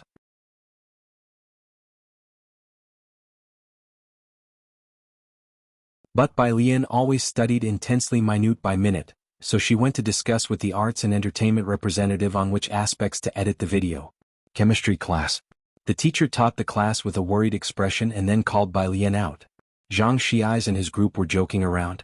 Seeing the chemistry teacher call for Bai Lian, Zhang Xiais spoke out, "She must have scored a 0 in chemistry. Go and see if that's the case." He teased Wang Qi by his side. Wang Qi recalled a day and rubbed his chilling neck, replying expressionlessly, "You go, you're the one sitting behind her." The group argued for a while but no one dared to actually go. Until Pu Xiaohan saw them and remarked solemnly, "Isn't life good?" Group outside. The chemistry teacher looked at Bai Lian, lips pursed, his face angry and a few hairs on his head standing on end. "Bai Lian, why did you score 70 in biology but still a 0 in chemistry? Are you isolating me?" Bai Lian was startled and explained, "Teacher, no, I haven't fully mastered biology yet." She also spent a lot of time on physics and maths was relatively okay. She had some memories from the original body so it wasn't too hard to learn. It was just that she favored physics over biology and chemistry, which she didn't like much.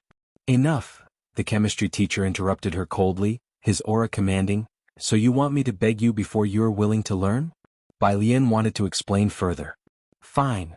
The chemistry teacher looked around stealthily, making sure no one was around, then he put his hands together and whispered, "Then what if I beg you, would that do?" Bai Lian, "Teacher, I'll do my best." The chemistry teacher put his hands behind his back again, returning to a stern and cool demeanor. Lunchtime. Class 15 had a bunch of people gathered together for lunch. Pu Xiaohan, getting her meal, sat down next to Yang Lin and looked at the banner stretched across the cafeteria. "Who is this Xiao Lu? He actually donated a scholarship to our school."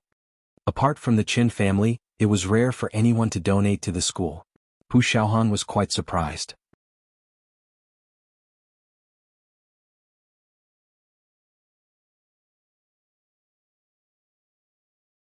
Chapter 210, 078 Disdain for all things Jianghu Lai. How awesome was the Daong era. _2 Bai Lian held her chopsticks, slightly leaning against the back of her chair. She seemed languid all day, her mood not very high. She spoke at a leisurely pace. "I don't know him." I know. Zhang Xiais was very excited, filling in Pu Xiaohan with information. One of the shareholders of Time Entertainment, he even came to Xiangqing with Sister Yan this time. He's Sister Yan's boss and also a philanthropist, having donated a lot to orphanages. There were many media reports about General Manager Liu's charity work. Time Entertainment, that's Manzai's company. Wang Qi chimed in cheerfully. Zhang Xiai shot him a glance. "What man she? She's not even as pretty as my sister Yan. Why don't you stand my sister Yan?" "Yan Lu." Wang Qi shook his head. "No way, she's ranked several tiers below Manxi. Manxi is list, your sister Yan is... Okay, C-list, happy now? Can you even compare? Plus, Manxi is the entertainment industry's recognized goddess beauty, her acting is great and she can sing too. My sister Yan is clearly prettier." Zhang Xiais disagreed. The two of them started arguing about who was prettier. "No need to argue anymore," Pu Xiaohan slammed the table, settling the matter. "None of them are as pretty as Sister Lian." Zhang Xiais and Wang Qi both touched their noses. That was a point they couldn't refute. "Sister," Zhang Xiais suddenly picked up his chopsticks, addressing Bai Lian, "if you go into the entertainment industry you'll crush Manxi. Her fans blindly hail her as a goddess beauty every day. A bunch of ignoramuses. You should go and show them what true goddess beauty is." Wang Qi cursed him out. "Yan Lu can't beat our girl, so you're seeking outside help, huh? Sister Lian is the one who needs to dominate the academic world. Zhang Erbi, watch out, the principal might climb up to your bed in the middle of the night." Yo, you're scared, Lulu. Pu Xiaohan was used to it. She shrugged at Bai Lian, "That's how fervent fans are. Yan Lu saved your life or something, that's why you like her so much?" Wang Qi couldn't out-argue Zhang Xiais, so he muttered. Zhang Xiais leaned back, raising his eyebrows. "That's right. Wang Qi. I fell into a river when I was little, I was about to get washed away." Zhang Xiais shared the story for the first time with people at the dinner table. "Sister Yan jumped in and saved me." Wang Qi, "No way, you're serious?" West City Cemetery. The old gatekeeper watching TV saw the woman in a black dress lingering at the foot of the mountain for a long time, and he couldn't help sticking his head out. "Miss, are you here to pay respects to someone? Don't remember the way."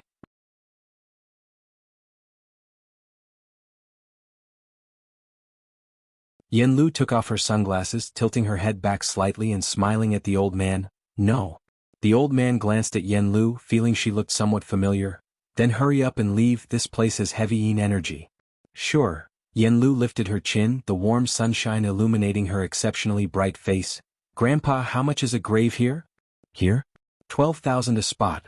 The old man switched channels, he didn't have many people to chat with, so he talked a bit more with Lu. Are you preparing it for an elder? Then you should hurry, the price is going up next month. 12,000, not expensive. Lu thanked him. I will buy one before then.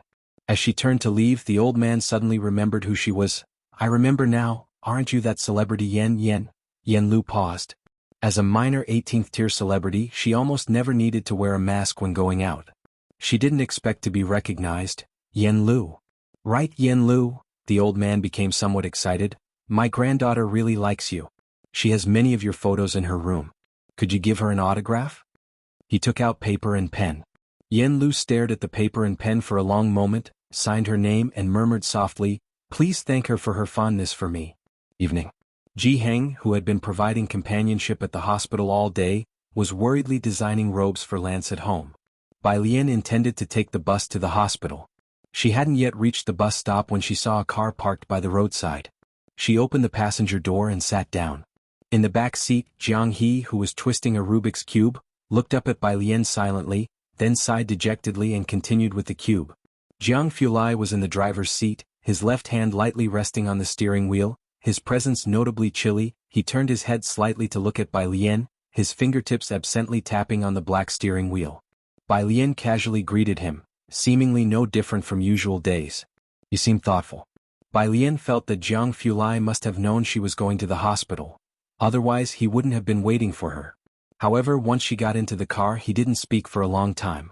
He just rested his hand on the steering wheel, looking out the window, offering her only the very sharp profile of his face.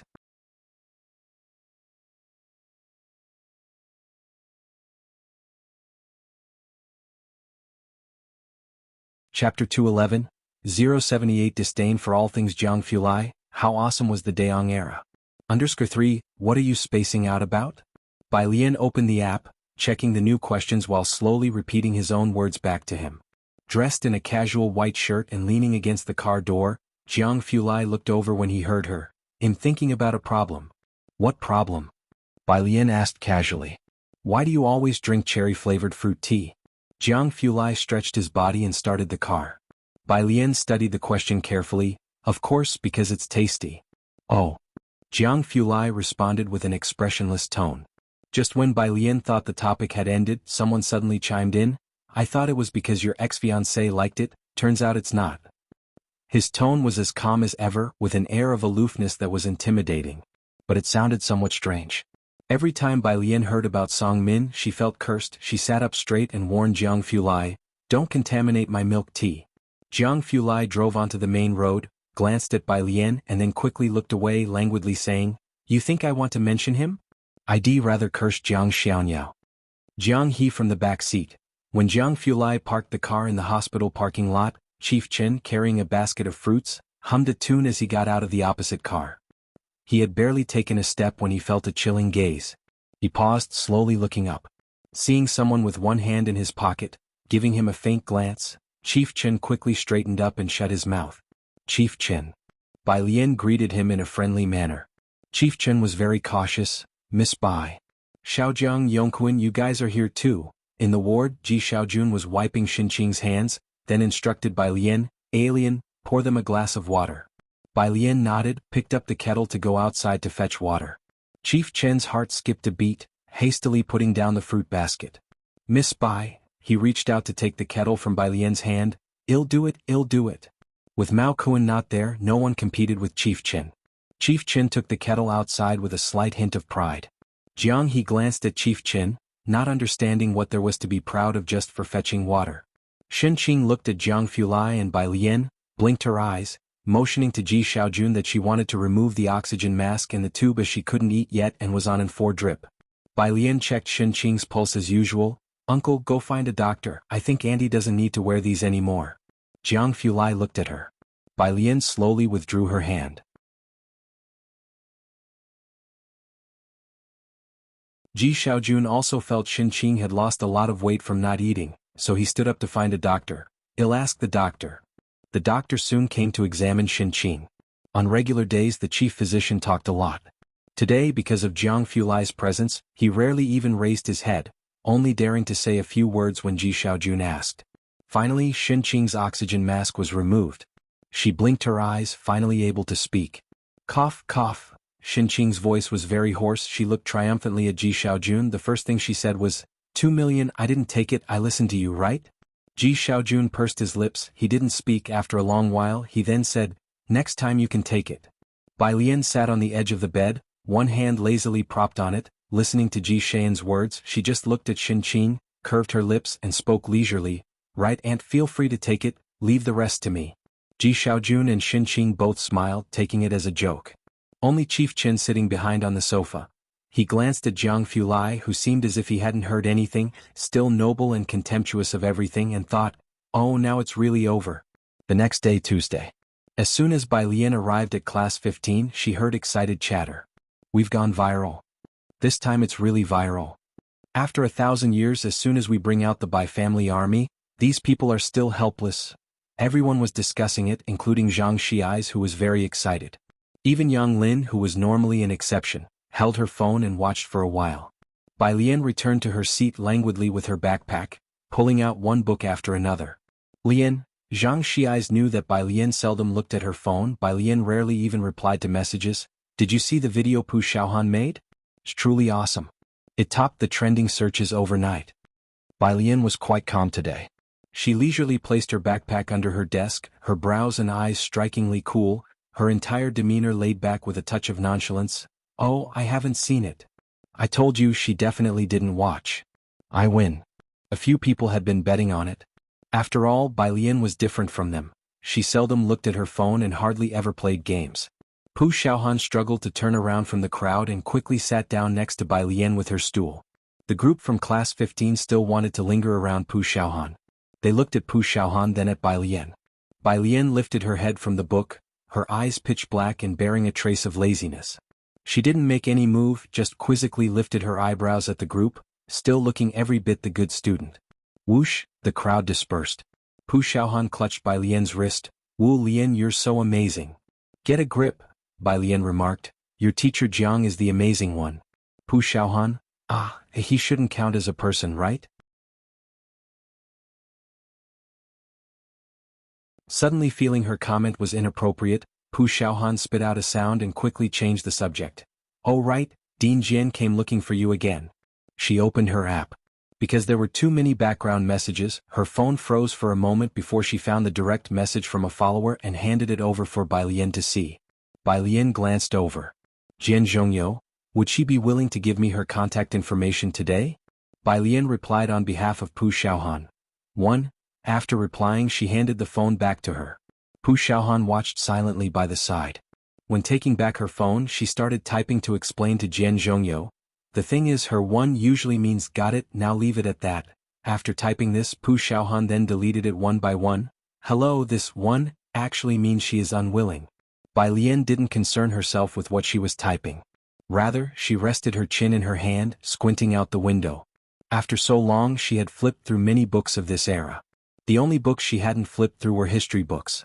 The only thing she hadn't looked up was the Great Yong Dynasty. She was afraid of seeing a brief description like, by Zhongyu year 4 to 32 of the Great Yong Dynasty.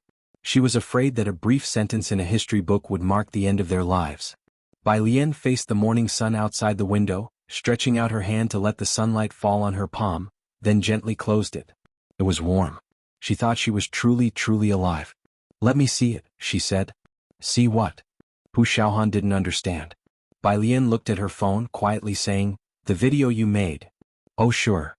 Pu Xiaohan had been reluctant to bring up the video, feeling that whenever she mentioned these things, Bai Lian exuded an inexplicable sadness. But today the sadness about her seemed much less than yesterday. Pu Xiaohan opened the video she posted last night and handed her phone to Bai Lian. Bai Lian bowed her head and watched quietly. The black screen, following the music and the opera vocals swelling from soft to loud, gradually revealed hues of ink and brush. Boom, with a forceful drum beat, a line of bold white characters suddenly appeared. Just how formidable was the era of the Great Yong Dynasty.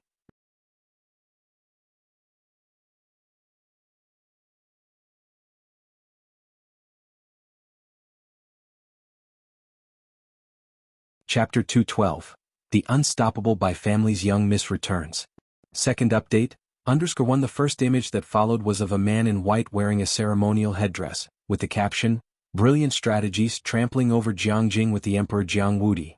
The next image was of a kindly old man with the caption, "Teacher of the Universe, the greatest minister of all time, Liang Zuan, whose tax policy laid the foundation for the golden age of the Great Yong Dynasty. General Bai Li with iron cavalry to secure the 9 provinces.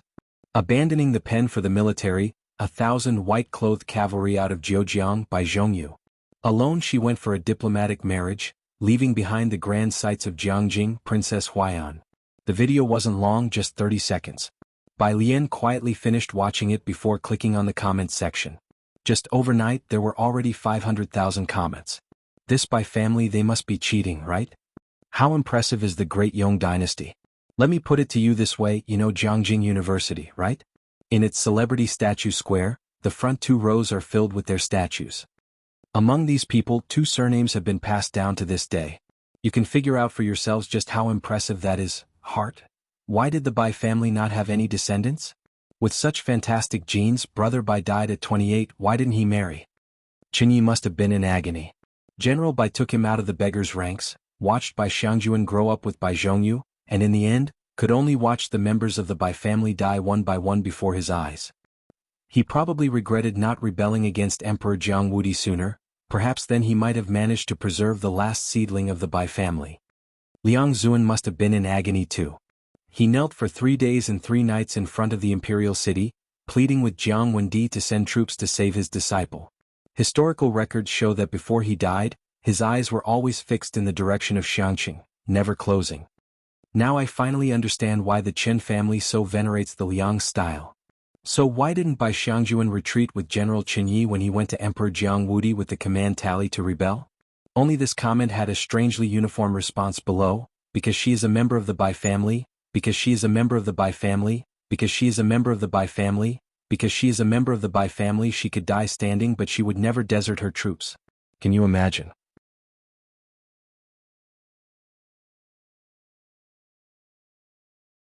In the last battle of Xiangqing, Qinyi left with the elite troops to defect to Emperor Jianghu, while she led 800 elite soldiers to fend off 10,000 enemies.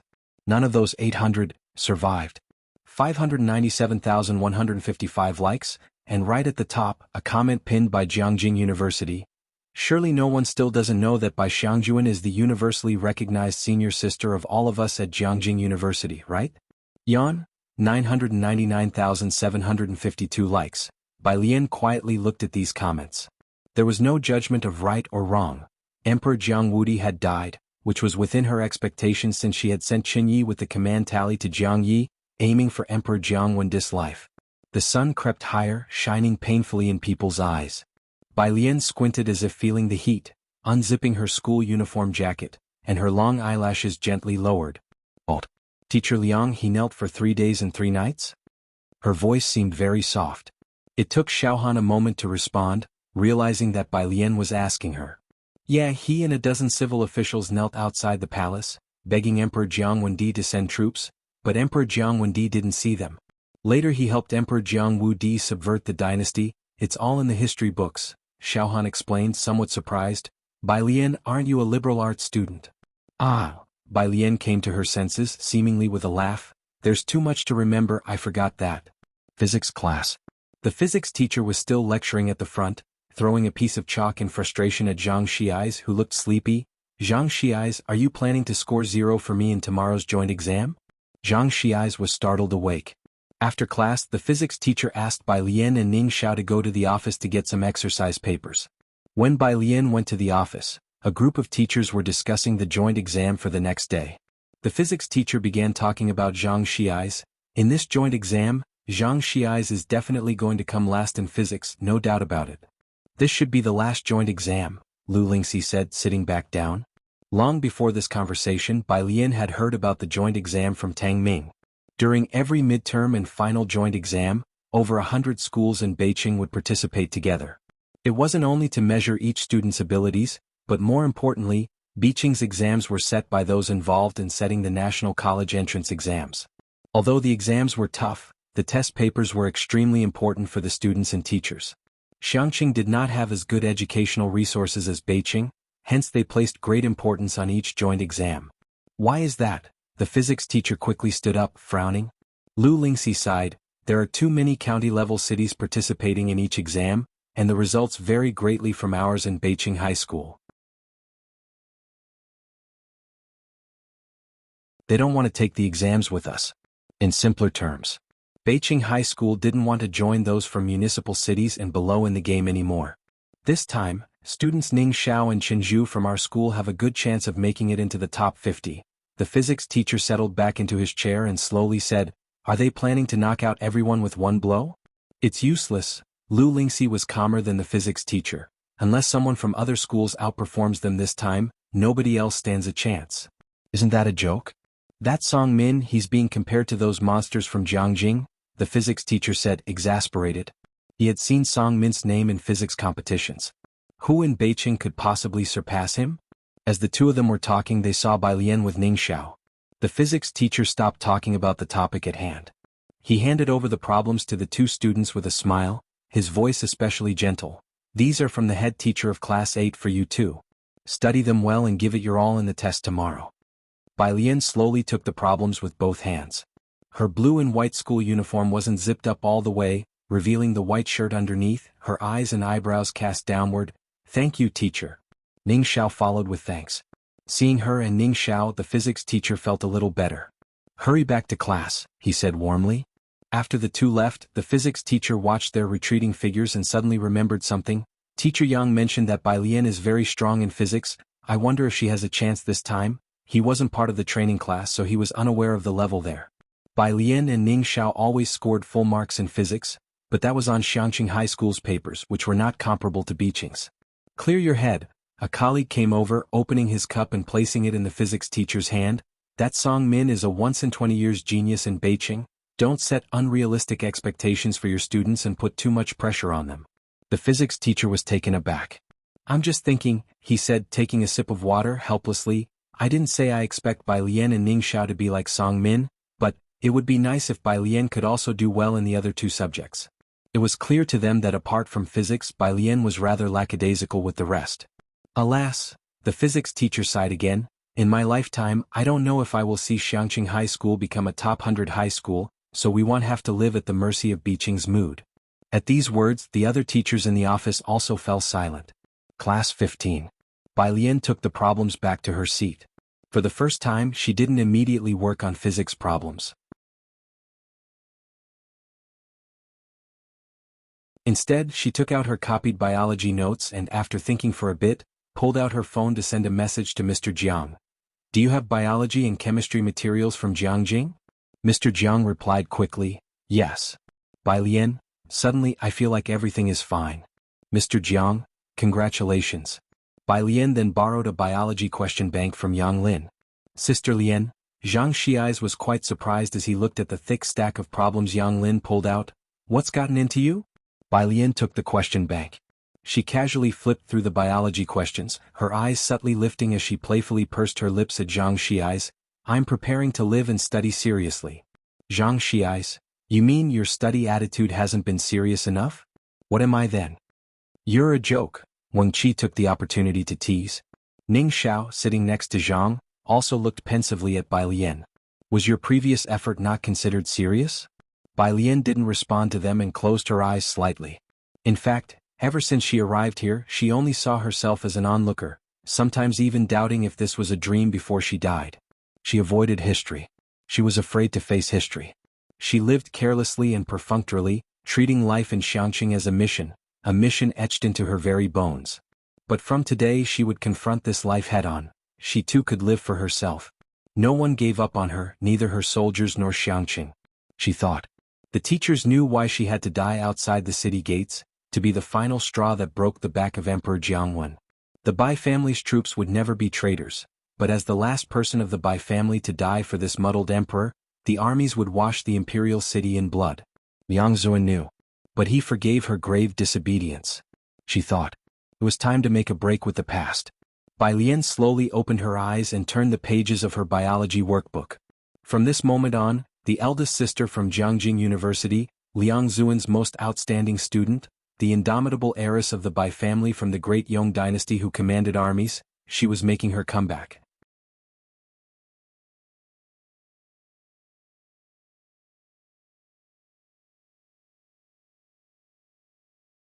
Chapter 213. 080 Lian Jie just wants to challenge the law, Beijing's top 10 schools. Underscore 1, Scholar God look at Sister Lian. Zhang Xi's sitting behind Bai Lian felt it most acutely. For a second he seemed to sense a chilling sternness pouring out from Bai Lian. But Zhang Xi's, with little ink in his belly, couldn't describe it and just gazed at Ning Xiao, finally squeezing out, "Has she changed a bit?" Ning Xiao glanced at him but didn't answer. He stared at Bai Lian, who was seriously grinding through problems in front of him, and reflected painfully on why he had just wasted a minute, then quickly pulled out a math question bank and began to work on the problems. The king of slack, Zhang Xi's, reflected for a second. Forget it, the country has them. He could rest easy.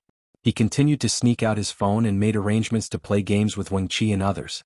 Why did he have to sneak to take out his phone? Because when Lu's mom saw Bai Lian and Ning Xiao with their phones, she turned a blind eye, something Zhang Xi's couldn't believe, since those two would hold their phones for problem-solving, not playing games. But if she saw phone in hand with Zhang Xi's and the others at school, that's it, 1,000-word self-criticism was a certainty. Bai Lian's phone lit up again, a message from Jianghu Lai. He probably guessed she was studying biology. Biology, memorize the textbook. Don't look at the book when doing problems. Broaden your horizons. He must be busy and took a moment to send 2 simple messages. Classmate Bai, 1 Bai Lian slowly replied with a number. In fact, over the past month she had roughly understood. Biology probably had the highest return on effort among these few subjects. She had memorized the biology textbook by heart and just hadn't done many practice problems. Biology wasn't as hard as physics, but some questions were tricky with words. The knowledge tested wasn't as broad as physics, it was detailed down to the wording, and could even extend from the footnotes to outside the textbook. Young Master Jiang had only this phrase to offer: broaden your horizons. Next to her, Yang Lin, with a sidelong glance at Bai Lian, pondered for about a minute before quietly telling Bai Lian, "You should organize a mind map for each chapter yourself, make frameworks so you can remember every little piece of information. After doing problems, we ultimately have to go back to the textbook. If you don't understand, you can ask me." Yang Lin was first in biology across the whole school. She almost represented the school in a provincial competition, but on the departure day she didn't show up. Bai Lian held her pen and tilted her head to look at Yang Lin, who was bathed in sunlight. Bai Lian narrowed her eyes slightly and gave a gentle smile to Yang Lin. "Okay, I will." 200 days remained until the college entrance examination. There was still time. Because Xin Qing had already awakened and was recovering well. Bai Lian made a phone call to Ji Xiaojun today and did not visit the hospital. In the evening she went to the milk tea shop to find Jiang He and ordered a cup of milk tea for both him and herself. Qi Yundai had already noticed Bai Lian and Jiang He from the kitchen, and after finishing today's cakes, he took off his chef's hat. He then tossed the remaining cake to Yang Lin. After that, he casually took the 2 cups of milk tea ordered by Bai Lian to find her. "Miss Bai, young Master Jiang He." Qi Yundai seated himself next to Jiang He. "Thank you," Bai Lian said as she spread out biology exercises on the table, a pen still between her middle and index fingers. She looked at Qi Yundai and suddenly remembered something. "You are a litigator, right?" Qi Yundai wiped off sweat with a paper. "Ah, yes. Litigator?" That was a new way had been addressed. "If it were this case," Bai Lian put down her pen and showed him a screenshot on her phone. "Could you litigate?" Qi Yundai set down the paper and glanced from afar. Seeing a few key words, he frowned. Domestic abuse? That's hard to define. After a brief contemplation, he explained to Bai Lian the intricacies of the matter, how the law finds it difficult to pass judgment because it counts as a family dispute, and he hadn't taken on such minor cases before. But he was willing to make an effort for Miss Bai. "He'll try my best." "I see." Bai Lian snapped her phone shut with a click and slowly started to speak to Qi Yundai. "Then you don't have to worry about this." Qi Yundai could even see Bai Lian narrowing her eyes slightly, nonchalant yet somewhat presumptuous. Without needing to speak, Qi Yundai roughly got what Bai Lian meant. But who came up with the term domestic abuse? Bai Lian frowned. As if she would take up arms against them if she knew who it was. Yundai. No, that's not. He started to sweat. Why did young Master Jiang and people around him, one by one, all enjoy challenging the law so much?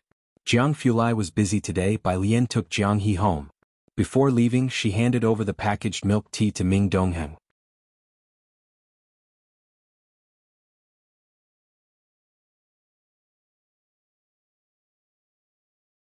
Chapter 214. 080 Lian Jie just wants to challenge the law, Beijing's top 10 schools. _2 What is this? Ming Dongheng held the milk tea in the brown bag with both hands. He was very tall, standing outside the milk tea shop, looking utterly cold and indifferent, a stark contrast to the cutesy milk tea bag he was holding. He instantly noticed the note on the order. Note, add ice, double sugar, Jianghe's? Bai Lian got into the car slowly. It's for your young master. Ming Dongheng was surprised, but his expression remained unchanged. When Bai Lian arrived at Pura Street, he didn't drive but took out his phone and began furiously typing in the group chat with a poker face. Ming Dongheng. Jiang Xiao actually drinks double sugar. Ming Dongheng. Image? He sent a photo of the fruit tea. A very cutesy design with the double sugar prominently visible. Su Nanjing, Jiang Shijue. Screenshot taken. Ming Dongheng retracted a message. Ming Dongheng retracted a message. Su Nanjing. At Jiang Shijue, you're so ruthless, Su Nanjing. At Ming Dongheng Xiaoming, now you see who truly loves you the most as a brother, Qin Beixian. At Su Nanjing, you just didn't think to use a screenshot to threaten Xiaoming. Alien, the owner of store number 112, has been doing killer business recently, and when he saw Bai Lian with Jianghe from afar, he greeted Bai Lian. Get Xiaohe Wangzai milk. Bai Lian took some time to get a Wangzai milk for Jianghe. By the way, she made it Mao Kun's job to come and help the owner move goods whenever he was free. Alien seems to be in a really good mood today, the owner said after he moved down a box of beers, wiping his face with a towel hanging around his neck, his bronze face showing a smile. Young people should be lively and peppy, there's no need for all those troubles. The first time he saw Bai Lian, she was standing here looking at the ancient tree, and he thought she was burdened with worries. He figured she must have gone through a breakup. Of course, the owner couldn't fathom why someone would reject such a girl. But it was okay. The young are in their prime, and at her age she could afford the loss. It wasn't too late for anything. The owner chuckled to himself and went back to moving stock, genuinely happy for her. 10 minutes later, Mao Kun came reverently with a few followers to help the owner move stock. A new police officer hiding in the dark opened his mouth wide in surprise. Unbeknownst to Bai Lian, the store owner who watched TV every day had been secretly concocting all kinds of dramatic love and hate stories about her. She took Jianghe, who was sipping on his Wangzai milk, and went back. In Jiheng's courtyard.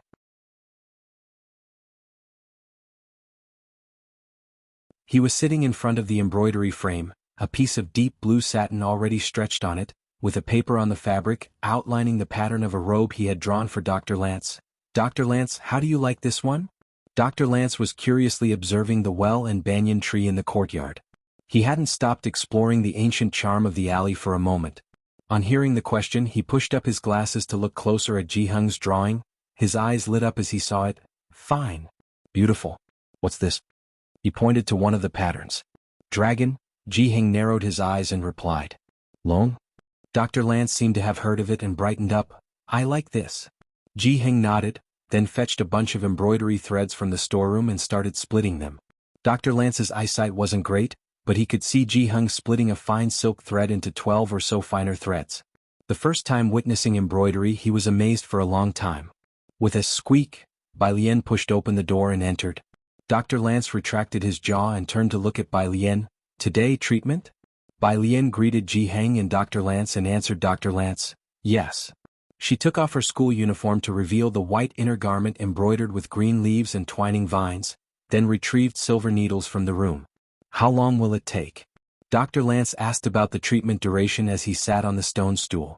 Having been treated by Bai Lian with the needles for 2 days already, he didn't feel any change. Bai Lian raised the silver needle leisurely and after a conservative estimate replied, around a month. Really? Dr. Lance switched to English, eager for Bai Lian to proceed with the acupuncture. Hurry up, please. Dr. Lance was short-sighted. He had considered laser surgery, but laser treatments could cause regression, accelerated aging, thinned corneas, and worsened glare and night vision, so he never went through with it. Jianghu pulled up a stool in front of Jiheng and started to twist a fourth-order Rubik's Cube while watching Jiheng embroider. Jiheng took out the needles wrapped in oil paper and looked up to see Bai Lian holding a needle above Dr. Lance's head, gesturing. I asked other traditional Chinese medicine practitioners why they don't know this, Dr. Lance inquired while Bai Lian was inserting needles. It has been too long, Bai Lian bowed her head, finished inserting a needle seriously, and then explained to Dr. Lance thoughtfully, many things have been lost to time. There are still quite a few old masters who can perform this technique, you just haven't found them yet.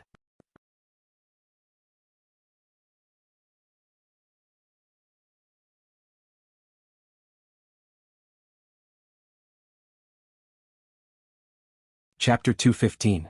080 Lian Jie just wants to challenge the law, Beijing's top 10 schools. _3 Perhaps they are like her without even a certificate. In the past, scholars read by the light of oil lamps, which was extremely harmful to the eyes, and there were no eyeglasses back then. The imperial physician compiled this set of acupuncture treatments. It saved the eyesight of the majority of scholars with poor vision. I see, Lance nodded without asking further. Just the thought of being able to stay here openly for another month excited him. Lance really liked the local customs here. After being needled, Lance, his head full of silver needles, replied to his assistant. For the next tasks in Xiangqing, I will be staying here for the time being. Whoever wants to find him, come to Xiangqing. On the other end of the phone, the assistant, looking at the message full of Chinese characters, silently found a translator. Started wondering whether they should also learn some Chinese. Little Xiangqing has already begun to gather various big shots. The next day, Wednesday, Beijing University joint exam. This wasn't a monthly test but a large-scale joint examination, so the timing system was completely according to the college entrance exam. The exam started at 9 o'clock. Aside from Zhang Xiais and a few others, class 15 students still arrived at the classroom after 7. When Pu Xiaohan arrived, she saw Bai Lian and Ning Xiao already seated at their desks, doing practice questions, and she quietly took out her phone to show Bai Lian. He messaged again. Jian Zhongyo, what about today? What did she say? Bai Lian slightly lifted her eyes, black pupils, calm and composed, that was a steadfastness of needing to study hard. Pu Xiaohan immediately understood and replied to Jian Zhongyo with a heavy heart. Hello, she has declined. Jian Zhongyo wasn't too surprised, replying promptly, then he'll come again tomorrow. Someday he would touch this classmate's heart. Right? Lu Lingxi came to the class before the exam. This exam will be rather difficult. Everyone relax a little. If you encounter a question you don't know, skip it. Don't get stuck on one question. Beijing's exam papers were always tough. To avoid students having a breakdown after the exam, teachers of each class would give a heads up in advance. Is it that difficult? Right after Lu Lingxi finished speaking, the whole class began to wail. Lu Mama, I might not even pass this time. Lu Lingxi looked at the group with amusement. Alright, after the exam, I'll treat everyone to hot pot to unwind. This is probably your last time participating in the joint exams? The last part of her sentence was somewhat softer.